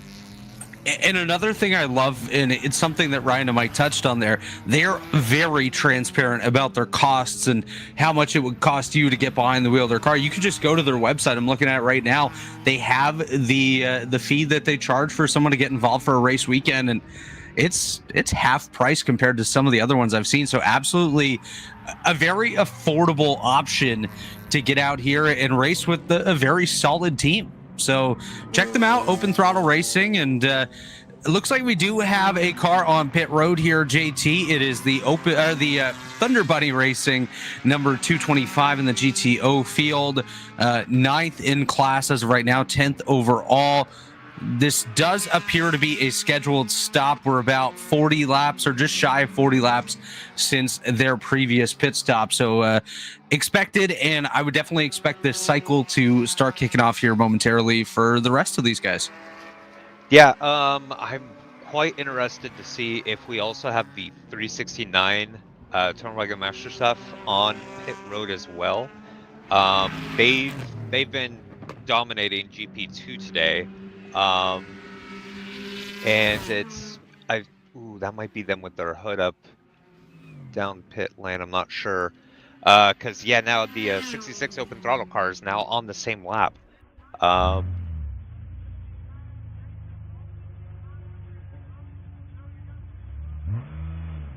believe this is still the TC Klein camera that we're looking at here? I don't believe it's TC Klein. This actually might be Oh yeah, no, this is the 369. It should be. There It we says, go. Yeah. So it was the team with their hood up then. Okay, yeah, the information at the top was a bit incorrect, but okay, yeah, that is your GP2 leader. Yeah, coming back out after a stop. Oh, there goes the. Okay, no, that was a 64 open throttle. Catching up behind them now. So that's going to be what, like a 30-second gap or so to the 66. So hopefully, whatever the reason is for the hood up on the car is not too detrimental to their pace right now.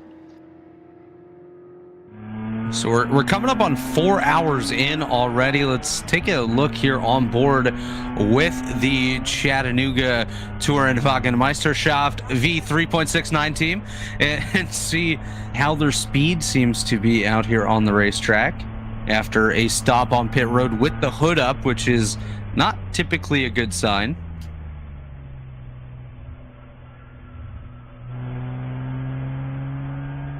Definitely slower than what they were previously, and looks like maybe not necessarily handling as well as they would have wanted. I don't know if they just underwent a driver change as well, which could lead to a little bit of the speed differential.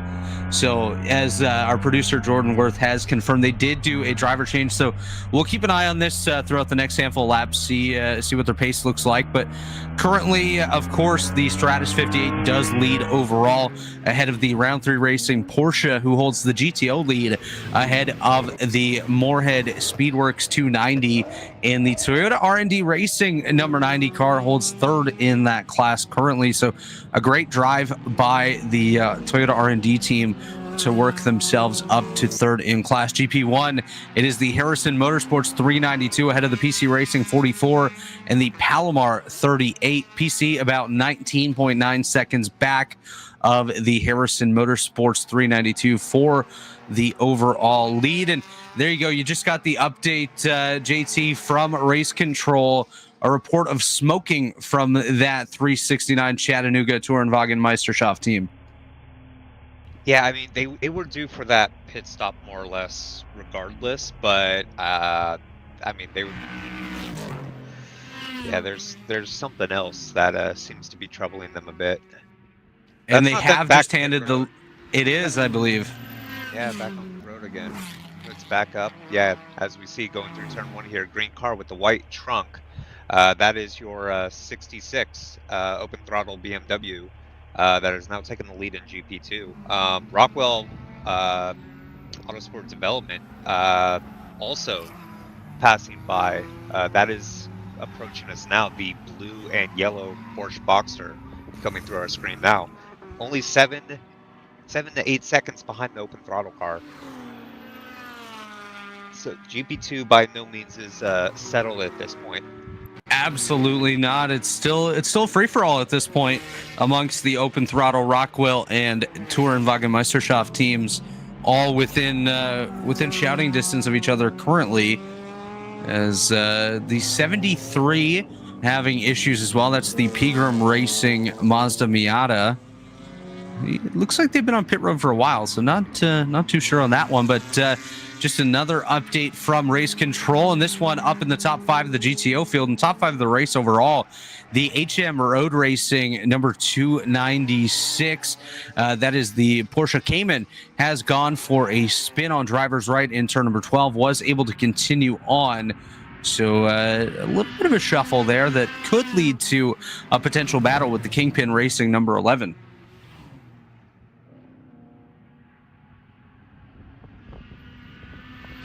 So we will definitely keep our eyes peeled on that one, and just taking a look, some of the earlier contacts that are still under investigation. So no additional penalties to discuss at this point, which is a good thing. Of course, we had a couple of them earlier on. The 123 machine was assessed a penalty earlier on, the NFC Motorsports car, and they are now highlighted in that rose color. So we'll see if potentially they're coming down pit road for a pit stop or if they've had an issue, but we'll keep our eyes peeled on that one. Looks like they were due, I believe. It looks like the last pit stop was lap 91. And so lap 135 for them. I think that's just them having a pit box before the timing line. Correct. Yep. So we won't see that they've served the pit stop until they cross that and then leave pit lane. Which we are now seeing that they have. So they are on their way out of pit road, which was a scheduled pit stop for them. Not too much of an issue there. Just a couple other little notes throughout the field. The Rockwell Autosport Development GP2 car, the number 41, had a 4-off driver's right moment. So that battle in GP2, anytime it seems like it's about to kick off, something comes to light and separates them just a little bit. That gap last time by between the 66 Open Throttle Racing Machine and the 41 for Rockwell Autosport Development was 3.3 seconds. We'll see what it is this time. Those cars running very different pace between the two of them. Last time Rockwell ran a 140.5 compared to the 143.8 by the Open Throttle Racing team. As they're just about to cross the line here, we'll give you an update on the gap in the battle in GP2, and it has extended to 8.7 seconds. Yeah, Rockwell did have a 4-off in turn 3 that was reported. So that could definitely explain why their lap went from a 140 to a 149. Yeah, quite a variance right there for sure. And luckily for them, able to continue on. No real issue. Lost a little bit of time on the racetrack, but still a long way to go. Still about 3 hours and 5 minutes or so remaining in today's Sunday portion of the Mid-Ohio weekend. Yesterday was a great day. Today's been fantastic so far.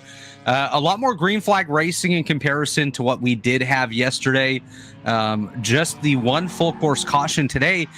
And JT, that was not even due to an on-track incident. It was simply due to a timing and scoring issue that we were dealing with that had to get sorted out, and we were easily able to continue on. Yeah, we've seen a lot less incidents today. I think a lot of that is by now the drivers have definitely got a good handle of the new track surface. I believe the temperatures have gone quite a bit warmer, whereas Saturday, we had that rain on Friday and snow mix. The track was a bit greasy and quite unfamiliar for everybody, so it was definitely a learning experience yesterday for many drivers. Now, pretty much every driver on a team has put in, an hour or two at least. They've become familiar, a bit more comfortable, and so at this point, we're seeing a lot more green flag running. That's exactly it. And just taking a quick look at the temperature, the ambient is about 10 degrees warmer than anything we saw yesterday here at Mid-Ohio, and the track temperature likely up there as well. We'll see maybe a little bit later on if Ryan can get us a read of what that track temperature is. But an update here from the GTO battle, the Moorhead Speedworks 290 has come to pit road about 42 or so laps into the run. So, I'm not sure if that was a little short for them, but they have been having a couple of shorter pit cycles so far today. I don't know if that's to try to fit driver time in or something along those lines, but we'll keep an eye on that. That was the second place GTO car. The round 3 racing Porsche, of course, does continue to lead the way. They had a really strong day yesterday. Really up and down, honestly. It started where they were a very quick team and then just ended up getting caught off sequence a couple of times, was 2 or 3 laps down at one point, able to battle back and take the victory by quite a margin over second place. And today, just really stayed up front the whole time. They continue to lead the way. 3 hours to go as we're watching the Stratus, I believe that's the 58, working his way through the field. The Stratus 59, of course, the other car, 72 laps down. So they've gained 2 laps since we looked at that earlier on. But another update here, another pit stop.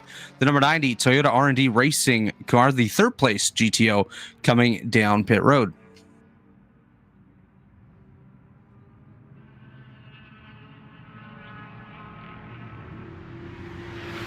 The Harrison Motorsports 392 has also come down pit road. That is the GP1 leader. Second place in that particular class is the number 44 for PC Racing. They were 5.3 seconds back last time by, so they should effectively take over the lead of that class unless they opt to come down pit road shortly, which they may. No, they do stay out, so they have taken over that lead. We'll see if the number 38 by Palomar is able to get by the Harrison car as well. Couple other pit stops. The 64 for Open Throttle also came down pit road. I believe they have since exited. And the 369 for Chattanooga Tourenwagen Meisterschaft still on pit road, dealing with some issues there. Yeah, and as Jordan Worth is pointing out here, our producer, if you look at the in-car camera, there is nobody in the car on that camera. So bigger issues than anticipated there for the 369 team. Unfortunately, looks like they are likely to be taken out of contention with this one. Let's watch the stop ahead of them here. And it looks like they're all done. The car going to leave pit lane. And no, they're going to open the door, check and see what's going on. Give it a little shake. Make sure the driver's not going to follow the seat and continue on.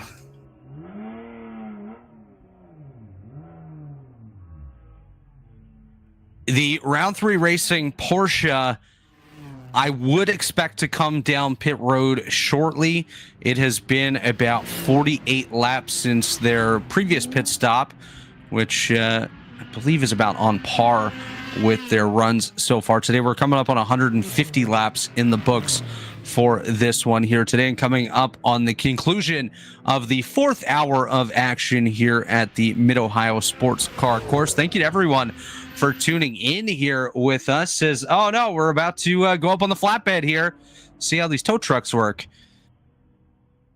As the Rockwell Autosport Development 41 comes to pit road from GP2. That's the GP2 second place runner. As let's see how quickly these safety workers can get the Chattanooga Tourenwagen Meisterschaft machine up on that flatbed. I love saying that team name, by the way.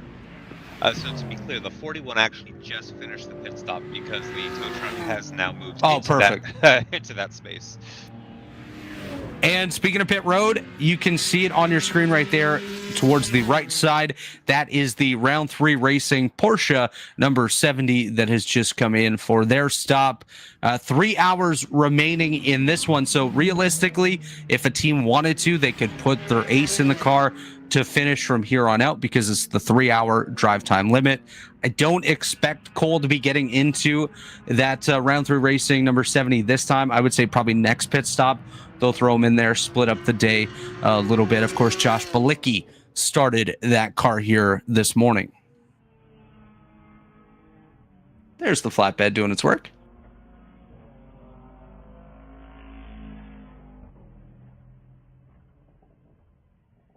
Let's crank it into high gear. Pull that thing up quick. What are we pulling up? We are pulling up the Tourenwagen Meisterschaft car onto the flatbed. Yeah, getting towed. That's no fun. That's given the 66 of Open Throttle the lead there in GP2. Yes, indeed it has. So I have some questions about the GTO class as the number 70 comes in and makes their pit stop. Yes. That's going to put the 290 back into the lead on pit rotation, I believe.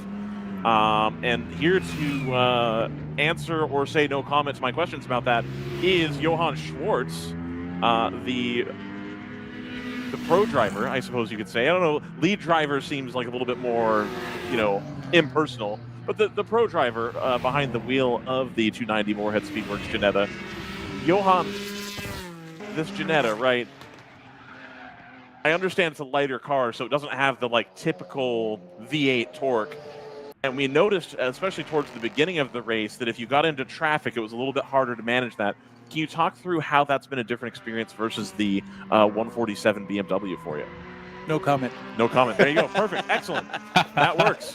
What's your favorite color? It was a fun start. I really enjoyed it a lot. Mhm. Obviously, because we have a little bit of a 0.4 modifier on it. Right. Not that I want to make excuses for it. I mean, but that's a rule that WRL has implemented, and we knew that when we got the car too. So Right. it's not like it came as a surprise, right? So it just makes it a little more interesting for us to, Mhm. you know, to make the passes. And when we come up on other GTO cars, you know, they pull us by a little bit, and then we got to be a little more creative to complete the pass. But nonetheless, it's an absolute hoot out there. Excellent. Yeah. And So- you've had the pace of the field as far as pace is concerned. I think right now the number 11 is about a 10th up. Yeah. But yesterday and most of today, that 290 has had the fast lap in GTO the whole time. Sure. And that's been, you know, lovely to see that, you know, people try stuff, right? Brad has tried with this 997. You know, he brought that out. It's had some growing pains. The number 70 has had some growing pains, and it's started to pay off here where they're starting to get that figured out. Yesterday, what was going on with the car? So, well, first off, you know, that's what makes it so neat with this series, right? People can be creative Can with do whatever, what yeah. kind of car they want to bring in, as long as they're within the, you know, the horsepower to weight ratio. And there's modifiers that seems to really pan out well. it You know, working, I mean, yeah. it really bunches up the field for fast lap time, right? So, and these cars make up, you know, the Ginetta is obviously, you know, pretty good through the corners Yep. and pretty good on the brakes. So that's where we make up some of the speed. And we had a little bit of an issue for the Saturday race. Didn't quite make it to the start of the race, and that then it became just kind of a test for us and getting ready for today's race. Right. And that was actually bleeding the brakes. You know, fluid. Really? Yeah. You know, when they were bleeding the brakes, you know, fluid wouldn't come out of the bleeder screws in the rear, and then but it sucked the fluid back in through the bleeder screws. So there was kind of it's a like a yeah, weird. got kind of a little bit of a puzzle on that. So Okay. we had to, Chad and the crew had to go to the hardware store and get some fittings and hoses and all that Okay. for a bleeder contraption that they made up. Got it. And okay. was able to actually pressurize the system from the Excellent. master and then push the fluid out that way.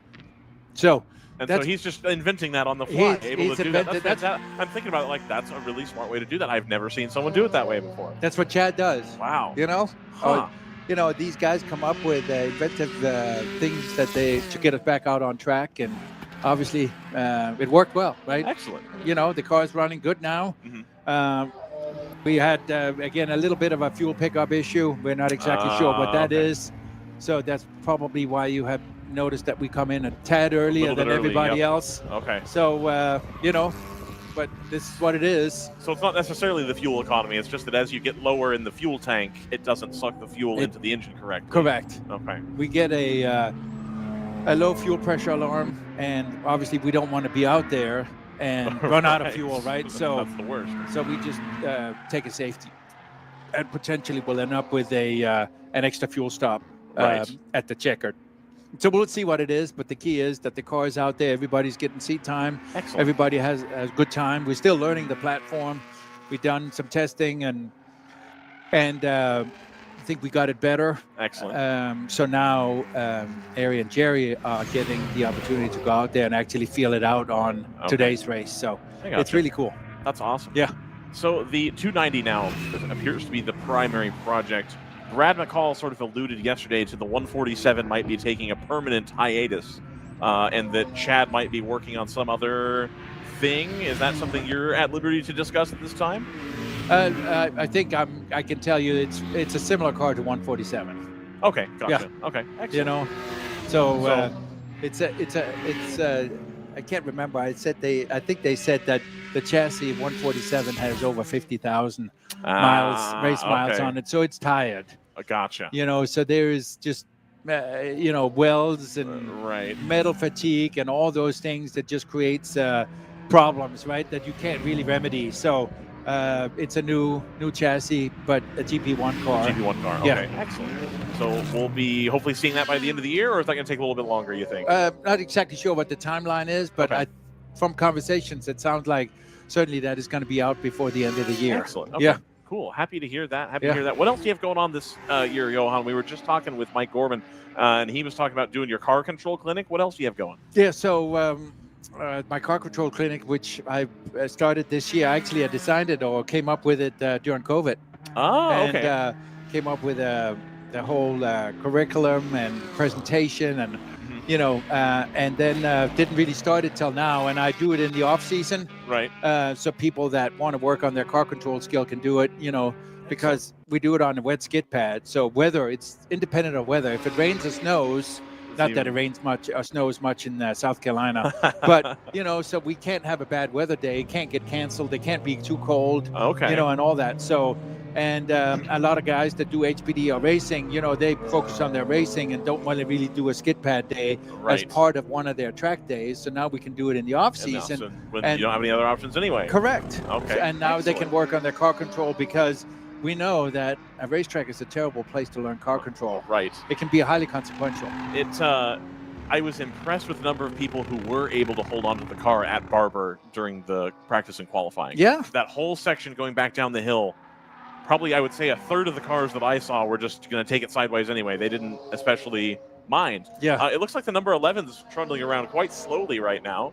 If we just look at the broadcast, I gotta get the live one up. Here we go. So that's number 11, Kingpin Racing. They had just stopped recently here. That's a car that was going to be in contention to be up there in kind of the top 3 with you guys. Yeah. That have now run into trouble here. So now I think you're just racing the 70. Yeah. If this indeed, the 11's now too far behind, I think, to get anything done. But they had a bit of a moment there for sure. I wonder what that is. And the report is the 87 of Stoic also stopped through turn 3. So both of those issues beginning in turn 3. Don't know if there was some contact there or something along those lines, but very interesting development. Well, fortunately, we've managed to stay green. That's my big thing to be concerned about versus yesterday. We've had a lot more green running here. I do think that, are we close to beating yesterday's distance? Do you think we're going to be in punching distance on that, guys, or no? I think we're about 70 laps away from that, so absolutely. Okay, cool. Yeah, so we'll probably make that. We should make that comfortably, right? Because we've done 151 in 3 or in 4 hours. Yeah. Oh yeah. We'll be. As long as we keep where we're going right now, we should be able to get there on that. So the car control clinic sounds like it's going well in the off season. You've got the 290 here working, and you're wheeling that thing, laying down some incredible laps. Anything else you got going this season? So I'm actually racing with, he's 15 years old right now. Okay. He'll turn 16 for the Sebring SRO race. So that's when he can race an SRO. Okay. He also races the Indy Ladder Series. His name is Danny Jaselski. Okay. Raced obviously a lot of go-karts from a very young age, and open wheel stuff, F4, and then Radical Cup. And now doing the Indy Pro 2000. Excellent. Which is one of the ladder systems in Indy. They're NOLA this weekend. So Sonoma SRO is this weekend. So it would have been a conflict anyways. Right. So we're going to do 4 races with 4 test days prior to, or 4 test sessions, 2 days each prior to our races. So we'll be going to Sebring Coda, which is a 3-hour race this year. Okay, good. So I'm very excited about that. And then Barber and Road America. Excellent. So yeah. And then I have some kind of one-offs with other series like this. Okay, and, I got you. So just sweet. You're keeping busy. I am you're keeping living busy. the dream, doing the thing you love, right? Yeah, absolutely. Awesome. So on just on a little side note on the skid pad, if you go to johansports.com, you can sign up if you want to get notified about when the next one is. Right. We've had 5 of them, and we had 50 people go through this so far. Okay. Anywhere from people that are teenagers, just getting their driver's license, and their parents see the value of them getting the car control, to people that have 600 horsepower Corvettes that they do HPD and racing with, right? So it runs the whole gamut, and we can accommodate anybody throughout the day because there's only one car on a skid pad. So each one gets catered to individually. Excellent. And then we rotate them throughout the day. So perfect. Yeah. It sounds like a great program. It sounds like a thing that a lot of people would benefit from as we continue to get more and more of these rainy Fridays. You don't want to lose all that track time. That's one of the appeals of doing WRL, is your track time per dollar is incredible. And so if you're throwing away Friday because it's rainy and you don't want to go out in the rain, you're missing out there. You're losing money. Absolutely. And we've talked about this before, the field that's here, right? The field of cars. I mean, it is pretty impressive with all the GT4 cars and GTO cars that are running here. There's some really cool hardware here. Oh yeah. You know, and the racing is fantastic too. Yep. And we've got like a nice, variety now. It seemed like, for a while, if you think back, you had everybody's got the GT4 Porsche, like that was the hot car. Yeah. And then it was the M4, and now it's the Supra more or less. But now I think we're starting to see that the inventive solutions, especially this weekend, are really coming to the forefront here. And I hope that will encourage people to take more chances. It's easy for me to sit here and say, hey, please blow more six-figure budgets on things that you don't know if they're going to work or not. Yeah. But it certainly is entertaining. Yeah, I mean, the generator is very temperamental. I believe that. Yeah, so I take my hats off to all the factory-built race cars, the ones that are sold on the street, right, with the Supras and the BMWs and Aston Martins and the Mercedes, right, that have thousands of hours on their stuff before they get ever to market, right? I remember when Mustang came in with a new model, and I was talking to the motorsports manager at the time, and I was like, it's going to be interesting to see what how the engine holds up. And he says, that's the least of my worry. And then I talked to one of the engineers about what kind of torture they put the engines through prior to putting even in a street car, right? Right. And I'll just tell you, because it still blows my mind every time I hear about it. So they run them on a dyno for an hour and a half, okay, between max torque and max RPMs, back for an hour and a half. Shut it down, then cool it down to freezing temperatures with, what's that freezing? With Freon or whatever. Yeah, it's not Freon, it's something. Whatever the refrigerant is. Yes. Yeah. And then they start it up again. And do the whole process again. Oil pressure, they see the oil pressure go up to where it needs to, and they do the whole thing for weeks. For weeks they sit like that on the dyno. So you're like, this is nothing, right? And that's why in modern cars and these GT4 cars, knock on wood, you don't really hear about engine problems. You don't see an engine expire, right? Right. Because they've been through this for days on end, so that's intriguing to me, that kind of rigorous testing, and the human mind has been able to come up with something so reliable, right? Well, and then you get the double advantage to race in WRL, at least these GT4 cars, you have to turn the car down. Yeah. So you're getting even more, that was one thing that Brad was talking about, is he said, I know that the engine time on these, Porsches is expensive. It is. But I'm not running it at 480 horsepower. We're doing 350 or, whatever it was he had said. Yeah. And so I think I'm going to save something. I don't know what it's going to be, but I'm going to save something out of that. So I think that's a big advantage too. On the subject of engines, this Jetta typically comes, I believe you can get a 2-liter or a 3.7-liter Ford engine. Yeah. What decision-making goes into, we're going to pull that out and we're going to go for this Chevrolet crate motor? So that's actually a decision that was made by Jetta. This is a car that's sold by Jetta. Right. We did not do an engine swap on it.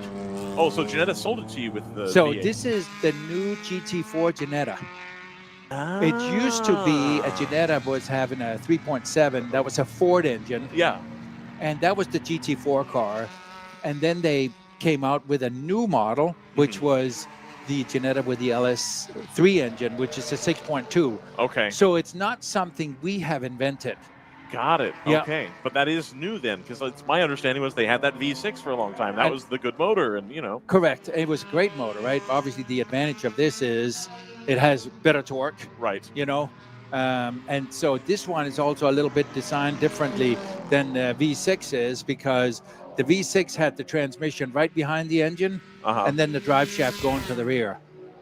This has the transaxle. Right. The torque tube. Yes. To do the, yeah. Okay. So that turns the RPMs of the engine, right? Right. Back to the transmission. So it's able to get a little bit of better weight distribution that way, And it's funny because I've driven both a fair amount now, also the V6, and you can feel, that it kind of has a little bit of the 911 effect. Okay.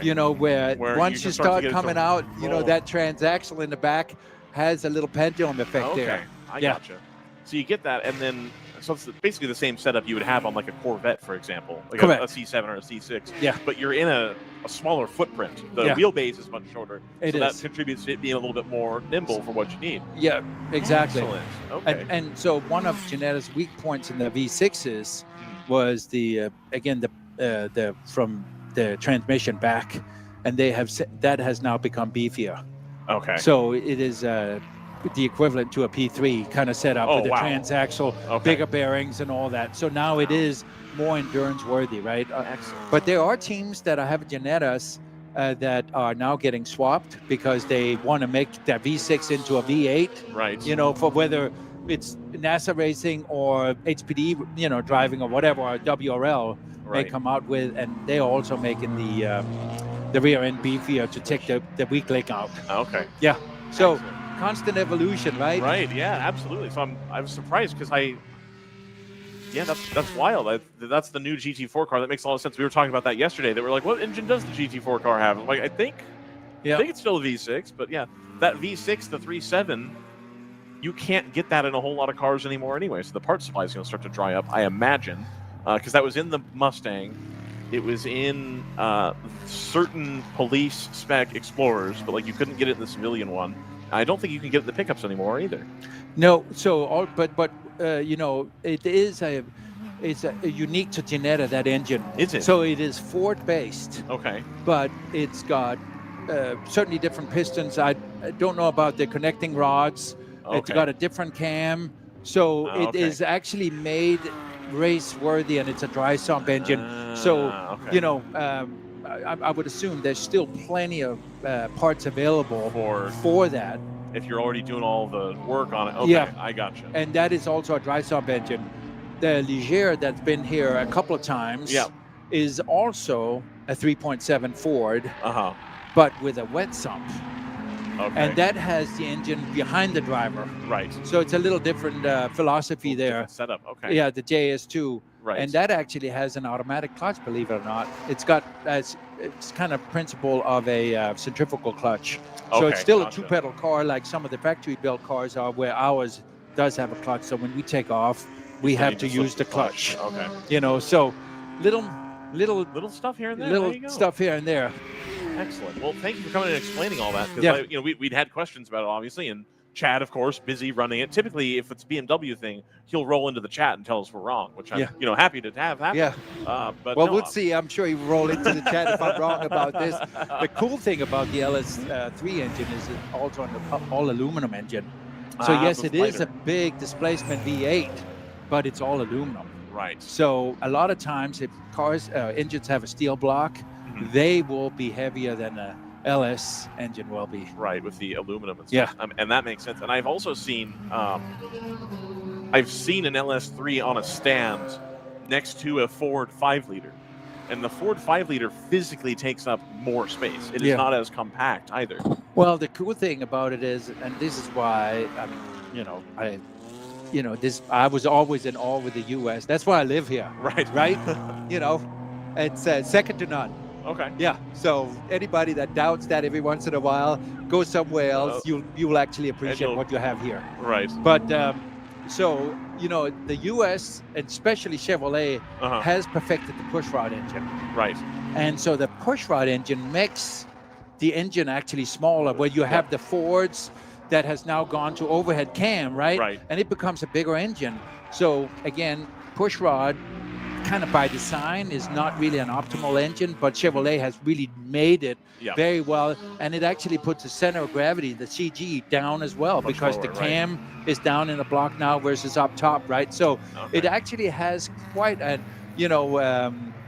some benefits. Excellent. And I think that's so cool that Chevrolet actually embraced that, and the Corvettes and all that, all has that pushrod engine. Who would ever have thought that in Cup engines? I remember when I came to the States that the Cup engines were 355 max cubic inches, producing about 700 horsepower. That was the big goal, 2 horsepower per cubic inch. Right. That later became 900. Yep. On the same stuff, Same stuff, right? Constantly developing. Yep. Talking to an engine builder about that, he said that the two biggest things that they discovered with the Cup engines, because they were used in Cup, there was a lot of R&D done with them. That's why they're so highly developed. Was actually the parasitic loss that is in the engines, right? The oil slinging around and the friction and all that, and then also treating each cylinder as its individual, not as a V8, but it's every single. And they've discovered that by accident. They had one of the engines on the dyno, and one of the spark plug wires fell off. Right. So they saw the horsepower, and they're like, it was either more or less than an 8 difference, right? Right. Then they started moving around and realized each cylinder actually was producing different horsepower. The loss was different. So then they started tuning. So now they would be, in a sense, equivalent again. Right. And now you could. So that whole development, right, it's so intriguing. I love it. I remember listening to Steve Dinan was on a podcast that I listened to, and this was probably a year or two ago, so I'm fuzzy on like the specific number. But he talked about when he had the Daytona prototype program with Ganassi, that on that V8 engine, the BMW motor, that he was getting, it was like 1 or 2 horsepower a month. And so if you had taken the motor from the first year they ran it, in 2004 or whatever it was, to the last year he ran it, that it had gained 80, 100 horsepower or something like that, just through research, just through sheer research and changing things and getting it treated and getting everything, you know, work the way it was. And I was astonished that it had come that far along in that space of time. And, you know, that wasn't even a manufacturer doing it. That's just Steve doing it at his shop, doing the thing. But if there's somebody that's going to do it, it's Steve, right? Yeah, absolutely. You know, it's as close as you can be to the capability of a manufacturer without being it, right? Yeah. But so on that note, kind of, and on the V8 stuff again, with the Daytona 500, right, when they ran restrictor plate engine and horsepower was at such a premium, where a little bit of a gain, right, would be a big difference because it was restrictor plate engines.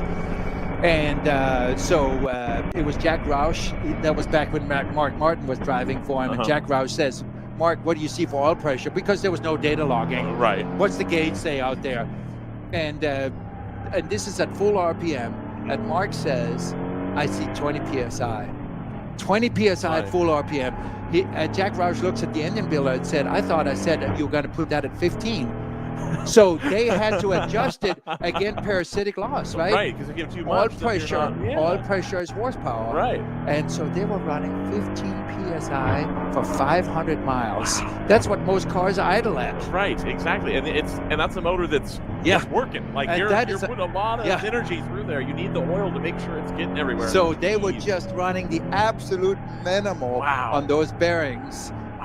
Just created enough of a film, right? Wow. So it wouldn't blow up. So that's wild. Yeah, it is. It's so cool. And that's why I love racing. Is you get that intersection of like the engineering and like the human element and the consistency of performance and getting your body right to where you can do what it is you need to do, and like it all comes together in this one sort of event, and it's like lovely. It's fantastic. And it never stops. Never stops. Never stop. If you're not doing it, somebody else is. Right. You know? Exactly. So this is a 24/7 kind of sport, right? Right. And if you don't like that, and then especially at the high level, right, then it's not for you. Absolutely. Yeah. So back to I just wanted to also on the Brad on our Ginetta, right? They have the sequential transmission, which and obviously a purpose-built race engines, right? Which is a little higher strained, even though they are detuned. Right. So they are actually having to get into a rebuild cycle, both on the transmission side as well as the engine side. So that's why the running cost versus a Porsche or BMW or Supra, that is kind of like there are limits to how many miles you can put on it, but quite a bit more than what you can do with our stuff. Right. And most of the time you'll just replace it because it's cheaper to do that versus rebuilding like we would have to do. Right. You know, we have on our dash on the data that actually collects how many up and down shifts we have. Excellent. So you really know how much is going into the. So you really have a certain count that you go towards, and then it's like, okay, you've reached this count.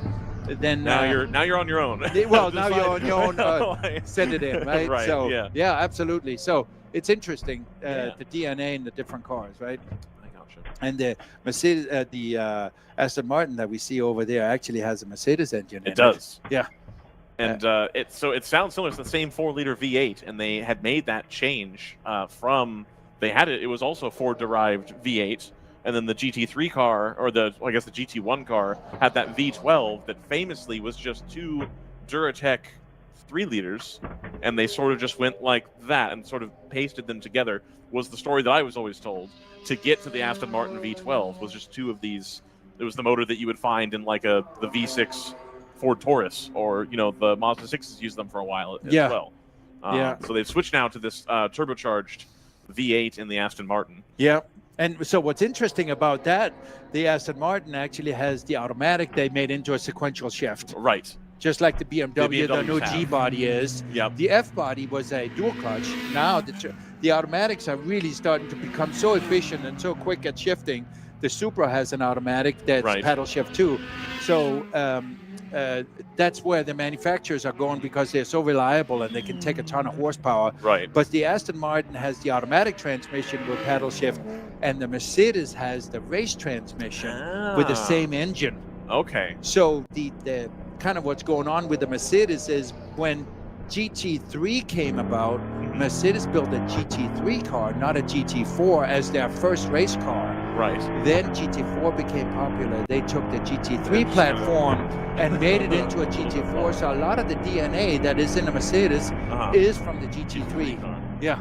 And that's why, because I hear the story all the time about the traction control on the Mercedes is really, really good, and all this other stuff. And that probably contributes to that. Comes down from, they put all the money into that from the GT3 car to get it to where it would be as best as it could be. Yeah. I mean, so the whole seating positions and everything that's designed there is very much also has this GT3 feel. So, I can testify to it because that's what I'll be driving, and we have already been testing it this year. Okay, perfect. The Mercedes. Okay. So it is a very cool platform. Long nose, but excellent brakes, good traction control. Right. It handles well. I love the front end, how it does, because it doesn't have a McPherson. It actually has the A-arms. The A-arms on it. Okay, on the So front. there's a good DNA. It's an old chassis. Yes. Very old, but they keep getting it, maintaining it, being competitive. Excellent. Yeah. Well, happy to hear that. I think the new one is around the corner, is it not? Because they were going to base the new one on the SL chassis, was my understanding. So I don't know. Okay. I know for the road cars, the SL came out. People were a little bit disappointed, and then supposedly the new GT is just going to be a hardtop SL. Okay. So I think a little bit shorter wheelbase as well on those. So we'll have to see what decision they make there. Since I'm going to be racing one of the platforms this year, I may learn more about that this year. Right. So when I do, I will be glad to share it with you. Perfect. Yeah. Well, Johan, thank you for coming to chat. Yeah, it's awesome. It's fantastic. We always love having you here. I always love having you come up here and answer questions. I feel like I learn a ton every time I speak with you because you're just such a wealth of knowledge and you're willing to share it, which I think is the other half that you don't necessarily get all the time. And so I love having you come up here. Thank you. And the reason why I like that also to share it is because most people that are interested in basketball, right? They played ball themselves. Right. You understand pretty much anything that goes on the court. You have a pretty good idea about what the coaches, what kind of man-to-man or zone or whatever, right? Right. People that are into racing but not necessarily participating but watching this broadcast, it's interesting for them to know what is also going on with the cars, right? So that's why it's kind of very closed in. So educating the audience is, I love to do that. Fantastic. Yeah. Well, thank you. Again, I think there needs to be more of that out there. I think lately we've gotten more and more flashes of it. Like, for example, when Dalton Kellett was in IndyCar still, he did a really good job of disseminating information about IndyCar that wasn't necessarily out there. Yeah. That was really helpful. So and some of those series you have to wait, right? Right. Because in the beginning, right, there is while it's on, they're not talking about it, right? Because they want to keep it keep the cards. advantage. Yeah. Right. Yeah. That's why I love some of these guys that Eddie Jordan that own the Jordan and Dave Coulthard. They now have the podcast, and now they're on our Junior's podcast where he brings some of the legends in and talks about what they did and how they made different bodies and how they cheated things up and all that. Because now there's no consequence anymore. Right. So it's good that they're sharing that, because for me, that was a big part of racing, to be innovative, right? Right. So, and actually learning what they did is so much fun to learn. Yeah, Yeah. excellent. Well, Johan, Yeah. thank you so much You're for coming welcome. to see us. Yeah, You are welcome anytime at all. I appreciate it. And, you know, what are we, 2.5 hours good to go? Yep, something about, All right. yeah, 2:27, yeah. So, Still some time yet to make it happen. yep. So everybody stay on track out there. So far, it's been good. It's been fantastic. Awesome. Thank you, Johan. I Yeah, appreciate thank you so much. Bye-bye. That was Johan Schwartz, one of the drivers for the Moorhead Speedworks number 290 Ginetta. And while they were having that discussion, I took a look on his website, and he has some absolutely insane background. He has a couple of world records, including one which is the longest continuous drift of 51.278 miles of a continuous drift, which absolutely blasts the previous record of 6 miles.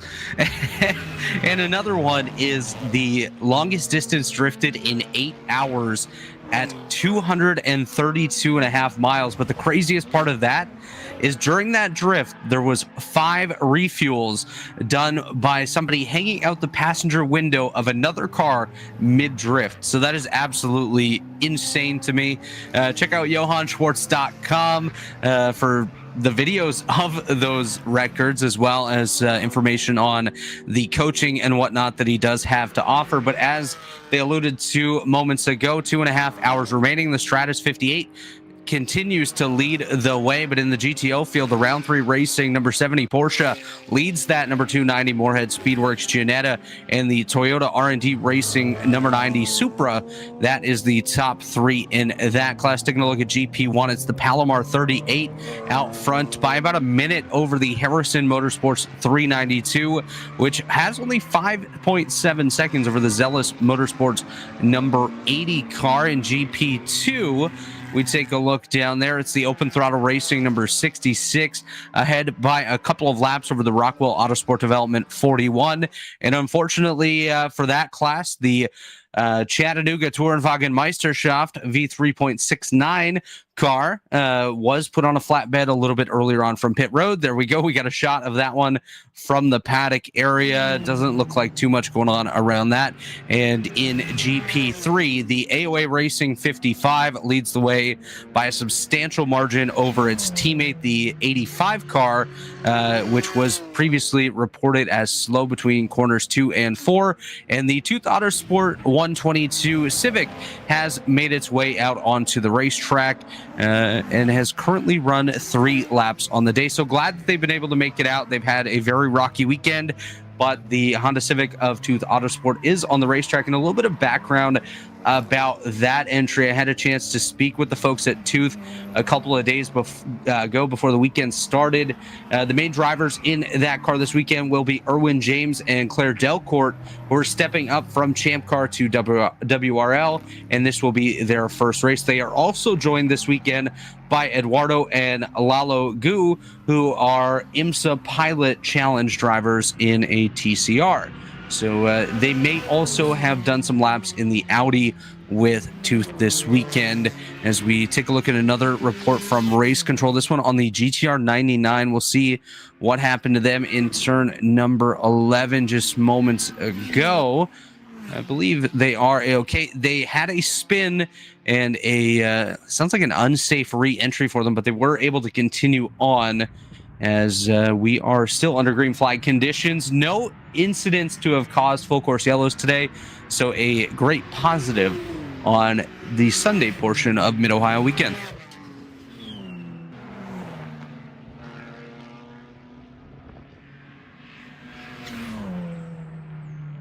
Just looking through the field, see if we have any major battles going on. Looks like everyone's really been able to separate themselves quite a bit. You do see some traffic working their way around the field now as we ride on board with the Random Vandals Racing 28 car. They're having themselves a fairly decent day. Currently scored 7th in GTO, 8th overall. So they've been able to jump the Thunder Bunny Racing 225 team, who has currently scored 9.7 seconds behind them as of right now. So Thunder Bunny rebounding from some earlier issues, just not quite able to work their way all the way back up to where they were previously running. As mentioned, it's Round 3 Racing, Moorhead Speedworks, and Toyota R&D Racing, the top 3.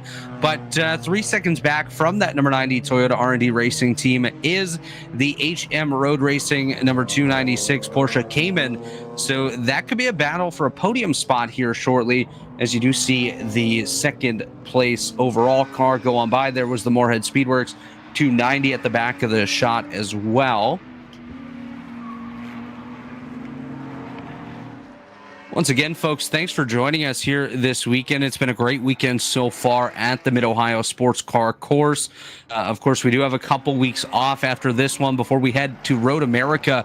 And just taking a look at the preliminary entry list for that one, we are expecting north of 70 entries for the weekend. So it should be a good one. As you see the schedule on the screen now, as I mentioned, Road America at the end of the month here. End of June, we're going to head to Charlotte Motor Speedway for a 12-hour endurance race. The Michelin Raceway Road Atlanta hosts our July portion of the schedule at the end of that month. Michelin Raceway Road Atlanta, July 26th to 28th. That is another great event, as I mentioned. High Plains Raceway, September 6th to 7th is a 13-hour endurance race there. October 18th to 20th weekend is Watkins Glen International. Then we'll head to Sebring a couple weeks after that for the penultimate round of the season, and we'll end it off with the national champion at Circuit of the Americas, December 6th to 8th weekend, and we hope you can join us for all the action right here on the World Racing League YouTube channel.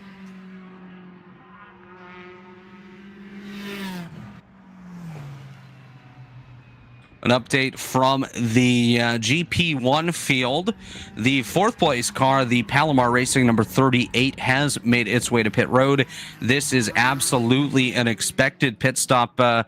Looks like they've been able to make it quite a bit. They pit on lap 109 previously, and now coming down at lap 159. So a 50-lap run for the Palomar Racing 38. We should be starting to hit that pit cycle with at least the GP1 cars here shortly. Not really expecting any of the GTO cars to come down pit road. It's only been a handful of laps since we saw most of them. Harrison Motorsports in the 392 GP1 car should be able to stay out a little bit longer. Zealous Motorsports basically just pit, so still quite some time for them. The Palomar 38 does rejoin the field. So we are looking A-OK out there on the racetrack again. No huge battles going on right now. The battle that we had mentioned previously, actually, it does look like we have a battle for the GP1 lead.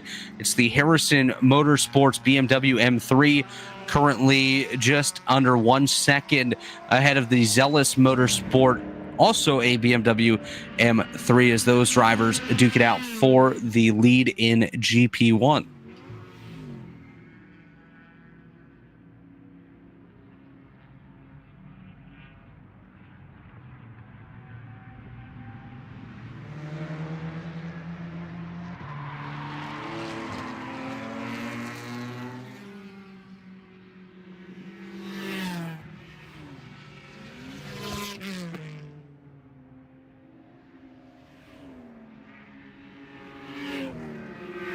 Just another quick note, was asked to pass along the weather details here at Mid-Ohio.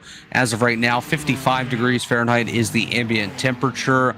Light winds at 11 miles per hour, so nothing too bad at all. You can see bright and sunny, not too many clouds in the sky whatsoever, so a great day for racing, and it's been a great day so far. We had mentioned earlier the fact that yesterday we had 9 full course yellows. Today, just 1 so far, and that one is just due to a timing and scoring error that we had to bring the race to a brief halt for to get that resolved, and they were able to get it fixed up rather quickly.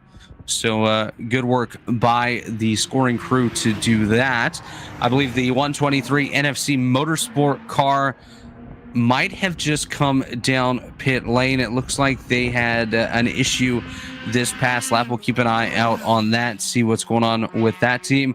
Of course, we only do get updates from pit road at the time that some of these cars are exiting due to where the scoring loop is placed on the front straightaway.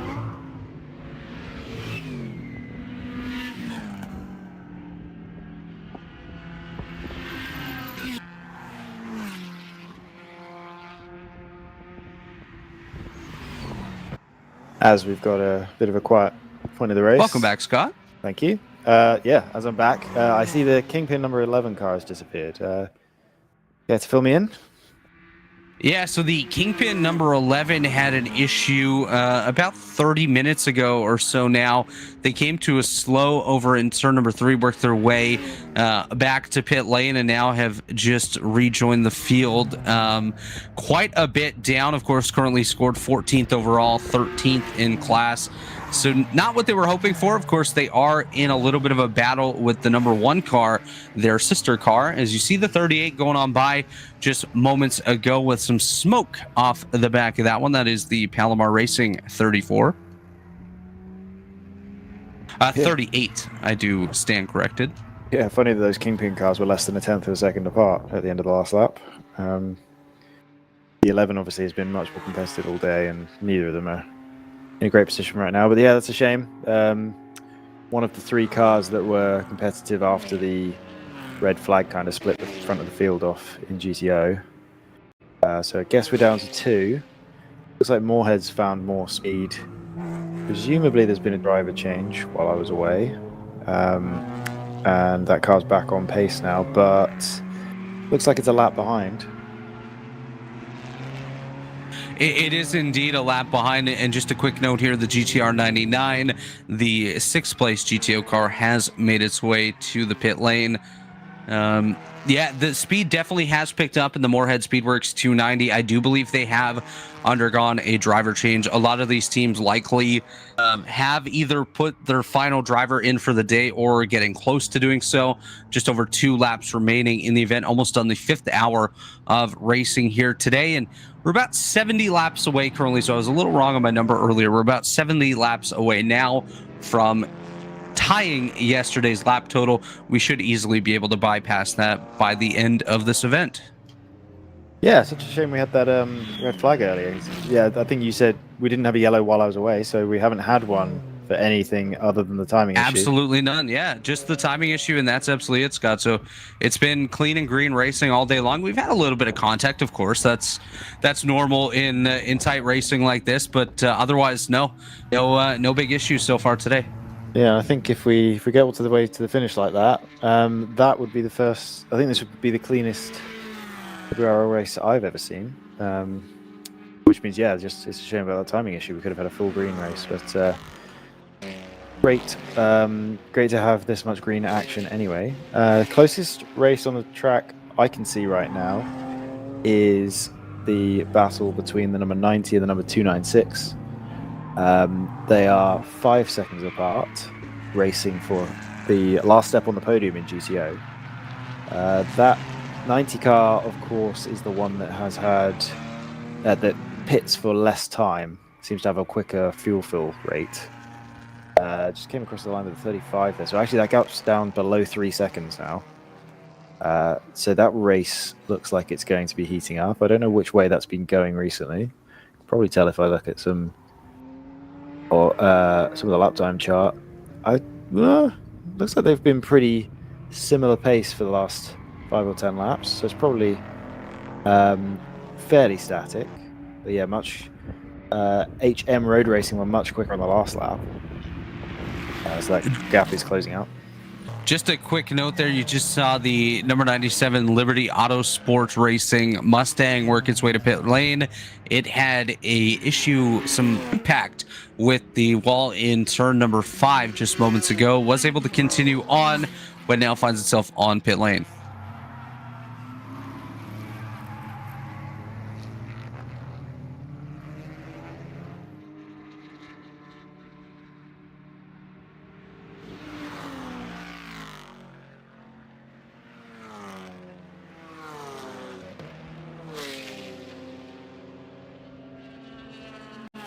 The round 3 racing 997 has worked its way to pit lane as well. The 10th place GTO, their last pit stop prior to this one came on lap 125, and they are currently on lap 168.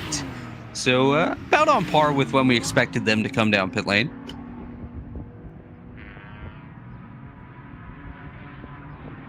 Yeah, we've obviously still got kind of 2 sets of cars, those that pitted under the one and only yellow flag period and those that didn't. So, and they're Correct. pretty close to half a stint out of phase from each other. So that's why we're getting this group of cars pitting, while cars like the number 70 and basically most of the cars near the front of the field were not expected for quite a while yet.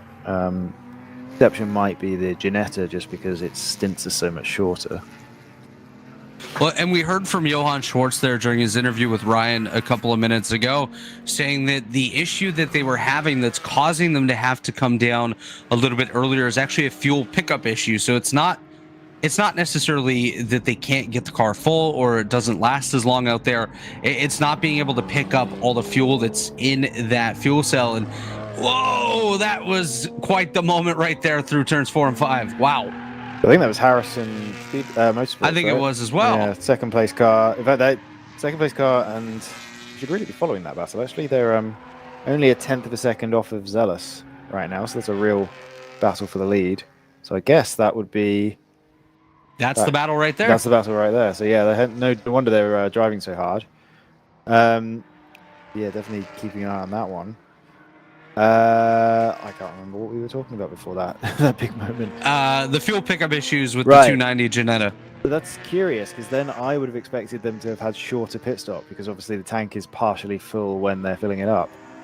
So that indicates to me that maybe if they were getting full use of the fuel tank, they would have longer pit stops than the other cars. So, which I don't know how much has been getting left in the tank at the bottom.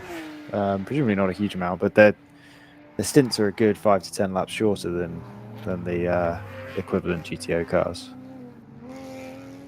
Yeah, the way that Johan was describing it is they were getting a fuel pressure alarm as they were working their way around the racetrack. So that's definitely not something you want to deal with. The potential for running out of fuel out there on the racetrack, of course, not something that these teams want to have happen to them. We saw it yesterday, and it's just unfortunate when that does happen to your car out there. But that battle we were watching with the Zealous Motorsport 88 and the Harrison Motorsports 392, as you do see them come through the shot right now. Last time by, separated by 0.6 of a second. Looks like it might have extended a little bit here as they work their way through turns 5 and 6 now. GTR 99 is still listed in the pits, by the way. I think that might be an extended pit stop for them. They are Definitely not in front of their stall. Okay.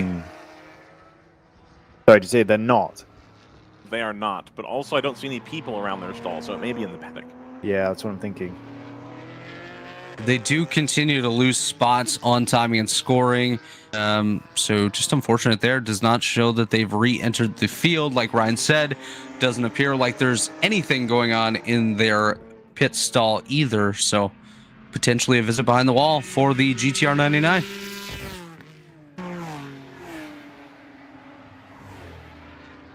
Two hours and 9 minutes remaining here at Mid-Ohio. Where did I miss that Moorhead lost a lap? Was that just on pace, or am I just waiting for the timing to come through an update? Because it was like 15 to 20 seconds last time I was paying attention. That was a while ago. Oh, okay. Well, I mean, I don't, It was out to over 40 seconds before I left for brunch. So I think it's on pure pace. It is a 1 lap pace difference, yes. Okay, got it. All right. Well, that makes sense given that their pro driver was sitting here talking to me. Had a nice discussion, so that tracks. Well, they've been back on pace recently. Maybe not super consistent. They've been in the 32s and 33s for much of this stint. But yeah, it was the previous stint, I think, with the damage. There was some 32s and 33s in there as well. Maybe more 34s and 35s.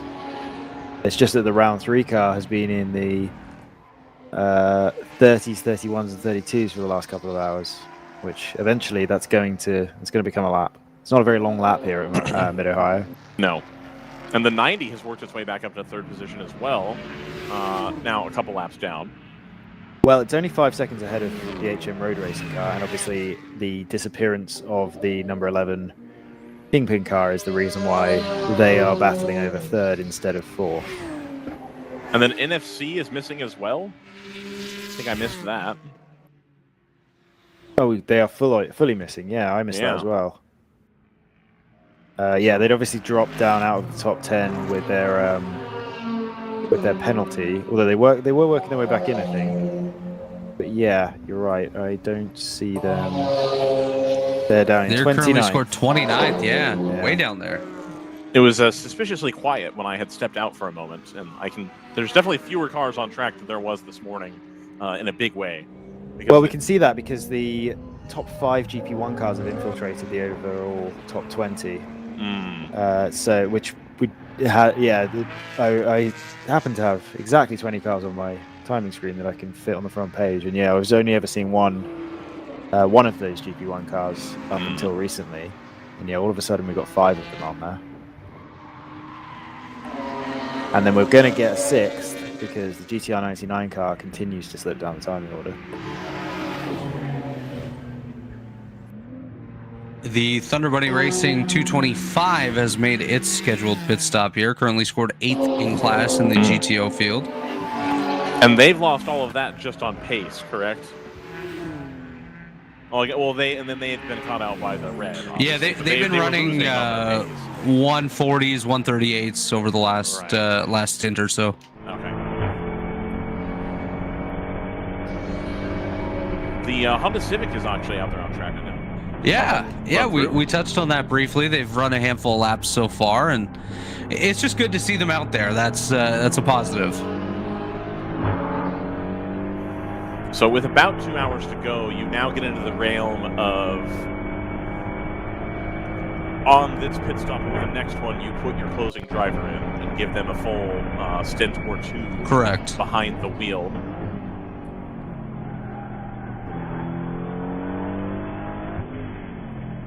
I imagine there's not a whole lot. I guess there's a race for third going on between the 90, the 296, and the 34. Yeah. That's the 34's on their way. They're catching. I remember that car being very competitive early in the race, and dropping out of contention a bit, but I can't remember why. They're just losing pace. I don't know. Were they? Yeah. Well, around the red flag, they dropped from 5th to 8th quite suddenly. But yeah, it looks like that car's picking up pace again. I mean, 31.8 on the last lap might be the fastest GTO on the track right now. In fact, it is substantially faster than anyone else in GTO on the track right now. Nobody else has even done a 32 on the last lap, 31s. So yeah, very, very fast car. 11 seconds now behind HM Road Racing. What will be interesting there is that they're substantially faster than the Toyota R&D Supra, but that Toyota Supra tends to gain about 25 seconds every pit stop. Right. Which, that'd be great to find out if there's an explanation for that, because that's obviously a huge advantage for a single car to have. Yeah. But yeah, so whether Hitman for the remaining 2 hours can be fast enough to overcome the fact that with 2 pit stops to go, they basically need to get 50 seconds ahead of that 90 car if they're going to be able to beat them, and they're currently 10 seconds, more than that. They're currently 16, 17 seconds behind.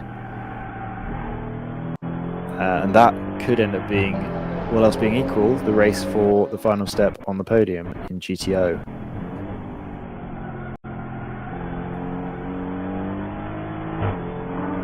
Just having a look here to reacquaint myself with the standings. It's all worked out for Zalis Motorsports in GP1. They are now in the lead. Harrison 5 seconds behind. Yeah, that was a lot closer a couple of laps ago. That was nose to tail not too long ago, about 2-3 laps ago. Interesting. Okay. So huge separation now between those cars. HM Road Racing closes up another half a second on Toyota R&D that lap, so that gap's down to 5.2. and another 131 from Hitman. They've been matched on this lap by the overall race leader. Not overall, sorry, the GTO race leader. But those are the only two cars in the 31s at this point. The gap between those three cars battling over third place is now under 16 seconds. So I have, Scott, were you able to check the Scoops channel on the Slack to get the answer on the Chattanooga Touring login? The Slack? Yeah. Well, I wasn't. I'm checking now. We got a answer as to what occurred. There was a hole in the oil cooler line rubbing on the alternator. We have every AN fitting known to man, but no hose. So we're bypassing the cooler to see what happens. That was at 12:35. And then at 12:56, LOL, it blew out the filter housing as the Cho was headed back out, re-cleaning the car and making a looped hose that we now know is required for the E46 M3 oil system. So they tried to go sans cooler, but then that caused too much pressure to be built up and then blew out the oil filter housing, which is something that you need to keep oil in the car. So they've come up with a temporary solution here that I believe is going to work.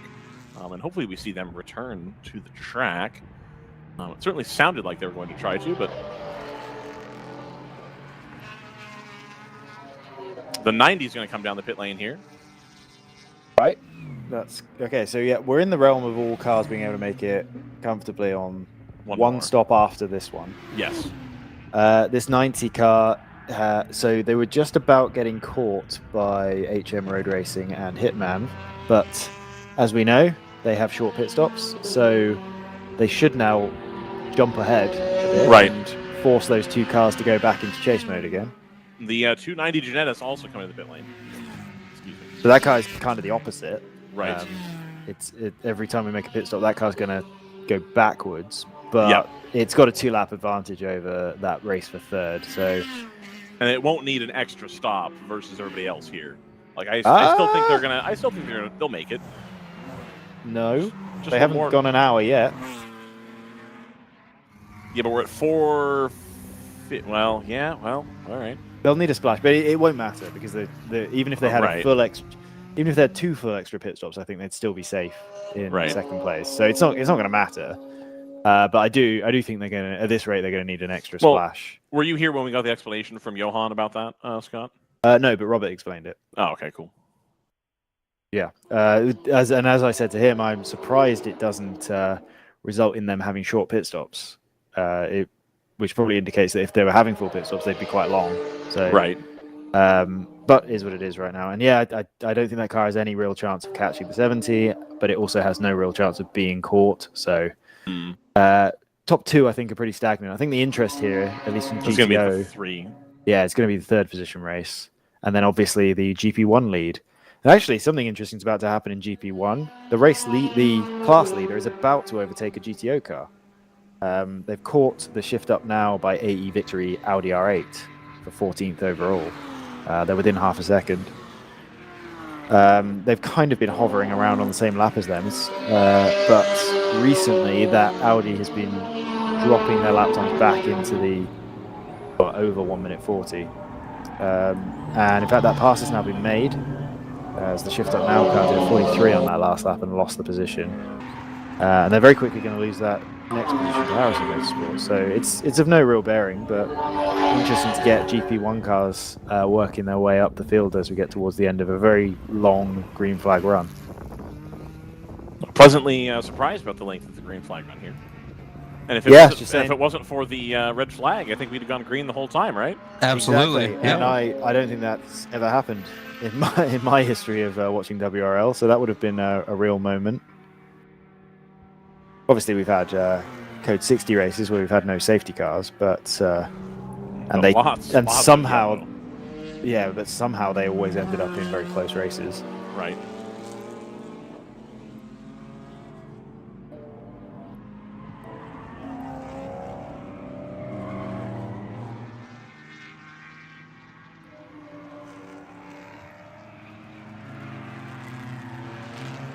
Some lens flare with this camera off of the windscreens at this time of day, occasionally.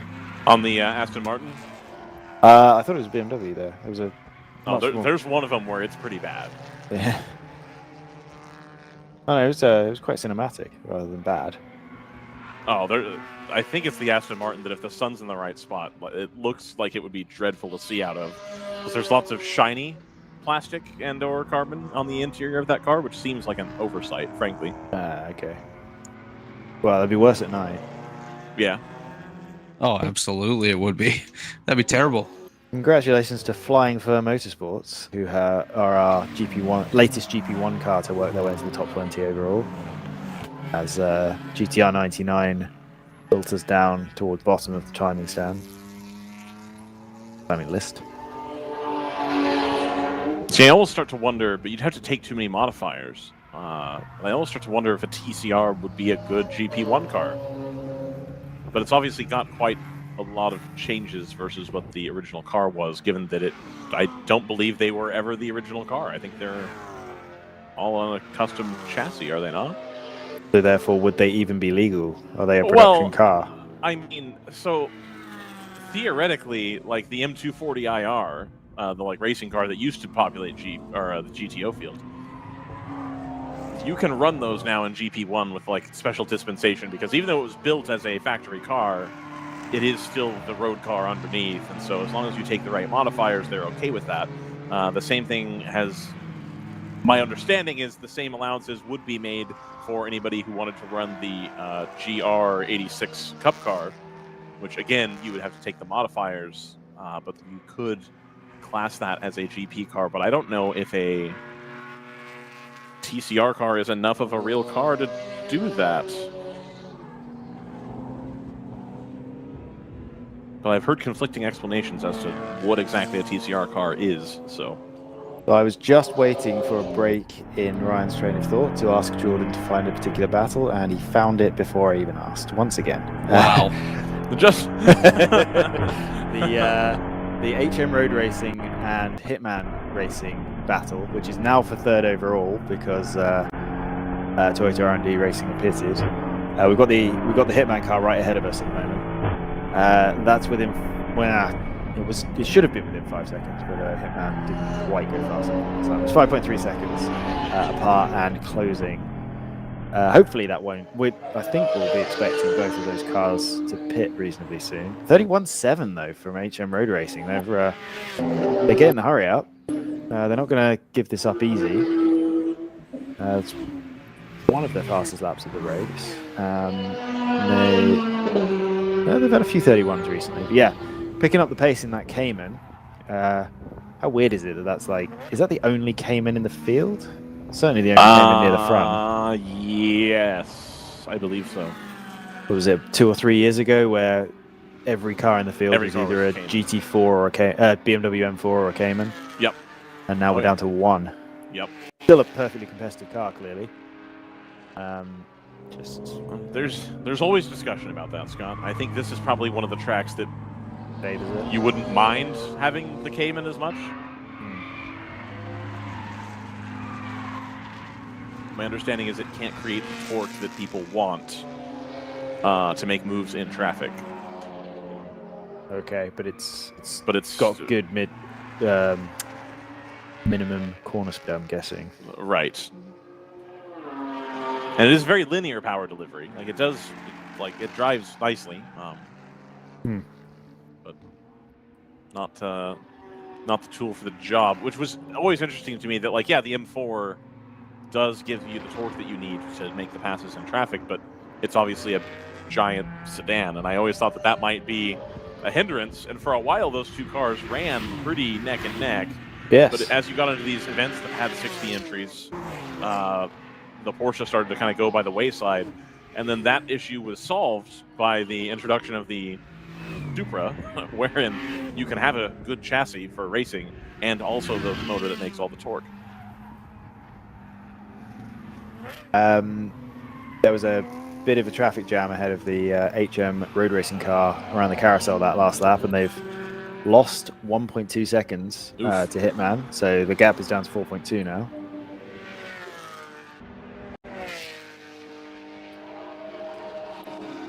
A little bit of clear road for both cars this time around. Supras everywhere, as usual. All the Supras. Yeah, well, 2 fewer today. It's true. Unfortunately.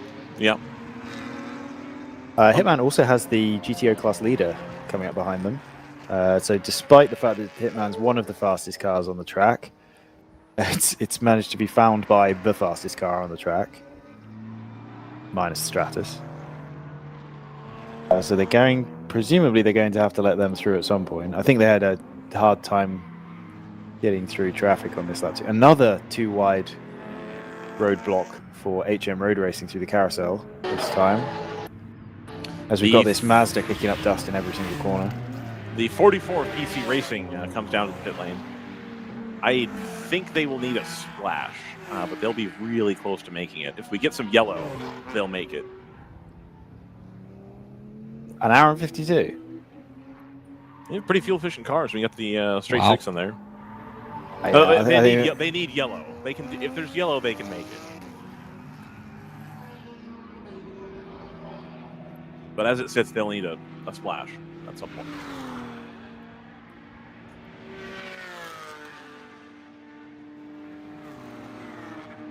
We'll have to keep an eye on that. Of course, that is the 3rd place GP1 car as of last time by. That's interesting because Choice Racing, they've got quite a while until they have to pit next. So they're more, I think, they've been more efficient today. So Choice are going to take the lead here. I'll take 3rd anyway. Yeah, 3rd, sorry.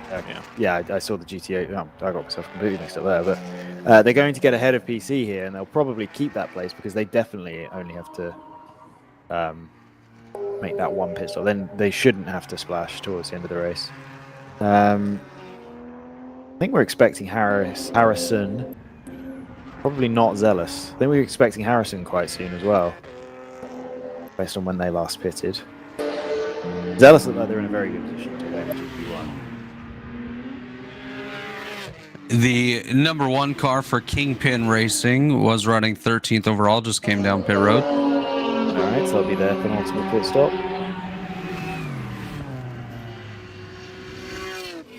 This really is the pit stop that's holding that racing effort together. Also allows it to pivot. I'm trying. There's a joke there somewhere. I'm gonna keep trying. There's something in there somewhere, maybe. I'm gonna keep trying. There's something. There's something there there. Is. I think there is. There's something. There. You got potential, Ryan. You have potential. Thank you. You're far too generous, Robert. I'm still the new guy. I gotta be I nice. was gonna say, I've been here. I don't even know how many years at this point, but yeah, it's not. It's always been like this. That'll get there. There's a line there somewhere. The problem is I workshop it for too long that by the time I do come up with the good line, the bit is already tired. If you say so. Yeah, I do say so. You got 3 weeks. You have 3 weeks before Road America. You could put a couple bits together. I do. I absolutely do. Unfortunately, a lot of my bits were with Joseph. He is, of course, not here. Yeah, he's better at teeing these things up for you. Gives you a chance at least. It does. Yeah, that's true. And he carries a lot of them. We are in the home of the Joseph. So shout out to Mr. Mudrak. So I'm sure he's enjoying the Ohio sun today. It is rather pleasant. I was starting to wonder, and then I thought, surely not. Is the lack of pace right now due to the track surface getting greasy? Because it's the warmest the track has been since we've been here? But like, I can't believe that it's warmed up enough to get to that state. I mean, it's not a light switch. It's a gradient or a spectrum, so it's warmer. And as long as the track isn't completely frozen, then it is faster when it's cold. That's my understanding. So, yeah, I mean, it's definitely the track isn't greasy as if it was 60 degrees Celsius track temp, but it's warmer than it was this morning, and therefore, and also air temp with regards to engine horsepower. Right. Well, I haven't thought about how many of the cars at the front are turbos, but certainly the leader isn't. Neither is that Moorhead car. And just a quick note on the front runners, the Hitman Racing 34 has made its likely penultimate pit stop. Okay, so that breaks up that battle that we were tracking with the HM road racing car. But I think the real race for third could end up being Hitman versus Toyota R&D Racing. But I'm expecting Toyota R&D Racing to have bumped an extra 25 seconds ahead in this cycle. So we'll have to take a look at where Hitman comes out of the pits relative to that other Supra. Very different Supra. The 392 of Harrison Motorsports is coming in for...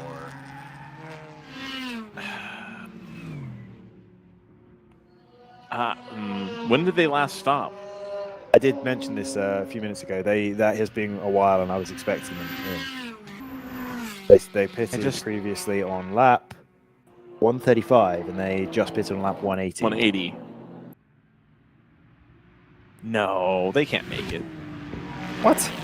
135? You think PC can and Harrison can't? Well, yeah, Harrison's got a much bigger engine, like by a lot. It's like way less fuel efficient by design. Well, their last... bearing in mind we've been fully green since the last set of pit stops, they went longer than PC. Did they? So they therefore are more likely to make it PC. Well, I know there was a vagary with the rules wherein the 89X Camaro, when it used to run, was, I believe, the most powerful car in the field and also got the best fuel allowance.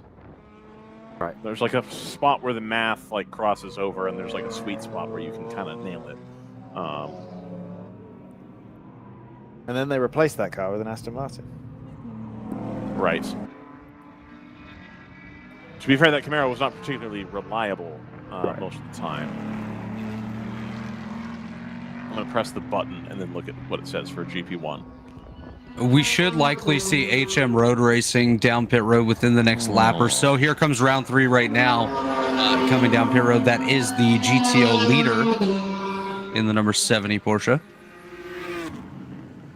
I thought there was a way where you could get it to tell you when it expects the next stop to be. It does. So it's showing 0 laps for HM Road Racing. So according to the system, it should be down pit road now. No. I'm thinking of something else entirely. Okay. Let's see. PC Racing, pit expected in 43 laps. And you're at a minute 40.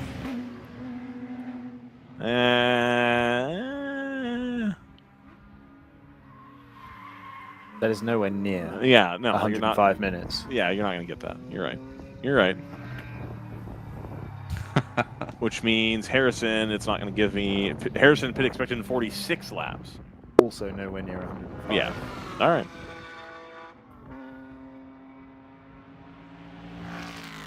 No, I think those cars can go an hour 20, hour 25, something along those lines.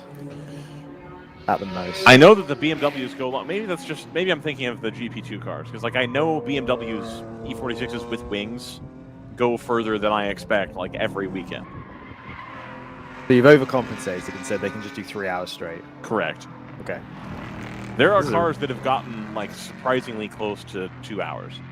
What's going on here that we're watching with this Ginetta? It's being absolutely...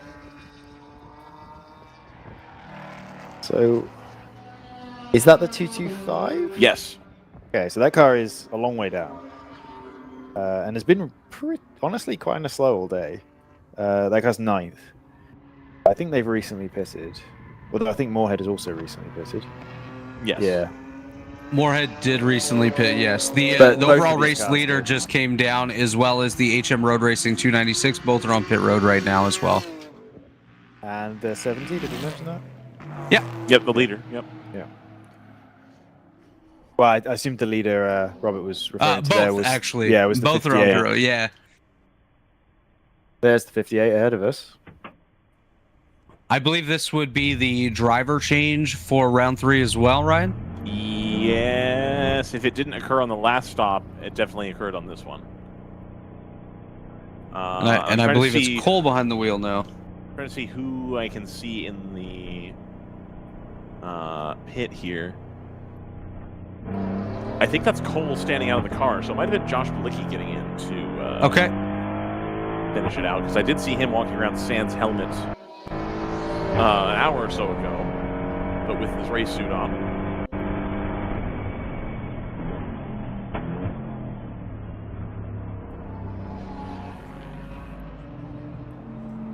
All right, so weirdly, the opposite has happened in that battle between Hitman and Toyota R&D, where Hitman's leapfrogged 25 seconds ahead of Toyota R&D. So I don't know what's going on there. 2-minute 46 outlap is okay. So Toyota R&D actually didn't carry on having those quick pit stops. Which is very odd. They dropped back into exactly the same sort of outlap times everyone else is doing. I don't have any explanation for that. Maybe they weren't fully filling the car before, which I don't know why you wouldn't. But yeah, that means, and that must mean that Hitman must have had a very quick pit stop. They did quick. Hitman have had their fastest outlap and therefore fastest pit stop of the day, quite substantially by 2:29. I wonder if they are. Well, as the 90 is stuck behind two abreast BMWs on the back straight. I wonder if Hitman are not having to fill the car just because they know that they don't need to do full fuel loads to get to the end of the race. Either way, they've gained about 10 seconds or so on that last pit stop on what they would normally do. And they've jumped ahead of Toyota R&D. They've also jumped ahead of HM Road Racing, who have just exited the pits. Looks like 9 seconds behind, but I don't know if HM have finished their outlap yet. So I'll just give that a second to update. It does look like Hitman, who is the fastest of those three cars, is now ahead. So pretty nailed on for third, all else being equal. Zealous is in the pits, GP1 leader.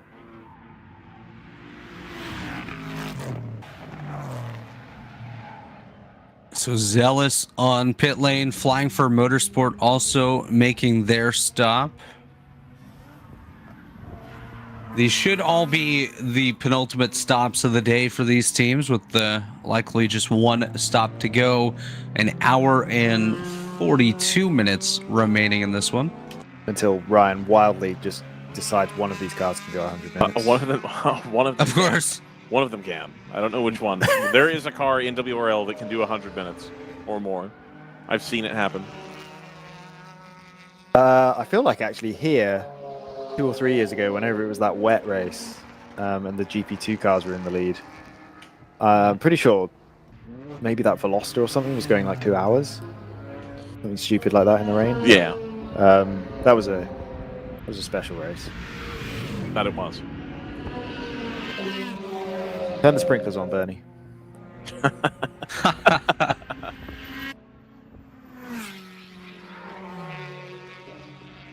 Looks like the 89 has made its way to pit lane as well. Don't give Liberty any good ideas, Scott. I don't think 89 has. That's happened a couple of times, where they've popped up as in the pits, but I'm looking at their onboard and they're absolutely not in the pits. Jordan's switched the onboard as well. Oh, that's really weird, yeah. Yeah, that's the second time that's happened. That's caught me out. Well, yeah, the second time I've noticed it. It certainly caught me out the first time around. Absolutely no other car, in fact, my entire time in WRL has ever done that. So I'm not sure what's going on there. They are putting their fuel cans out on the wall, or adjacent to the wall, I guess. I don't think these onboards are that far behind. Let's see if he comes in now. Nope. No, so yeah. No, it's not that far behind. Yeah, I didn't think it was. The alternative is it's a full lap behind, but I don't think it is, yeah. Wow. So yeah, there's a weird timing glitch there with the 89X, where every now and again it's pinged as being in the pits, but it isn't. It's definitely a weird one that it's just the one car. But And hey, also he's still out on the racetrack. And so rarely as well. Yeah. Actually, looking at his lap time history, they ping as being in the pits 2 laps after they've actually pitted. Every time. Not every time. The last 1, 2, 3, 4 pit stops that's happened. That might be even weirder.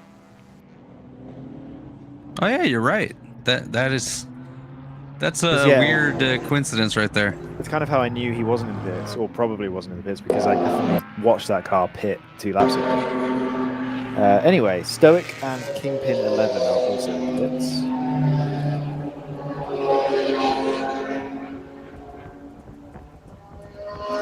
Of course, those drivers 9th and 10th overall. Both of those cars, if on their race hero history, pitted the last round of pit stops, they pitted twice. Kingpin, you updated me on what happened with them. They stopped on track, and which looking at this, I guess that was on their outlap that they stopped on track and they had to come around slowly. Any idea what happened to Stoic there? Why they pitted twice? No. No, and I really, yeah, definitely shows that they did. I was going to say I don't think they did, but definitely does show it, yeah. And they had slow lap times. They actually had quite a few slow lap times around that second pit stop, but then they've been running absolutely fine since then. Odd. Also odd because it doesn't really drop them down the field all that much. They were running 8th before that and then 10th after. But yeah, they definitely lost a significant amount of time in that process. A minute and a half or so. Probably dropped a lap. I guess they just happened to have a decent gap behind them. It would have dropped them behind the 225 Thunder Bunny. And actually, yeah, Random Vandals.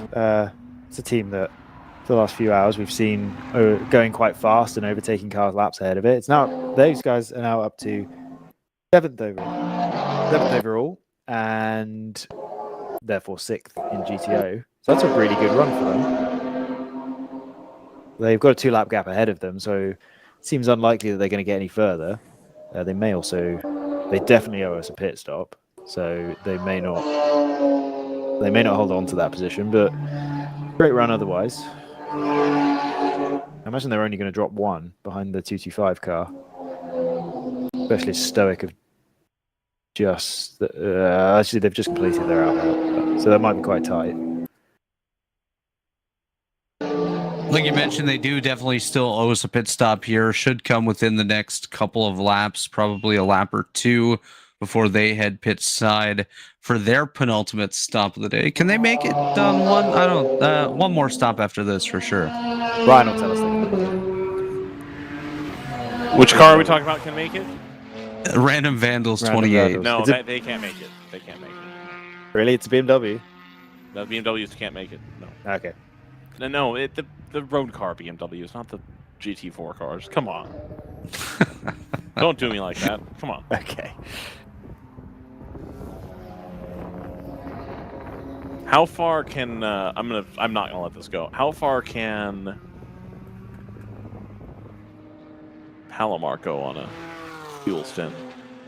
Oh, they're not in, so I can't just check. They're also nowhere near competitive. They usually are. Not right now. That one had a yellow. They went. Go longer than that.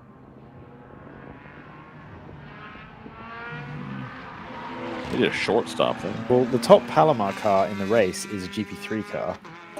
They went from 109 to. Wait, no, it isn't. I misread that. Sorry. 159. Palomar did. So you're not trying to come up with anything relevant. Yeah, they did Palomar, 50 laps. Palomar are last and last but 1 in GP1. They're both in the pits. I'm saying that a road car BMW in the general production class. How many laps is that? Capable of the 50. 50.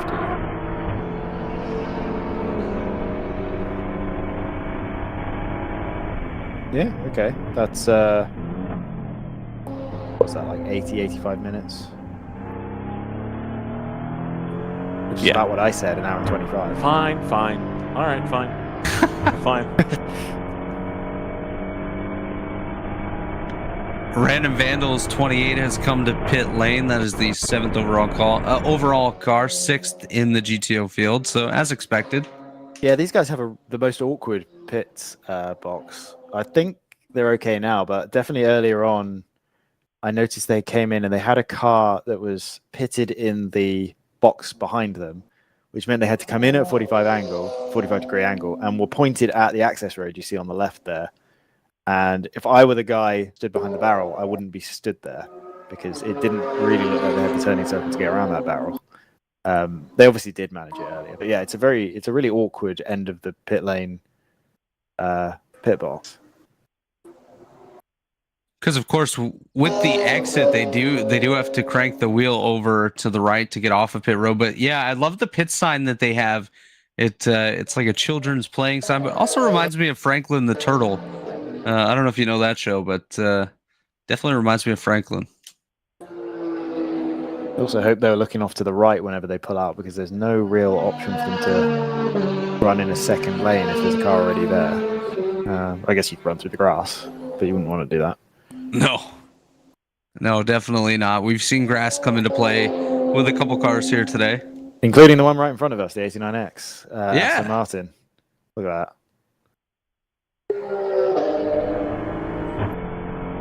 Oh yeah. There we go. Shame. Sometimes they don't have sound, unfortunately. Too bad the one ahead doesn't have a rear view camera. That would have been great. We would have. Particularly with Thunder Bunny, we tend to get them, but Thunder Bunny's one and only camera gave up on the dummy grid today, which is a bit of a shame. Sad. Quite sad. Hopefully they get their issue sorted, because I've really enjoyed their cameras in the past. Oh, that's a late lunge. Yeah, I don't know about that. Nearly had a little bit of maybe a pointing, or a wave after that one. Interesting line from the BMW ahead. Wow. That's a line I would run. He's just hanging out, man. Just getting around the track, driving mid-Ohio. Another green BMW. These two seem to have been tied to each other all day. Every time I see one green BMW, the other one's invariably 5 car lengths ahead of it.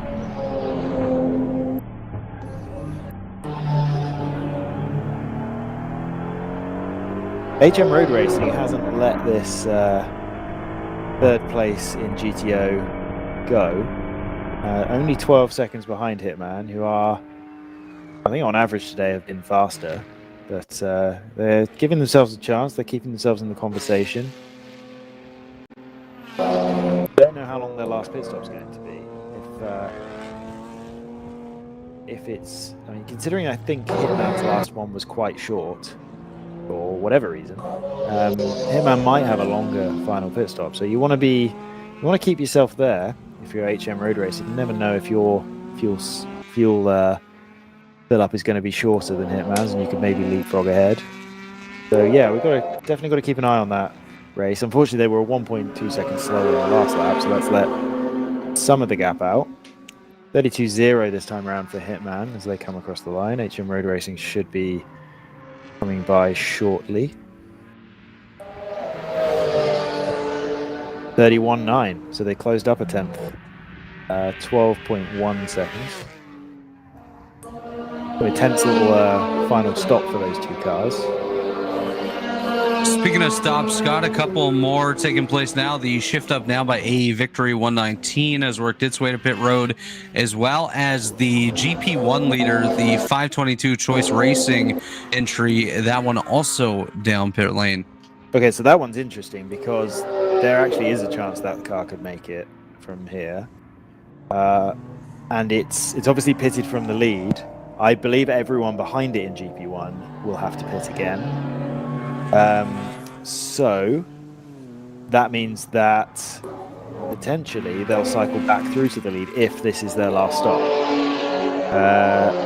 Let's see. Their previous pit stop was on lap 147, and we're now on lap 191. So some quick note. That's about 44 laps. Is that right?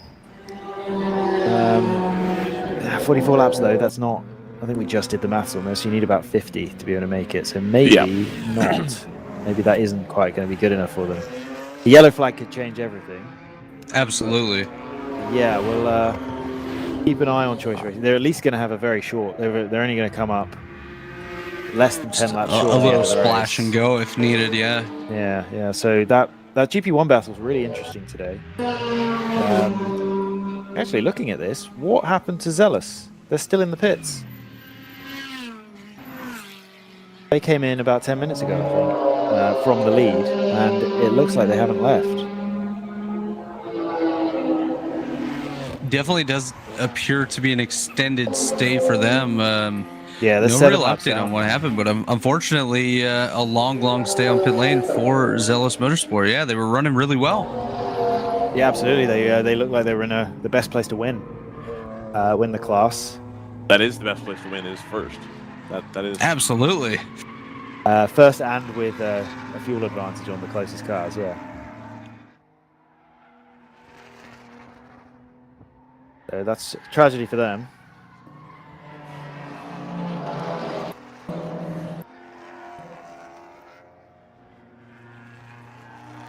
Yeah, that's moved Tooth Autosports, number 261, up into the top 20 overall.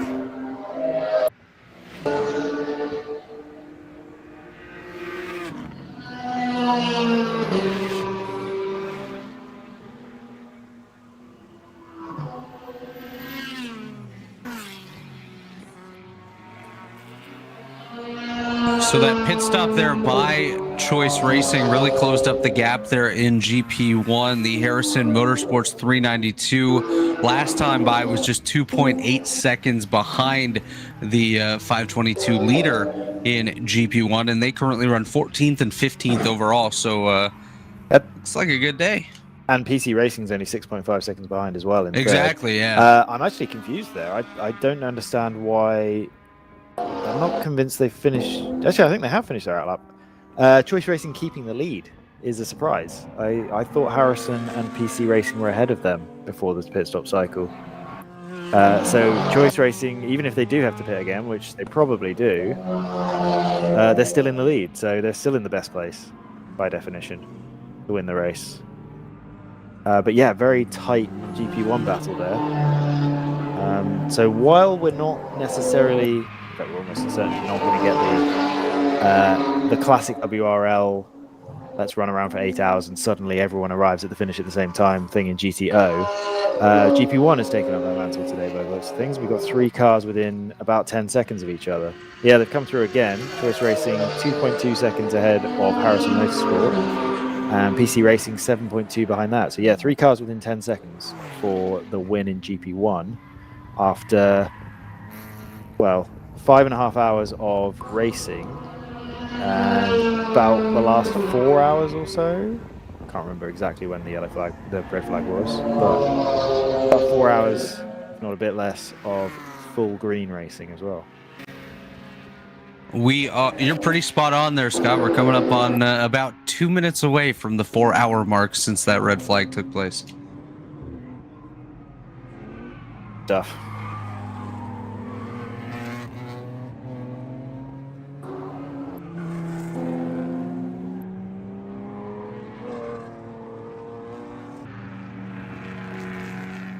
So after the pit stop, Random Vandals did manage to stay ahead of Stoic, so they've only lost the 1 place to Thunder Bunny Racing, number 225.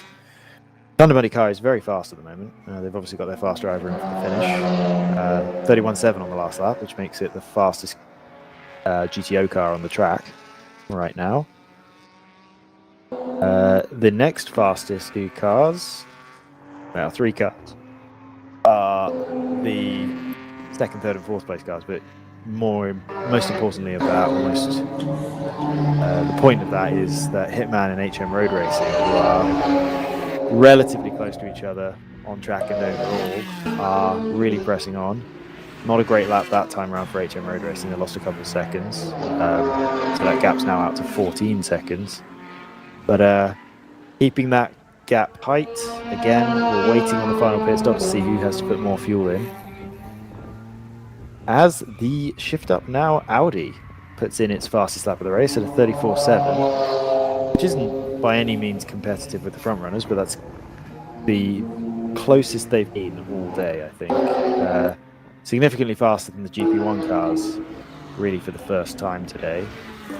And I believe, if I remember correctly from the conversation Ryan had earlier on, I believe that is Sarah Montgomery behind the wheel of that 119 shift up now by a Victory machine to close this one out. Yeah, that is what she had spoken about, was getting to close the car out here with full rubber onto the track surface. She talked about doing a 133 yesterday, I think was her quick lap. It definitely does sound on par, yeah. 34.7, so she's got a little bit more time to match yesterday's pace. I think it would be a bit of a victory for that car if they could beat all the GP1s, and given that she's only about 17 seconds behind the GP1 leader, then she's going to work her way through that 3-car GP1 battle in the next few laps. That seems realistic, that they could aim to do that. The 3-lap gap ahead of the 2-lap gap ahead of the lead GP1 car to the next GTO car, so I don't think there's really any class positions up for grabs, but it would be good to finish ahead of the GP1 cars. Her quick time yesterday was a 133.9. So not too far off. Can definitely get there through this run.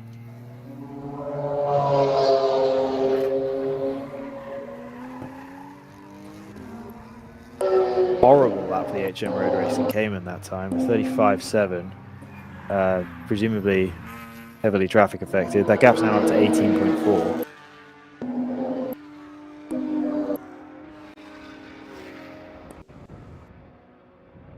Yeah, definitely separated a lot further than what they were running a little bit earlier on. That, of course, the battle for third between Hitman Racing and HM Road Racing, like Scott said, now at 18.4 seconds after a slower lap by HM, 135.7. Yeah, I think you've really got to keep yourself. It's speculation, but if they do, of course, if they do have less fuel to put in, it's not going to matter if that gap gets out to 30, 40 seconds. There's no way you're going to have that much less fuel to put in. So you've really got to keep them within 15, 20 seconds, at least for us to have any hope. They'll probably be somewhat aware of how much less fuel they have to put in than the Hitman car. I suspect it's not going to be huge, but we'll see.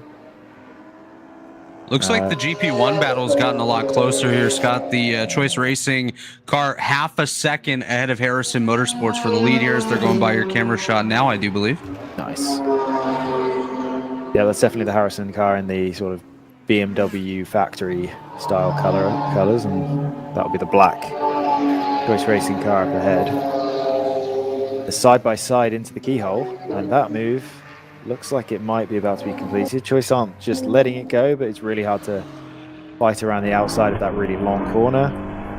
Hey, great shot of the action all the way around the racetrack. Oh, 89 decided to go on by, so we can't see the battle.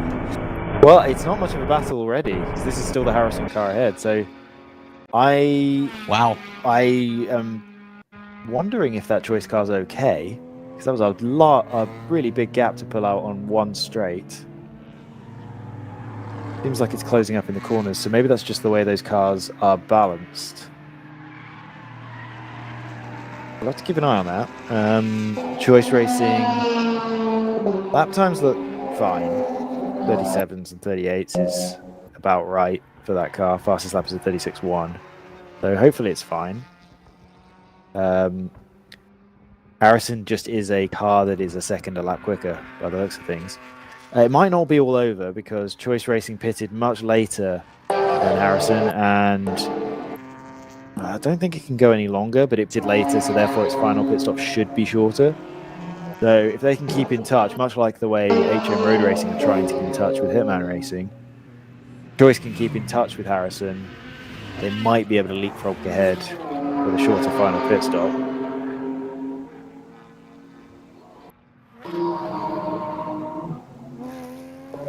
And the swing on that one was about 1.9 seconds between Harrison and Choice Racing.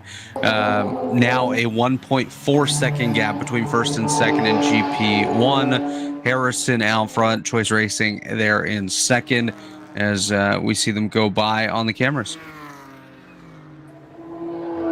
Don't forget, PC Racing is only 7.5 behind Choice at this point. Definitely not out of it as of yet, that's for sure.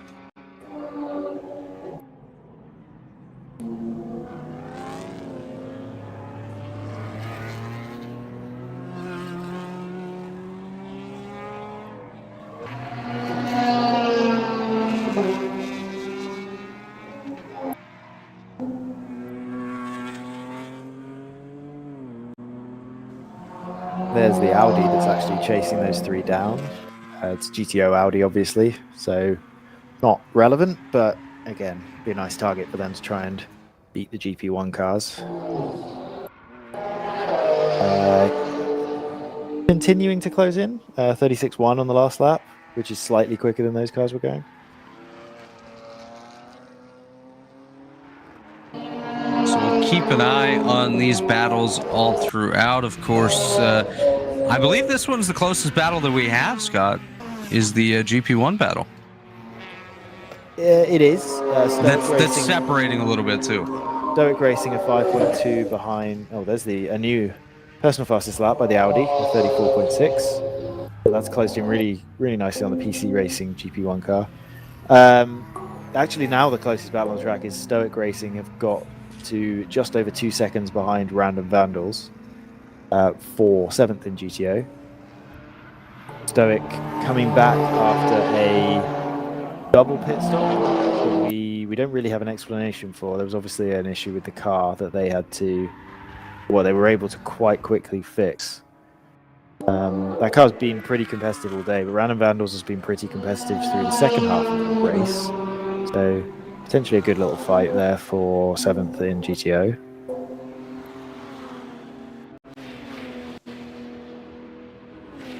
Hitman Racing are really trying not to give HM a chance at this third place.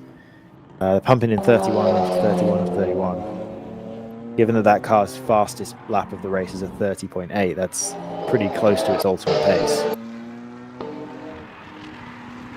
It's definitely impressive to see the sort of urgency from that Hitman Racing team and the driver lineup to stay ahead, stay on the podium here as we're getting down to, well, we're about 15 minutes away from the final hour of racing here at Mid-Ohio this weekend, and will be no better way to cap off this great race weekend with a podium. Jordan's found the Random Vandals BMW here, and then the car behind. Actually, is it one or two? There's two Supras there, and I haven't been able to spot which one's which. The Brumos coloured one is the Stoic one, so I think that's the one ahead now. But yeah, this is the battle we're looking at. And I can't remember which one that is that's right behind it.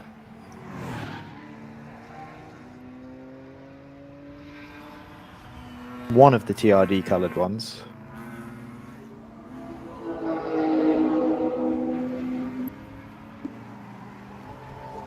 I think actually, is it both of the Thunder Bunny cars that are lined up behind the Stoic car?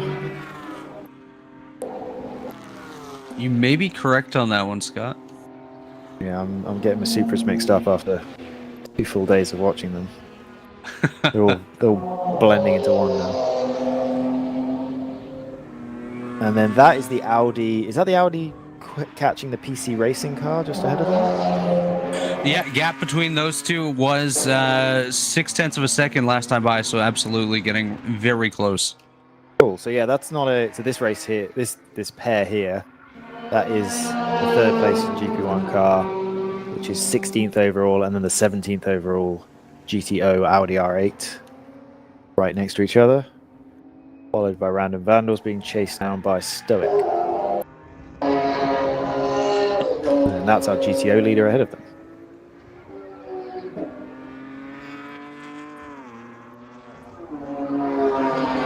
Stoic a bit wide there through the carousel. It's not going to help. Here goes the Audi making the move. See, that Audi doesn't struggle too much on the straight. It's able to easily jump past a GP1 car at least. might be interesting from the onboard here from the Random Vandals BMW to see the comparison down the back straight with the Audi and get an idea where that car's struggling.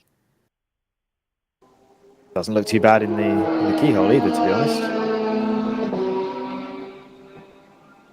Definitely looks like it's taken to the course fairly well for sure.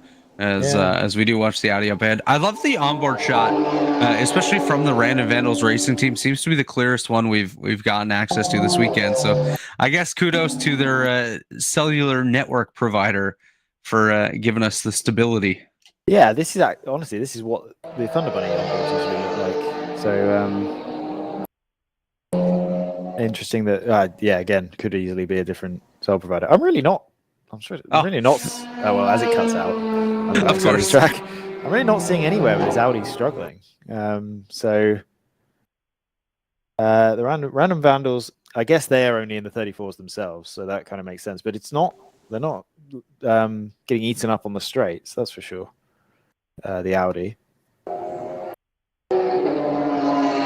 I'll definitely be interested in seeing what the lap time is in comparison of these two cars as they come along to the timing score. And there we go, 134.4, another quick time for that shift up now Audi.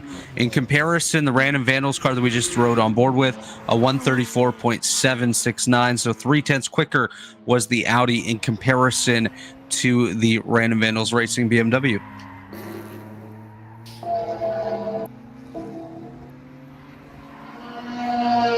Of course, not a fight for position, but something to follow along nonetheless. And that gap between Harrison and Choice for first in GP1 has spread out a little bit to a 4.9 second gap, and then an additional 5.3 back to that shift up now Audi, and that is for 14th, 15th, and 16th overall, as well as first and second in GP1.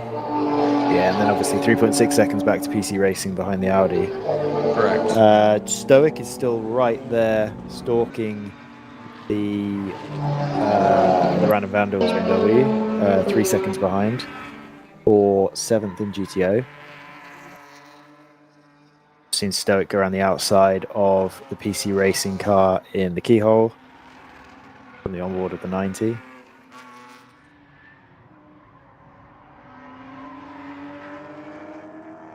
The 90 car was in that fight with HM Road Racing. Have they received a penalty? Because they're now a lap behind. I'll take a quick look through. Yeah, on track they're not that far behind them, which seems right, but there's a lap difference. Does not appear that they've had any sort of penalty issued today. Oh no, there isn't a lap difference. It was just just the time and loop. Yeah, they just need to come across line. They are actually We're good. actually 43 seconds behind, so there's quite a big gap. And I think that's all on pace. That Toyota R&D car has been pretty solidly in the 33s, while the two cars ahead have been in the 31s and 32s. So yeah, that gap will stretch out based on that kind of lap time delta. There has been a swap of position number 10 in the GTO field, 11th overall, as Kingpin Racing number 11 was able to get by the round 3 Racing 997. The 997 actually had a fairly slow lap at a 141.0 last time by.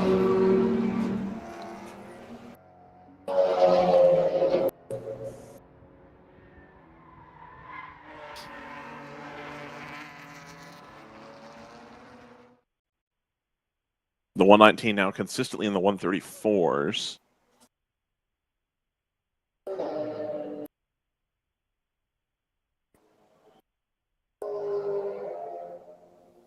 Finding the consistency, hovering around their quick time here today, which was a 134.432 set, 2 laps ago now.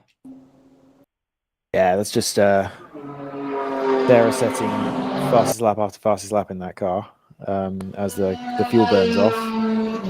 Absolutely. Every lap. Fastest personal lap for the number 1 Kingpin Mercedes at a 32.1, which is very competitive. I'd say they've got their fastest driver in the car. making the most of the slightly emptier track towards the end of the race. Putting in some good lap times. Nothing really to fight for. They're 1 lap behind the next car ahead of them and 2 laps ahead of the GP1 leader behind them. That said, the 997 round 3 racing car, which is the car ahead of him, has been solidly in the 37s, 38s, 39s this stint. So if the lap time delta is going to be 6 seconds, we have just over an hour to go. Oh, it's coming to the pits. That makes what I'm talking about completely irrelevant. Although actually, we're Good work, everyone. They also won't be able to make it on that from here. I think is very unlikely they would anyway. From an hour and 8 minutes out. Right on the In edge, that camera shot that we just had moments ago, you saw the Random Vandals 28 car. About 2 cars behind on the racetrack was the 87 for Stoic.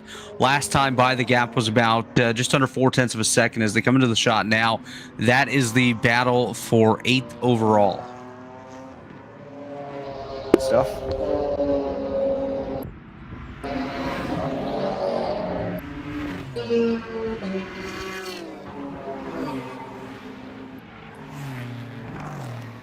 Just to swing back to that Hitman versus HM Road Racing 3rd place in GTO battle. The gap's 21.6, so HM is clinging on. The gap is expanding slightly, but they're still in with a shout, depending on how much fuel each car needs to take at the final stop. And since we've been following this along here, Sarah Montgomery has beat her quick time on the weekend with a 133.888. In comparison, yesterday was a 133.91. That is the 119 shift up now Audi. And also, just a little bit of housekeeping, the Moorhead Speedworks 290 is likely just a couple of laps away from coming down pit road to make their final stop. Would expect that sometime in probably the next 5 or 6 laps. Then it might not be their final stop, depending on how that fuel pickup issue develops towards the end of the race. That's a good point as well, Scott. Yeah, most cars will be able to make it from a pit stop in 5 laps or so, but I don't think that one. Well, that one's going to be touch and go. Yep, this is the 89X, so this could be their final stop. Driver change as well, it looks like. Yeah, right on the edge at an hour and 5 minutes, I think.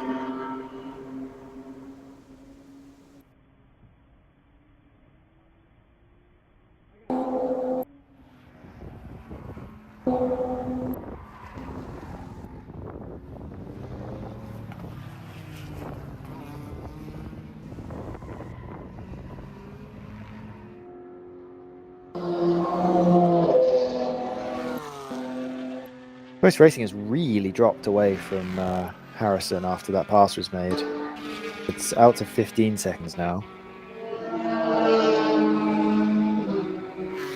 Yeah, that is a substantial margin in comparison. I mean, they were nose to tail not too long ago. Now, absolutely a huge gap between them. Like I said, I think Choice are going to have a shorter final stop, but it's not going to matter if almost already that gap's too big for them to be able to make up with any shorter amount of fueling.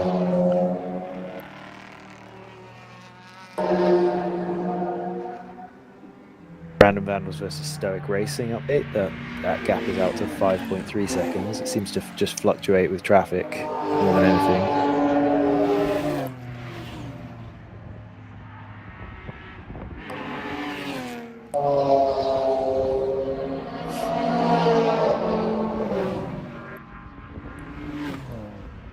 The field is definitely, although a lot of cars are still together on the racetrack, there's separation in the battles now as we do approach the final hour of racing here today. And actually, the Toyota R&D Racing number 90 has hit pit lane. They were the 5th place GTO. Just for curiosity, I'm going to time their pit stop because they've had weirdly sort of inconsistent pit stop times. It's not hugely relevant at this point in the race because they're not really racing anyone too closely, but worth seeing what's going on with those guys.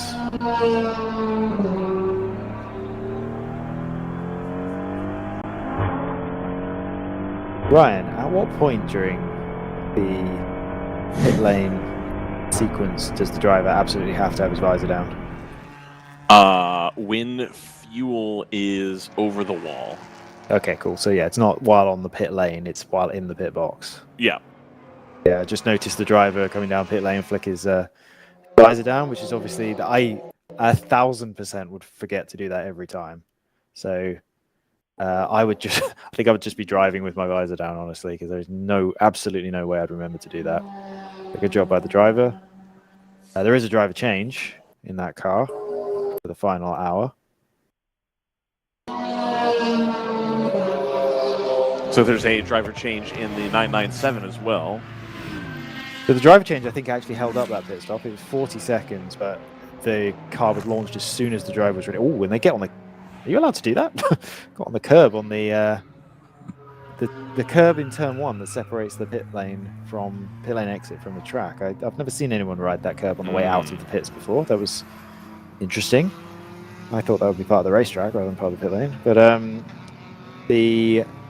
their pit stop was 40 seconds, which I think, again, as I said, I think that was limited by the driver change. So back down to those really, really, really fast pit stop times we were seeing earlier in the race. I don't know what's happened with them recently and why the pit stops were so much longer. Maybe some driver changes that took longer. Maybe they had a tyre change in there as well. Who knows?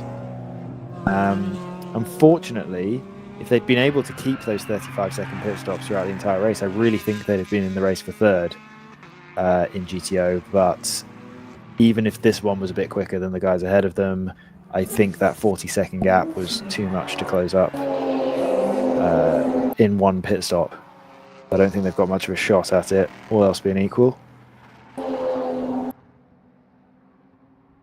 Another pit stop. Looks like the TC Klein 112 in the GP1 field has made its way to pit road. Again, still expecting Moorhead Speedworks to come down very shortly.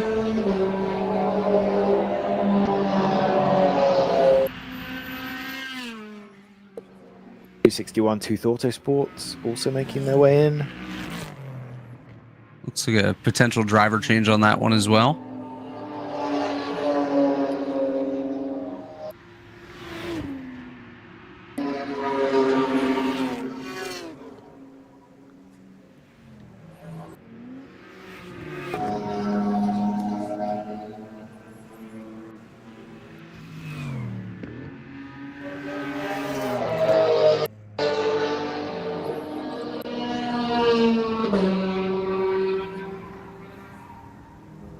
The HM Road Racing 296 setting some pretty quick laps at this point, about on par with their quick lap of the day. Just ran a 131.52. In comparison, their best lap over 100 laps ago was a 131.333. So pretty even and fast pace out of the fourth place GTO car. Yeah, their fastest laps, well, I mean, that last lap was a bit of an outlier with Hitman back in the 32s, but their fastest laps match Hitman, but too often they're having the odd slow lap, so that gap still has increased since I last checked on it to 23.4 seconds now. Again, still within range, depending on fuel and final drivers, if there are going to be any driver changes. And here comes the Thunder Bunny 225 down pit lane. And 89X again. At least they've triggered the pit stop on Race Hero, but I think it's the same thing again. Did they pit recently? They did. They did, yeah. Yep. Yeah, so, we saw their driver change there a couple moments ago. Yeah, that's why I was doing that thing with my voice, because I was watching their onboard camera. Like, they're not in the pit. Here we go. Moorhead Speedworks down pit lane as expected. The second place GTO car. Okay, so I don't think they've been able to do an hour so far in this race, and we've got 59 minutes to go. So I guess when they leave the pits, it's going to be 58 minutes. But then you've got to think there's the extra lap. Well, as much as potentially an extra lap at the end of the race. I think they're going to really struggle to make it the end without a splash from here, unless they want to risk it with that low fuel pressure they get towards the end of the run, which you may want to do on the last stint. I mean, there's not really any reason not to if they're going to be well, I guess you would have to have an understanding of how much fuel you think you have left when it starts to cough. Because if you're enough ahead, yeah, there's also there may not be an advantage, or there may be an advantage to see what'll happen. But like, it still seems like marginal reward at this point. Yeah, they may as well not risk getting stranded. Yeah, out on the track with a lap and a bit to go. Right. Because they've got enough of a lead that it's not going to make any difference. Enough of a lead on Hitman anyway. It's not going to make a difference. That said, they are on the same lap at this point. But again, it's still definitely not going to make a difference. So we're just under an hour to go here from the Mid-Ohio Sports Car Course here in Central Ohio. It's been a lovely weekend. The weather has only gotten better. The racing has been pretty close. Most of the time. Today, it ended up, I think, all of the green flag running meant that we could let the race breathe a little bit. And then the red sort of pinned a lot of cars down in GTO, which sort of took it away. But I think even on the pace, cars have still lost laps in addition, right? It's not like the 70's just been clicking off fast laps while everybody else was kind of slowing down. So has that made a meaningful difference? Not for the lead, but for second, I think it has. Okay. I think Moorhead versus Hitman and HM Road Racing, I think the majority of the gap there, the vast majority of the gap between those cars was spread out by the safety car. Right. I don't think Hitman would be ahead of Moorhead without the safety car, but I think they'd be much, much closer. And actually, that conversation we're having now about can Moorhead make it without a splash might be more meaningful. Right. If we hadn't had the safety car and then everything else was the same. So yeah, I think it has made a difference because Hitman hasn't been able to overcome that.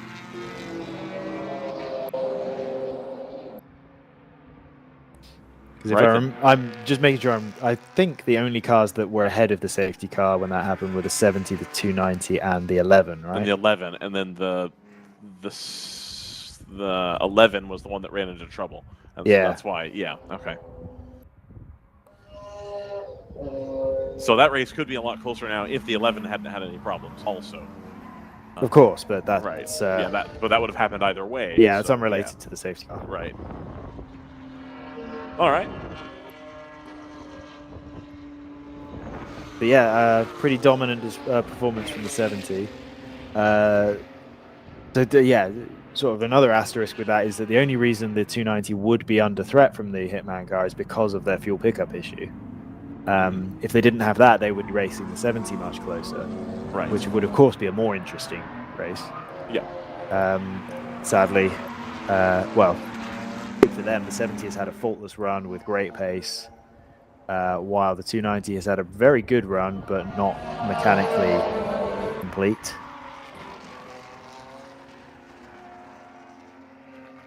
They did have a stint in the middle of the race where the car was a little bit off pace, I think. Unfortunately for round 3 racing, a double win here for the 70 is going to result in a modifier adjustment to the car. I suppose they could add ballast to it if they needed to, but I'm curious to know if there's more room to go down in power on that car, or if they're already at the absolute minimum to make the car still run at a reasonable rate. But you get they will almost certainly be given the 0.1 modifier for the power to weight ratio, having taken home 2 wins this weekend. How similar is the next track on the calendar? So the next track on the calendar is Road America, which is not similar at all. Not similar in any way. Yeah. At all. So similar in that it's in the Midwest and not near a major city. But other than that, no, not really. Is it not fairly close to Milwaukee? Or we're not calling that near? It's as close to Milwaukee as this is to Cleveland or Columbus. Okay. So, So this is the problem with success ballast, particularly in the series with the variety of car we have here. Just because the car's great here doesn't mean it's going to be great at Road America. So. Right. I think the flip side is that 0.1 is a pretty modest modifier. And if that helps even the playing field even a little bit, I think that's only good for the series overall. And it's been, frankly, a non-topic. It's really only ever been talked about or discussed with me when I have brought it up. Right. And even then, people aren't that concerned about it. So, I do agree with you, Scott. I don't think anybody else does. I think the amount is minuscule enough. Yeah, if the competitors are happy, then that's who are we? We have a situation where a 119 car piloted by somebody who is not a slouch doesn't quite have the pace. I would like to see that car a little bit more competitive. Much as I enjoy Toyota and was a Toyota employee for some time, I don't want to see an all Toyota top 5 ever. I want to see more of the variety. And so if this is a mechanism that can get the Porsche Cayman to feature more prominently at the front of the field, and the Audi, and allows somebody to take a swing at kind of a different solution, I'm okay with that. I can't help feeling that over the 3 or 4 years or however long I've been covering WRL races, I've seen so many different cars work that I can't feel that there is a correct solution. It is just the teams doing the better jobs, no matter what car they have, are the ones that end up at the front. Unfortunately, I think you have waves of the things that aren't covered by your power to weight ratio changing. Namely, the one I hear brought up the most is the traction control situation. The traction control on the Mercedes, of course, is said to be completely stellar, whereas the traction control on, say, the older BMW M4 is not all the way there. And that creates, a big difference, especially in a car that has a bunch of renters. People who aren't full-time racing drivers, having a traction control that works better and allows the car to move more quickly and can make more decisions per second would, of course, lead to better pace. Now, what's really unfortunate about this is the car that's going to get the 0.1 modifier has no driver aids at all. And it's just being driven as hard as possible. I was going to say, a car full of renters that rely on traction control are not likely to win anyway. That's true. I buy that, but I also understand that you have to keep people entertained. And if a car full of renters is never going to win, then that's going to be a tough sell for people versus, hey, if stuff breaks our way, we're actually going to be in position. ACP is in that position a lot, where if they get a couple breaks one way or the other, the number 12 car can be right there on the podium. And I think that's part of what people are paying for, is the ability to be that close to the podium if everything goes their way, versus having a gentleman driver and then paying 2 pros or 1 pro to do the team with you. Well, yes, but that was during the era where ACP were in the same car as JTR, who were a properly sorted set of drivers, and they were just dominating every race. Because I guess to give the ACP team drivers a chance, you end up making the car so strong that if you put a solid, real set of pro drivers in, they just walk away with the race. So, yeah, I get what you mean, but it's more. I think you have to be realistic of where you are and have a good race for whatever is available to you. Right. As long as your car isn't wildly off the base.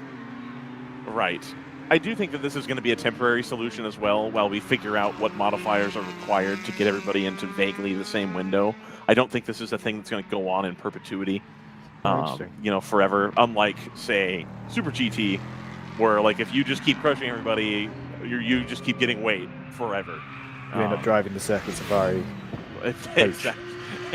But it doesn't end up working that way, and they've got, I would say, as much variability there as we have here, insofar as the cars are broadly similar, but they've got completely different tires as well.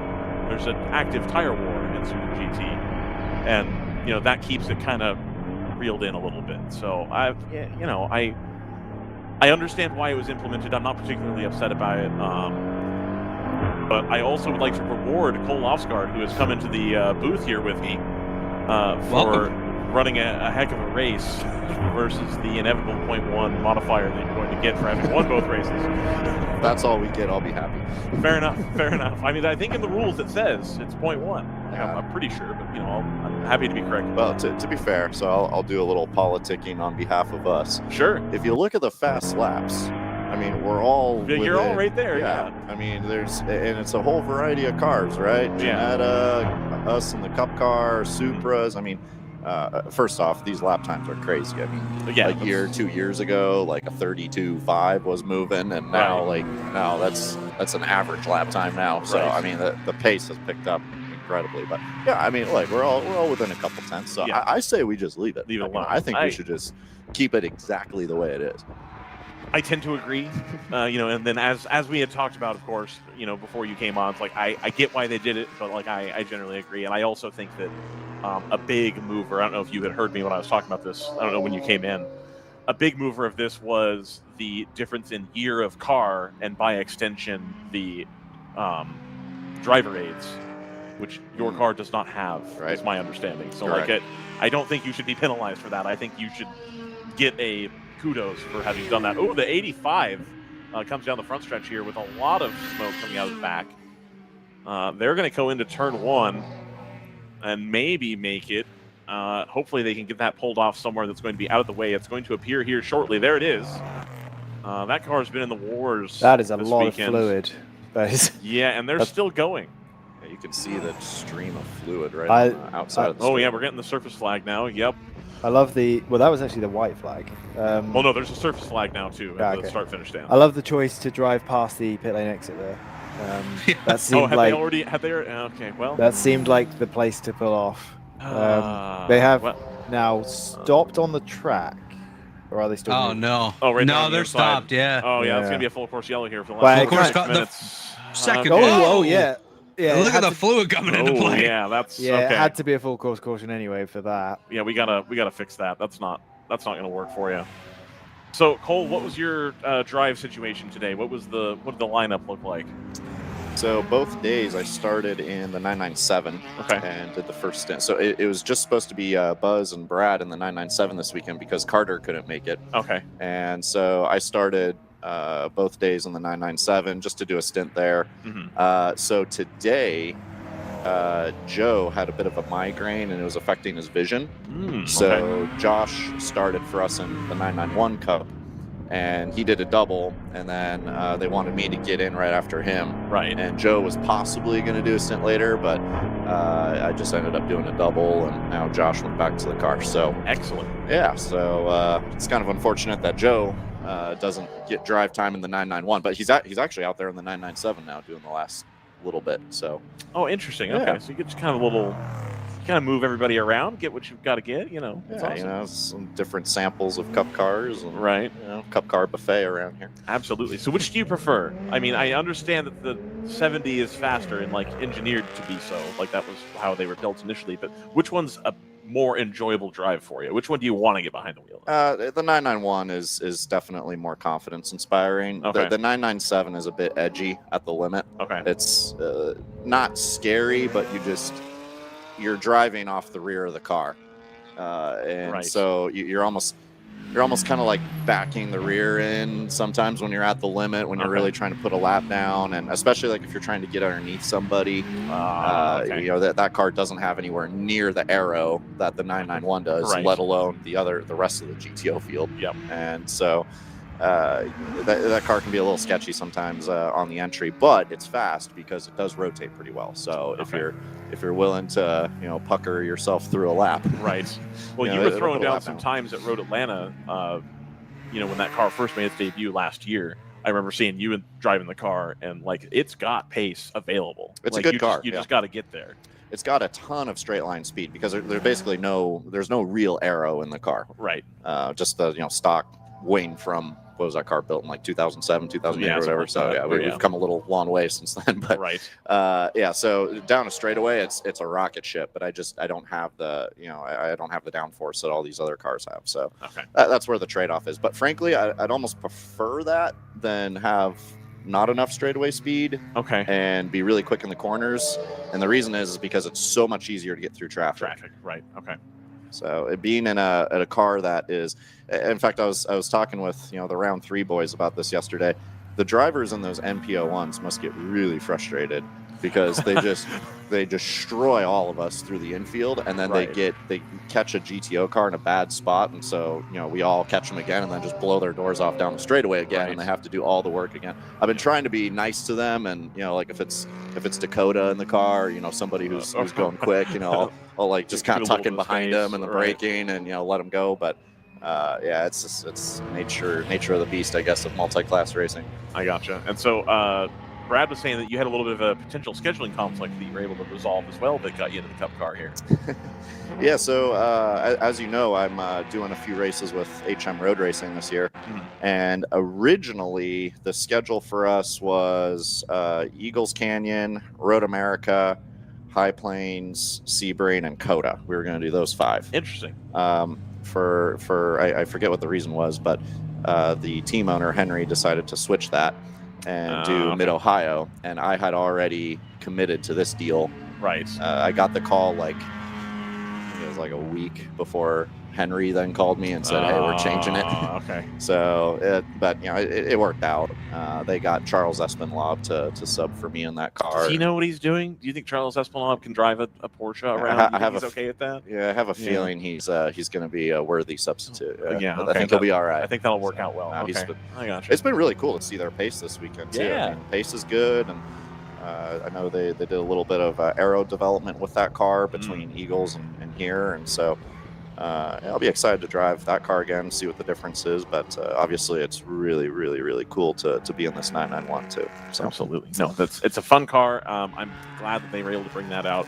I was openly talking about, and I'm sure Brad would be the person to talk to as opposed to you or anybody else.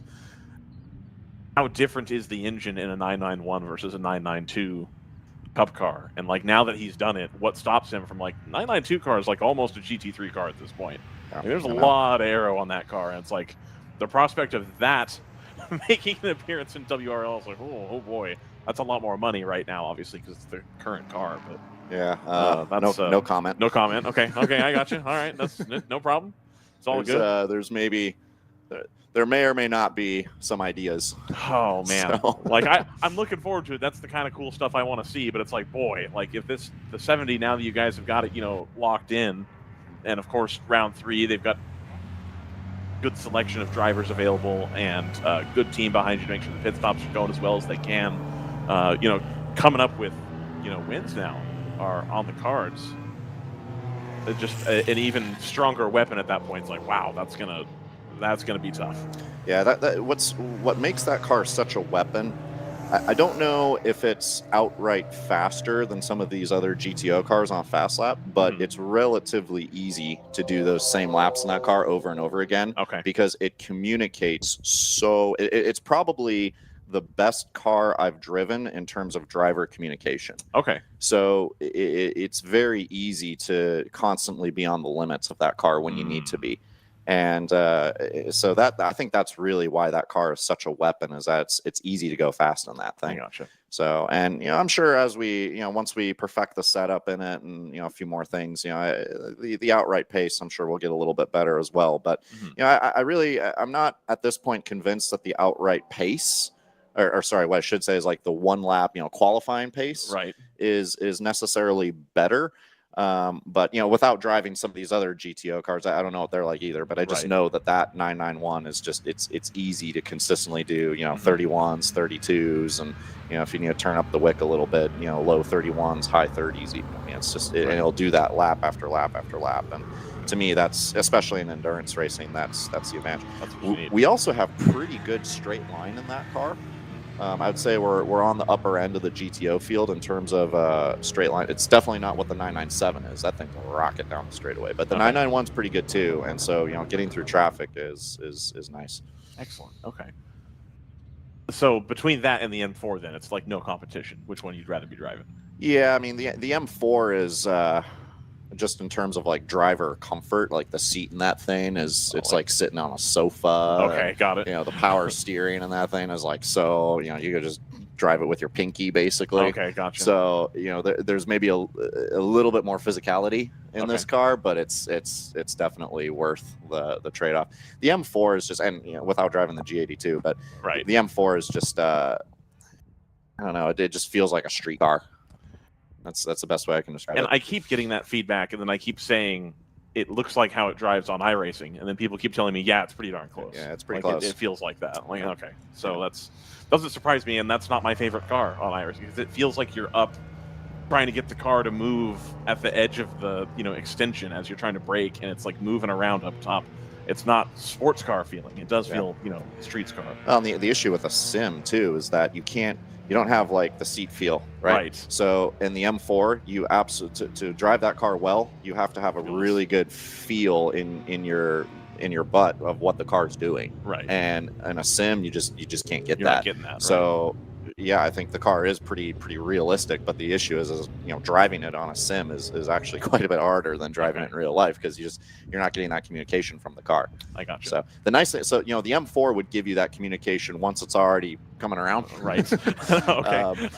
Or once it's already kind of let go. The nice thing about the 991 to what I was saying earlier, the 991 you can actually feel when the tire is approaching the limit. Okay. It's really hard to describe, but it's really incredible. You can actually feel in the rear of the car like when it's kind of thinking about over rotating. Interesting. And that's what makes it so comfortable at the limit, or comfortable at 95, 99%. So I have to ask because I brought it up, of course. Did you drive, because that car is on iRacing, did you drive that car in preparation at all, or do you think like 200 trim wear tire, 100 less horsepower, it's probably not close? Yeah, I did actually. So okay. I spent quite a bit of time on iRacing driving a 991, and I got so frustrated because my brake wasn't calibrated for a car without ABS on iRacing. So every time I came to China Beach or 4, I'm just like all 4-wheel lock up, right off in the sand trap. I'm like, man, that Mid-Ohio better go better than it's going on iRacing right now. So what I ended up doing actually, then I went to GT3 Audi. Because I thought, okay, I'm going to run some laps in a really fast car so that it, mentally it feels really fast, and I kind of try that. It's like picking up 2 bats in the batter's box, and it's also and it's got ABS, so I feel like the braking feel is going to be more realistic. Okay.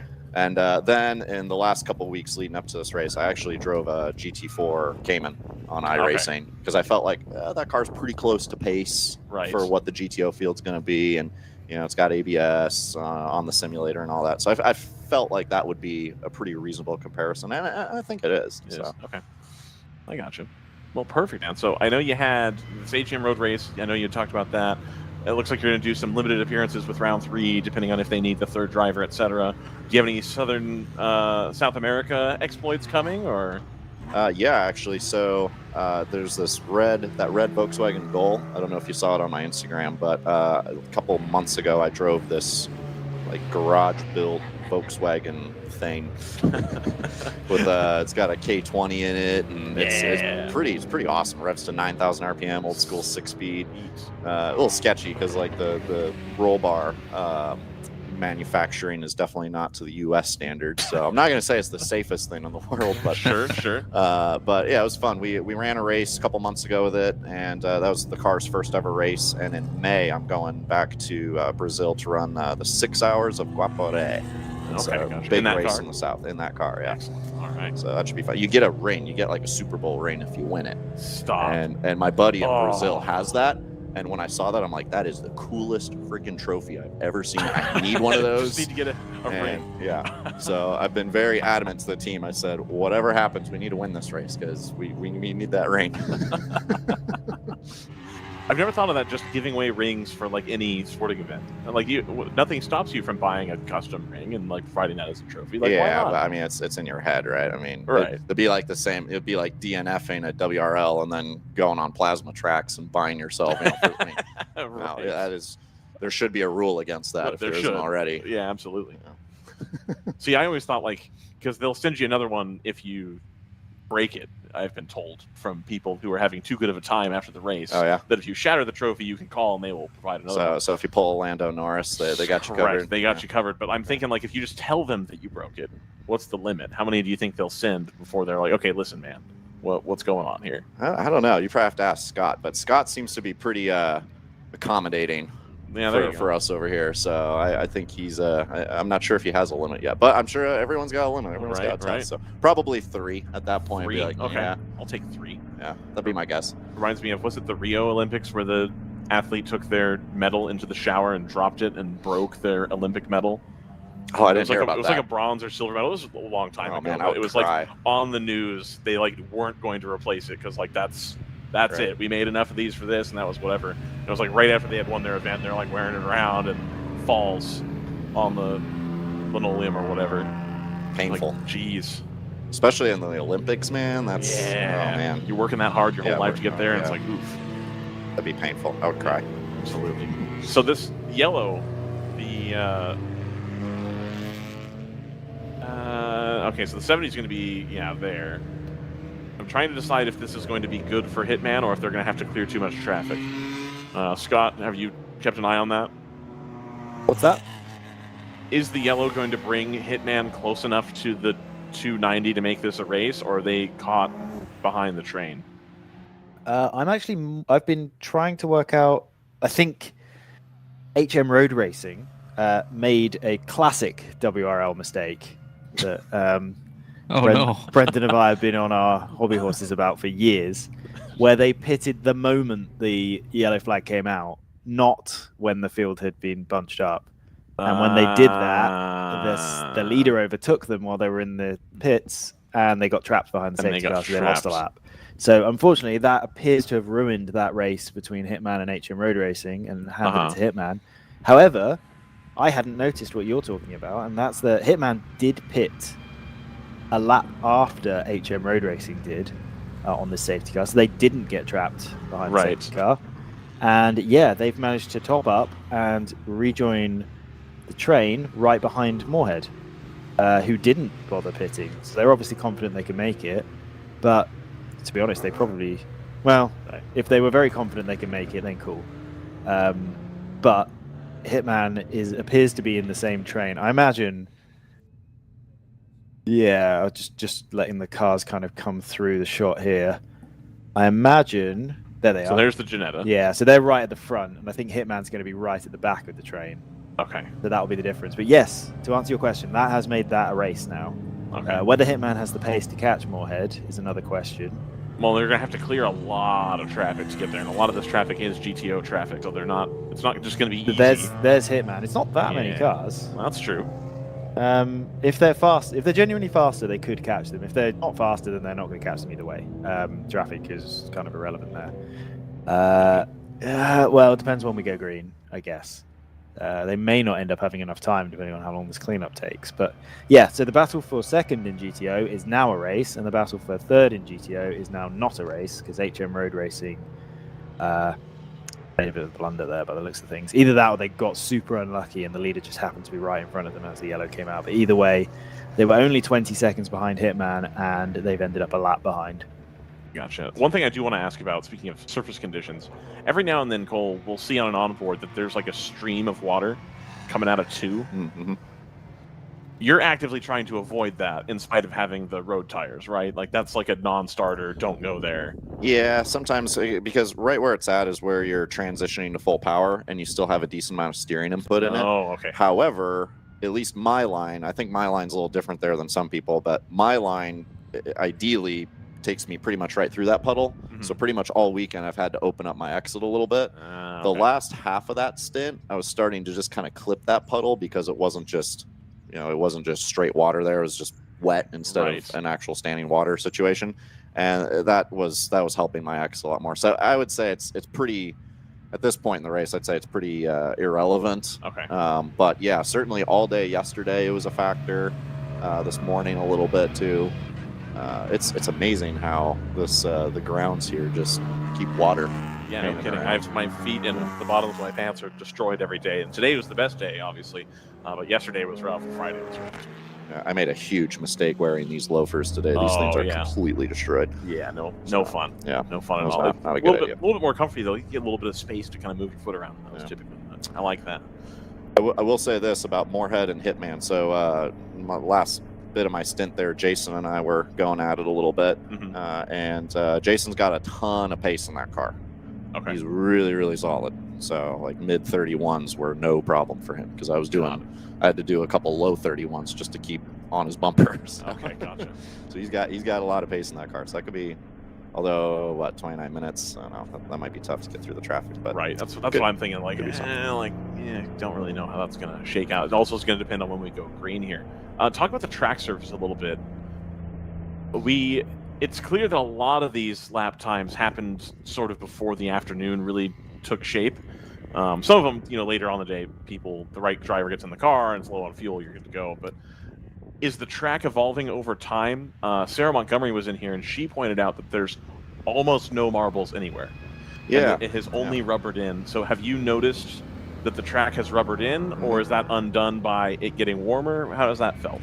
Yeah, it's definitely rubbered in a little bit for sure. There's some areas now where you can definitely drive it in. Particularly, I would say turn 8 to me feels way better today than it did yesterday. Okay. There were a lot of cars spinning in turn 8, 2 of them right in front of me yesterday. There were a lot of cars having difficulty in 8. And today, that whole section actually, 6, 7, 8, feels like it's rubbered in, and it's you can charge into there a little harder now. Okay. So, yeah, it's really actually been kind of interesting to see how the track surface, and you see it in lap times. I mean, we're going a lot faster today than we were yesterday.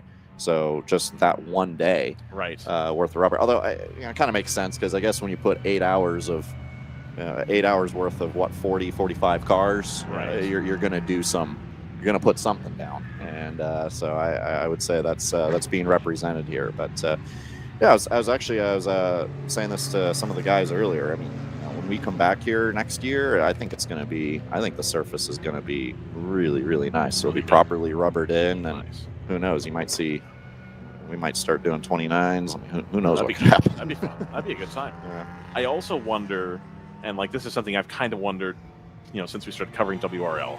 I don't know if there is an answer because there's not research to be done, but now that, let's call it 2/3 of the field all runs the same tire compound, basically, if that helps the track rubber in better versus when you have everybody using a different tire, if the compounds are competing almost and nothing is really taking, I wonder how that dynamic actually works. Yeah, I know that's a big thing in the NASCAR world, because you would always hear the roundy round drivers talking about that. Like if there was an ARCA race before an Xfinity and a Cup race, the Hoosiers or whatever they run in ARCA, right, would have a much different effect on the surface than the Goodyears. Right. And so whenever, the guys on the Goodyears would show, frankly, Josh should probably be the one talking about it because he's in that world. But, you hear about that a lot, right? Right. I don't know. It's an interesting thought. I'm not sure if that's as relevant with a street tire that doesn't just completely lay down like a slick.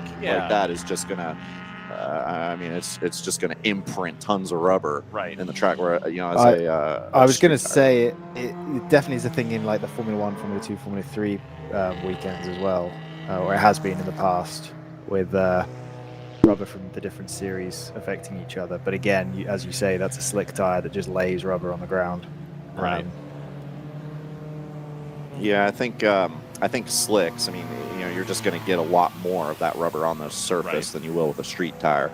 8 times more probably, right? Because a slick will make it hour and a half in these conditions, and we're out here. The flip side is your Formula 1 race is 2 hours, 90 minutes, whatever, however long they are now. And then your F2, F3 races, you're going to have maybe an hour's total worth of driving.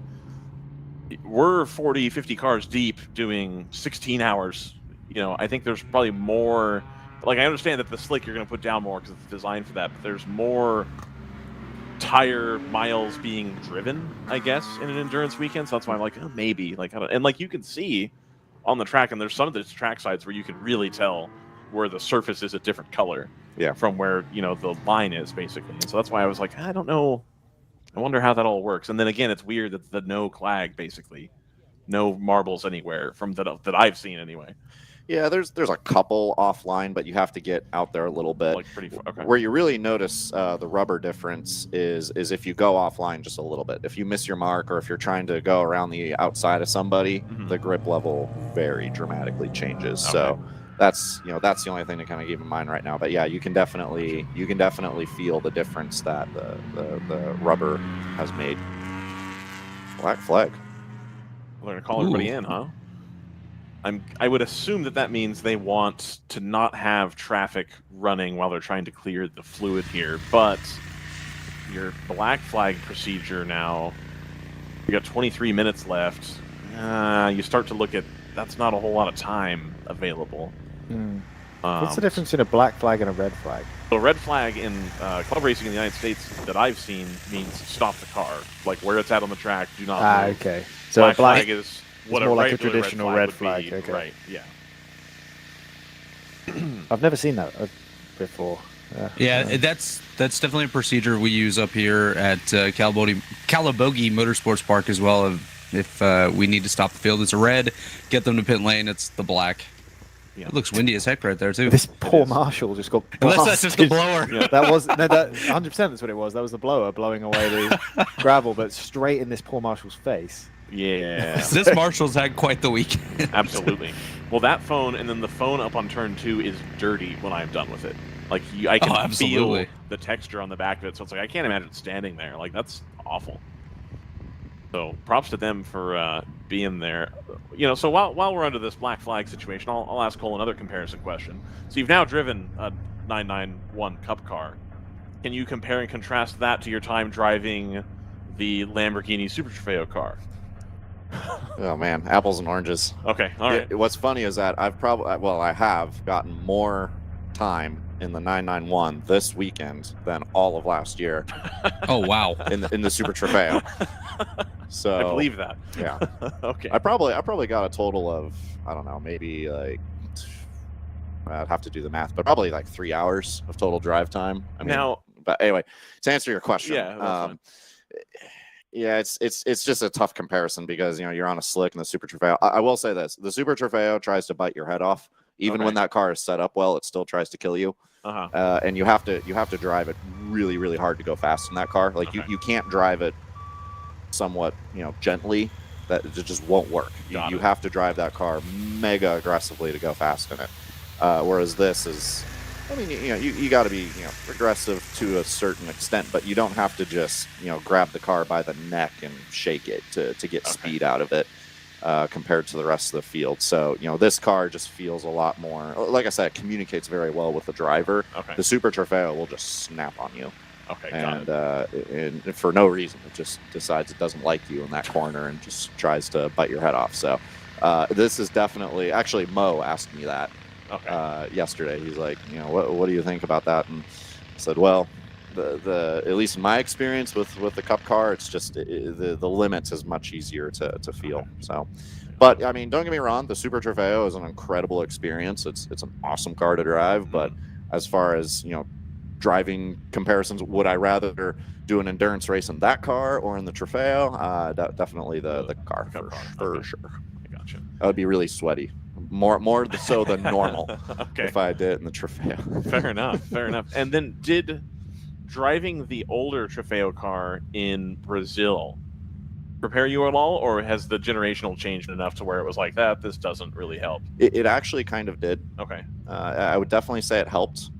That car, the car in Brazil, had been wrecked like 15 times and had been like put together with zip ties, and I mean that thing was it had been through the ringer. It actually got wrecked again, unfortunately, recently. So they're in the process of rebuilding it.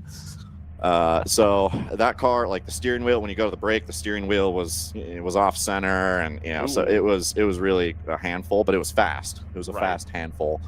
And so in that way it kind of prepared me because the new Trofeo is a fast handful as well, but at least that one, the wheel was straight when I went to the brake. It would do what it's meant to do. Braking. Didn't feel like the chassis was bananaed or anything. My goodness. So Mo asking you about the car, is that just buddy checking in, or are we going to get Mo down back at round 3 driving one of these things? Yeah, I'm trying to. I'm really trying to encourage Mo subtly to come back to WRL. He's got a lot of things going on right now with his business, with his family. I was just saying he's about to be a expecting. Father. Yeah, exactly. Yeah. So I even told him, I said, hey man, like, you got some things in order. So but we're talking about maybe trying to do something in 2025. And, I think he's pretty serious about trying to get back in the seat next year. So I think he's kind of looking at this year as let's handle the important stuff in life. Going on. And go from there. Yeah, he has not been backwards about coming forwards about the other stuff going on his Facebook. Especially, I was surprised that he was so open about all that stuff. So, oh, okay. Oh, he's an open book, man. He's absolutely good guy. Enjoyed every time I've talked to him. Really enjoyed talking to Mo. So Mo, if you're out there, can't wait to see you again here at the track. Of course, Mid-Ohio, we're now looking at 18 minutes 35. You figure if you do like can you do one pace lap with the oil dry down? Or do you want to give everybody 2 pace laps to kind of see what that has done to the surface? In which case, we're going to start to have a timer here where if we get down to less than probably 7 or 5 minutes, I don't think you get it back going here. So I think we've got about 10 to 12 minutes to get started here, and then going to get down to like, I don't know if we're going to make it. I'm looking at the leaderboard here. I would be totally okay with calling this. You're happy with calling it right now. I gotcha. I actually was going to give you guys a little bit of drama. We're nursing a vibration in the right front in 70. Okay. And we don't know what it is. We don't know if we want to know what it is. But it's been going on for the last 2.5, 3 hours or so. Oh, okay. If it's lasted that long, it'll be fine. Well, that's what I keep telling myself. That's actually one of the reasons I came up here to talk to you guys, because I was just walking circles, pacing back and forth around the hall, so nervous about that thing. So you needed a distraction of sorts. Yeah, it's a perfect distraction.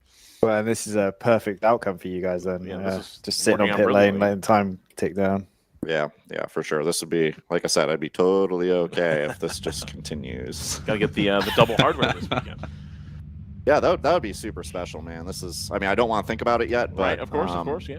Yeah, yesterday was incredibly special to get that win, and especially it's been a while actually since I've been on a WRL podium. So to finally get back to the WRL podium, and so to do it again today would be super special. But I'll wait another 17 minutes before I think about that. I have a logistics question for you. So, like, I understand that the trophies, like, probably goes like to the shop or to Brad's house. Like, probably.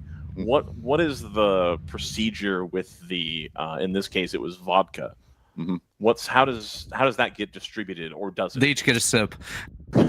Well, see, I'm the bad influence on the team. I try to get everybody to do shots if we win. Okay, so, or perfect. if Kevin was here, I would be pouring it down his throat just like Seabury. It's still probably my favorite moment in racing ever. Was that photo that Evan got of me pouring? Actually, I think it was tequila. Yeah. And he's. Did you see that photo? I did see that. Okay, photo. yeah. So you know what I'm talking about. That was an awesome moment. So if he was here, I would grab both vodka bottles and and be going for it. Yeah. Okay. So I guess I got to find a new victim on the team. I gotcha. I'm sure there's somebody. Well, is Josh down for that? Like, get Josh involved. Like, hey, welcome to WRL. This is how we party. He's probably not down, but I'll make him be down. You'll make it work. Okay, I gotcha. I respect that. We are back to a full course caution, by the way. Excellent. Okay, so this is the right amount of time to get going here. We'll get a few laps in here at the end of the race. Cole less than stoked right now. Did not want to hear that. Sorry, Cole. I feel okay about it. I think if it breaks in the last 15 minutes, then that was fate. Denying us for some reason. So and then made it this far. You're up by like a lap and a half. So there's a safety margin there of it can give up at a certain point and it's still okay.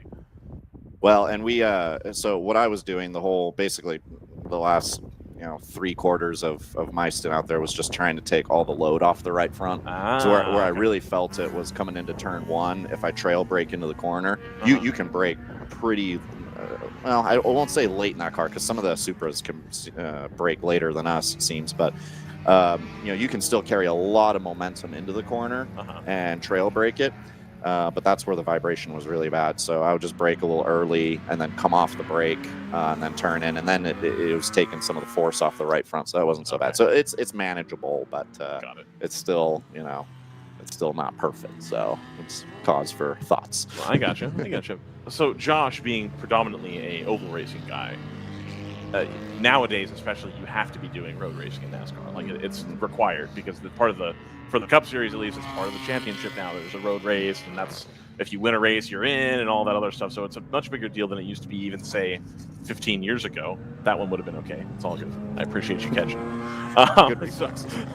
So he's taken to this really well, obviously. Did you have expectations about that? Were you aware of his road racing experience prior to him coming into the team? Obviously, again, they go for this program, and if you're a racing driver, you're a racing driver. You're going to figure it out, obviously. But did you have expectations? Oh, yeah. So I've actually known Josh for funny story.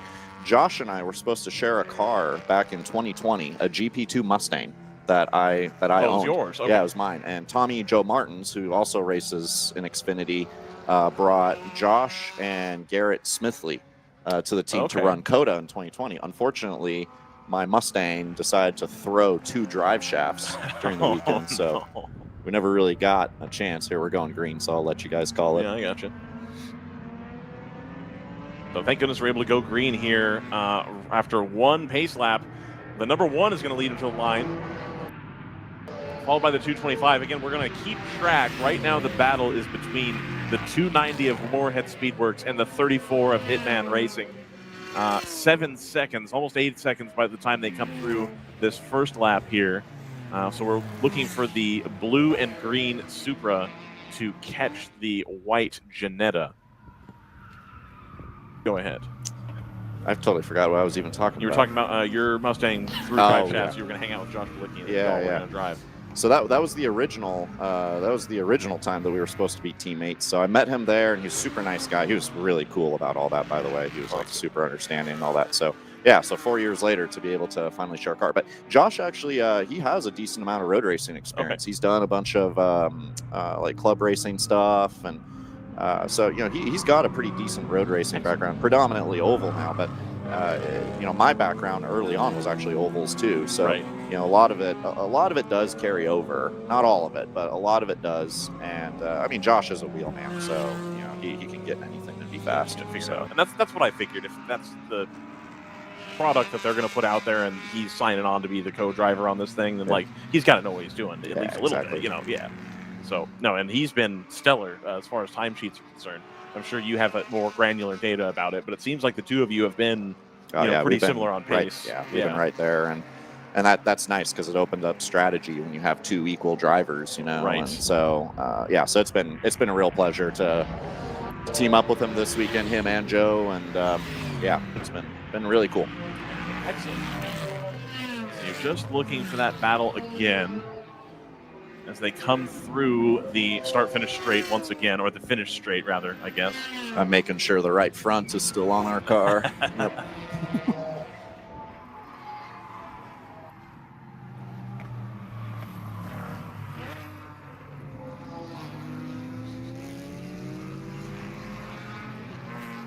And then it goes all quiet. So apparently I missed it as they both went by. So I don't think there's 2 packs.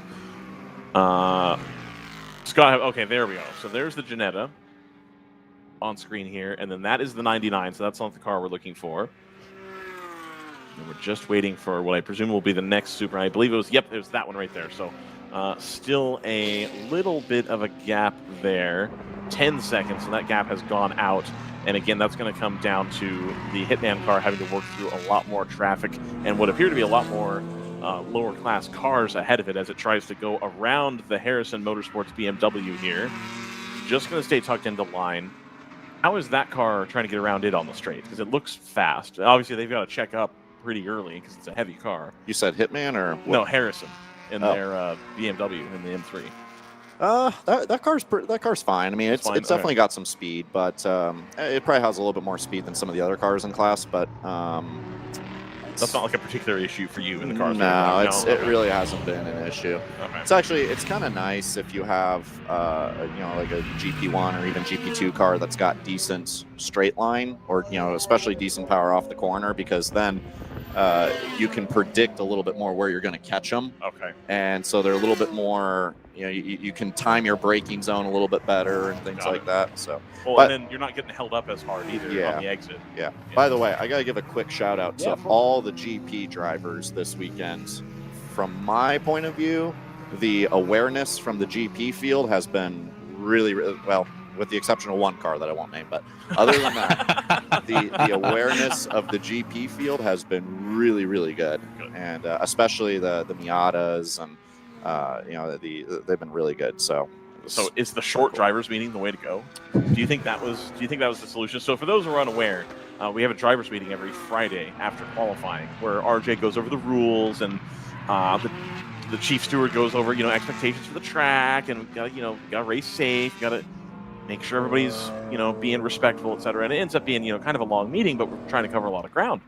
I usually say a few words, and then this meeting was outdoors under a pavilion on Friday when it was cold and rainy and windy and awful. It looked miserable. It was the fastest drivers meeting I have ever been to in my entire life, and like ripped right through it. And then for the most part today, at least, we've run pretty green the whole way. Yeah, it's been great.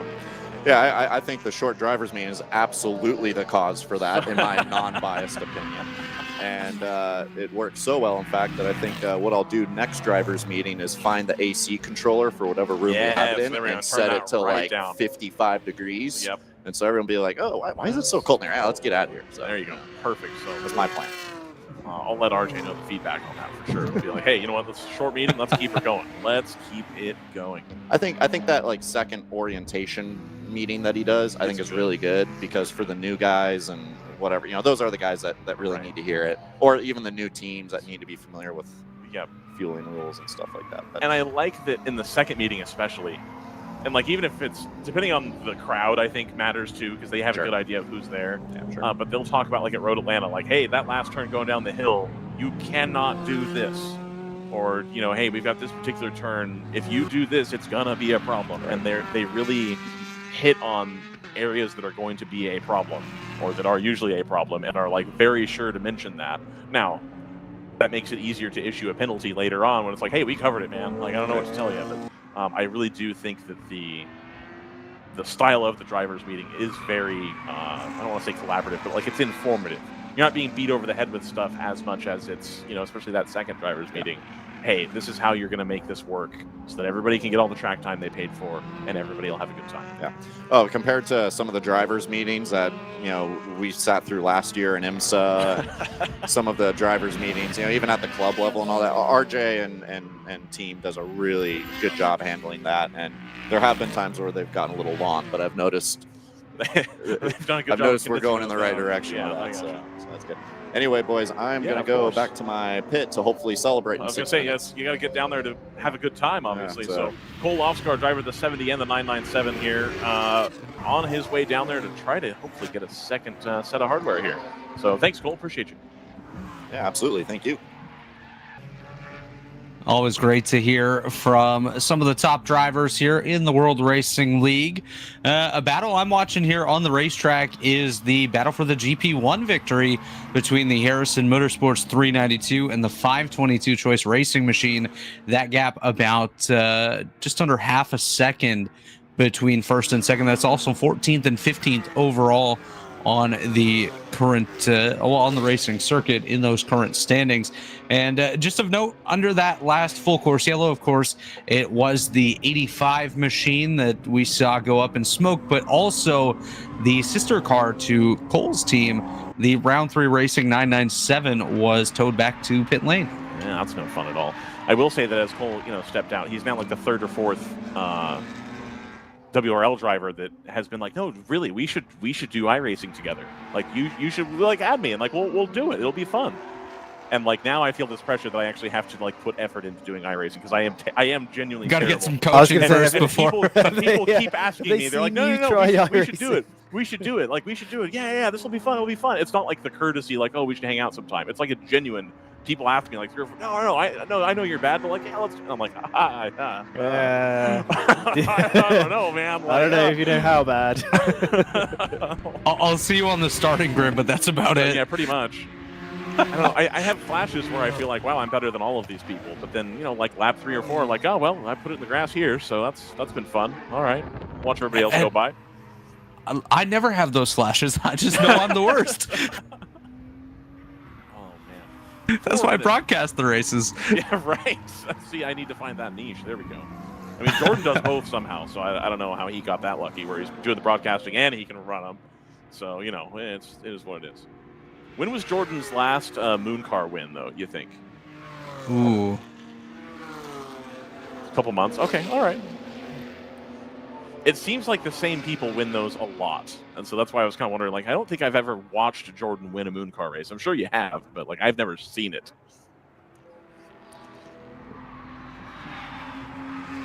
I gotcha. Jordan's saying that they're pretty tough races and they're pretty wild, so it's hard to do well, which I think Jordan's won road races, top split. I've seen him do that. I have seen him win road races. Yeah. He's an F4 ace, man.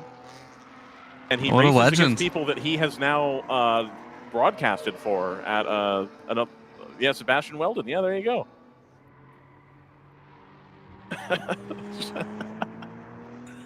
Oh, goodness. Oh, man. So I don't think the Hitman thing is going to come to pass, unfortunately. I'm going to make the call. Doesn't look like I think it. you're right, yeah. 18 seconds now. It's only getting wider, that gap. Yeah, that's too bad. The WRL decision desk has made the call. We are calling the GTO race. 70, 290, 34. Breaking news. 296 and the 90. That is your top 5 in GTO. Rapidly approaching the point where if the 70's right front wheel falls off, they'll still win the race. It'll be fine, yeah. That's why I kept telling Cole, like, no, you're good, dude. Like, you just got to get to, like 1 or 2 to go, and you'll be fine. I obviously hoping that doesn't happen, but right, yeah. And that's also within 2 minutes of the end of the race. So, but you might as well get to the end if you can get that close. But. Right. So they're going to have a good time down there in the round 3 pit area. Poor Josh Balicki gonna get force-fed some vodka, it sounds like. Ohio local vodka. I don't remember the name of the brand. Choice Racing was 1.8 seconds last lap, so we're going to watch them see if they can get around the 392. Unfortunately, the 392 has got the horsepower over the 522. And the 522 is about a second off the pace for maximum pace for the other front runners in class. Yeah, I don't think that choice car really has the raw pace for this kind of race at the end, to be honest. This gap in the last lap or so is really stretched out by about a second and a half on top of what it was towards the restart. So looks like Harrison Motorsports is well on their way to collecting that GP1 victory. But of course, anything could still happen. All right, the 70 has clicked past the start-finish strand one more time. And with 1:40 to go, I think they are now... are they safe now, or they need one more? Because it's doing that thing where it's 2 laps, but then 1 lap. I think they need one more. I think they need one more. Okay, all right. So one more go at this, about another minute, and then round 3 can rest easy. They will also be confident that they will pass Tech in that car. Will they pass Tech if the front right wheel has fallen off? That's the question. Are 4 wheels mandatory? That's a great question. I don't have an answer for you on that, unfortunately. I do know that in the SCCA, if you're in a Spec Racer Ford and you are in second place and the bodywork comes off your car and you still manage to finish in third because you've held everybody off, and obviously you have no arrow at that point, someone will protest you for weight and then you'll get disqualified. I have watched that happen. In fact, I was a part of it. I weighed the car. I was like, that's really a bummer move, but all right, fine. White flag is displayed, so 1 lap remaining for the Stratus 58. He's well in front. Of course, the round 3 racing Porsche going to come around here shortly and get that white flag as well. But one thing that might come into play towards the middle portion of that top 10 in GTO is the 225 Thunder Bunny Racing team is under investigation for pitting under yellow.